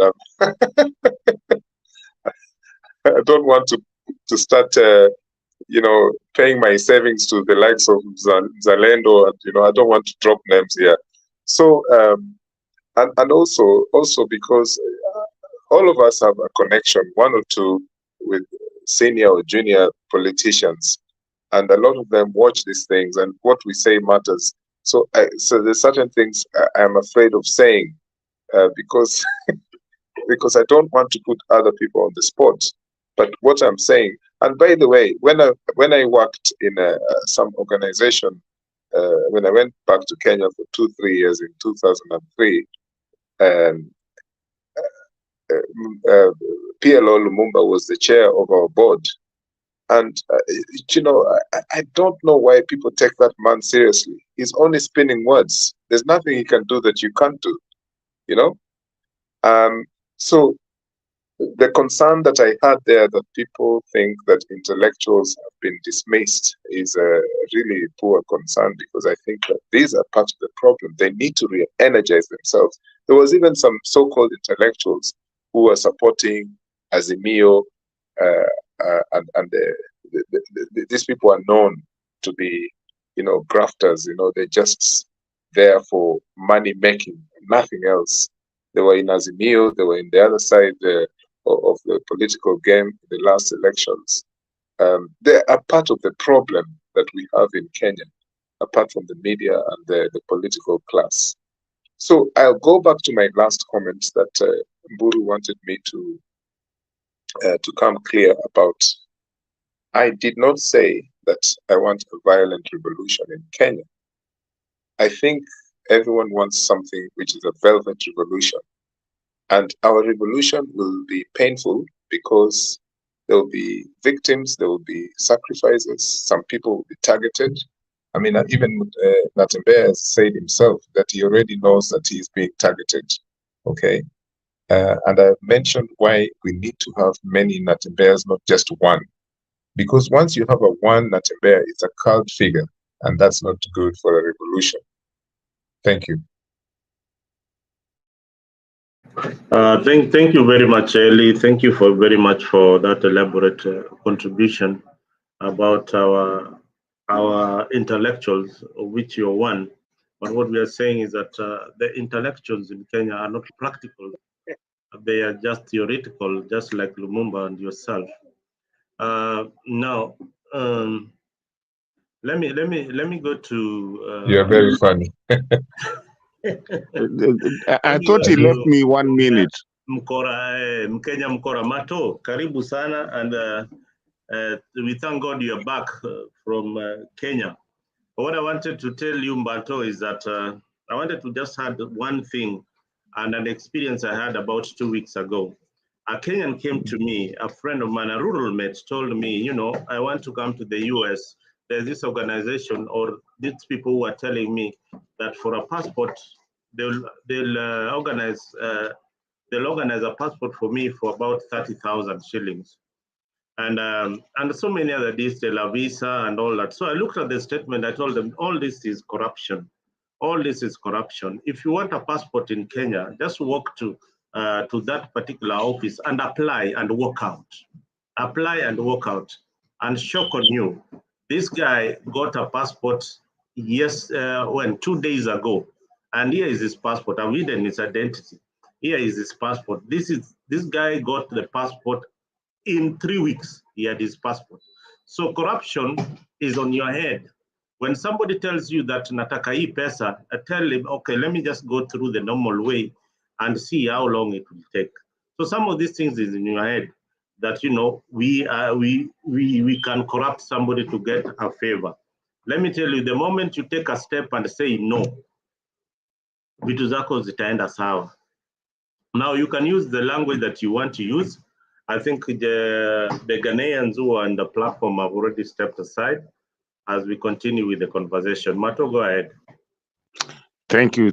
I do really appreciate everybody that is here. Asante Mzalendo. Yes, you're very right. You're 100% right in what you're talking about. In a good setting. Me, I am telling you, it's just 2 weeks. You've not had me for a long time because I wanted to be chini ya maji.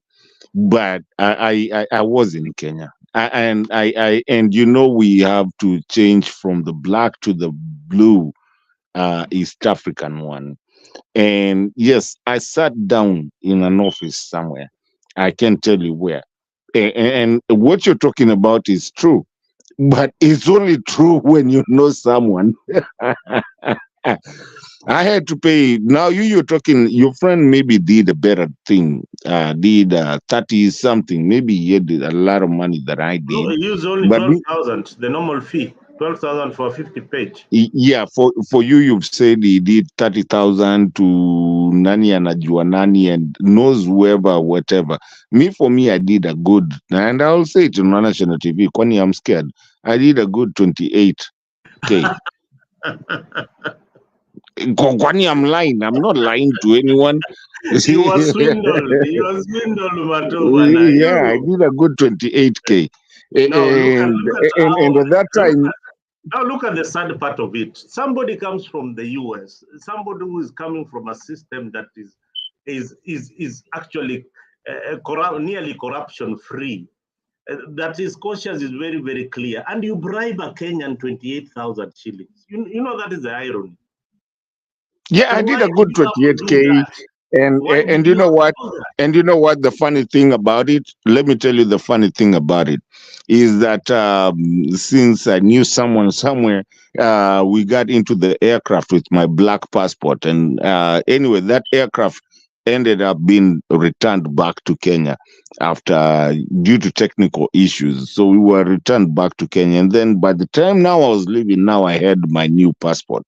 So you see, the system, and at the time I was sitting there, Gola had not died. I was sitting in an office and I saw it happen. And they were there talking about, oh, this is the deputy and everything. Let me tell you the thing is that what I'm trying to tell you guys, Kenyans and Mzalendo, for a long time, we've not been, me and you are to Skizanagi because of sometimes you don't understand this the V2 and sometimes you do understand them. Where we are as Africans, it takes people to start understanding and accepting that something has a problem. The reason I wanted to talk after my brother here is because it has come to a point where in our African country or continent, we need, and we are so happy because some of these things are proving these leaders, I could have said a bad name, but I will not do that because we're on national TV. We need people to stop acting like there's anything that anybody has ever done anything, including Paul Kagame, including anybody.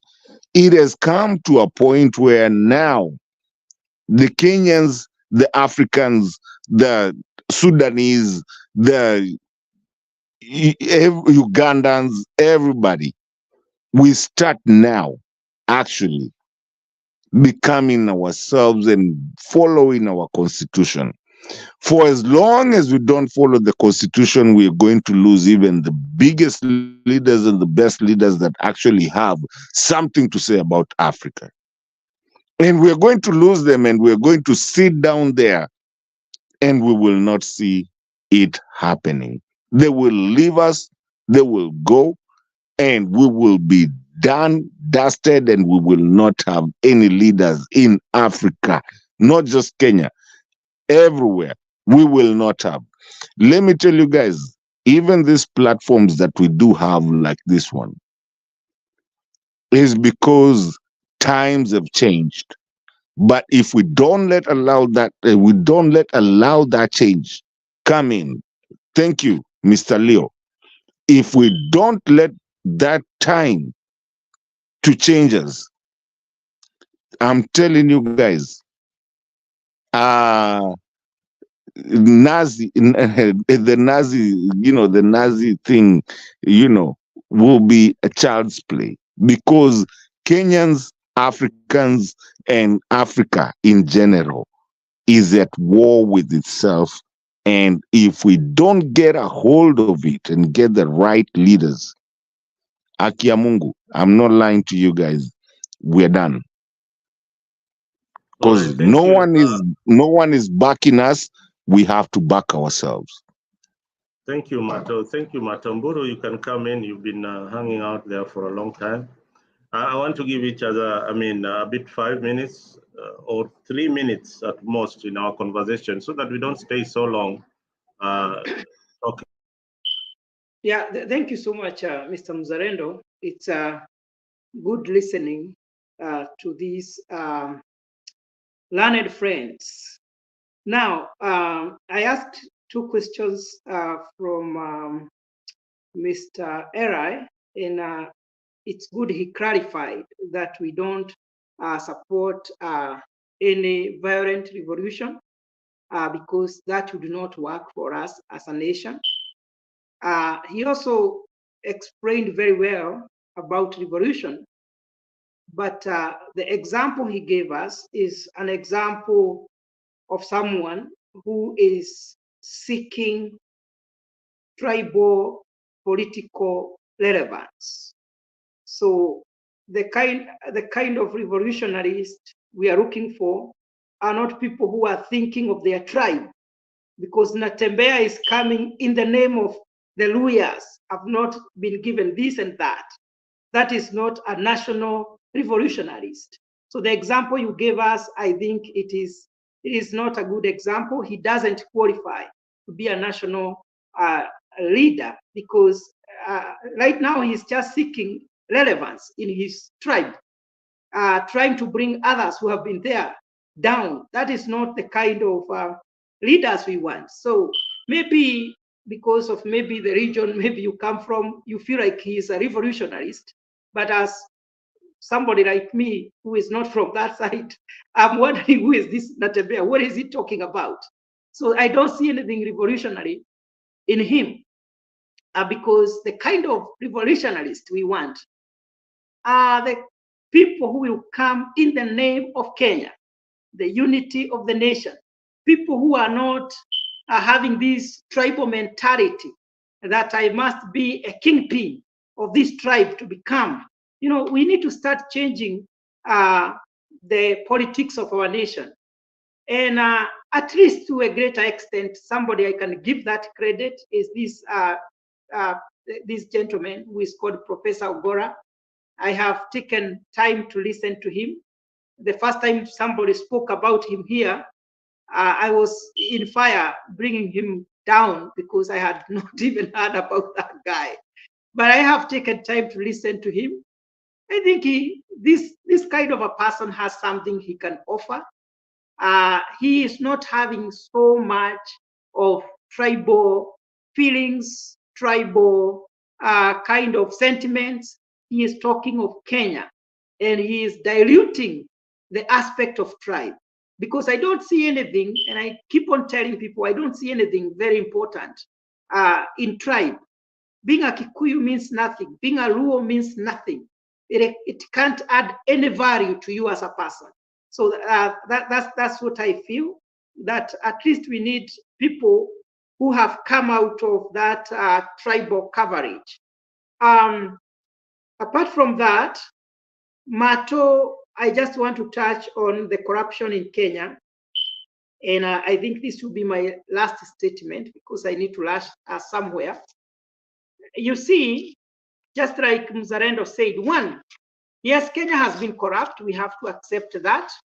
But also let us not fuel corruption, and also let us live in a way that we don't support corruption.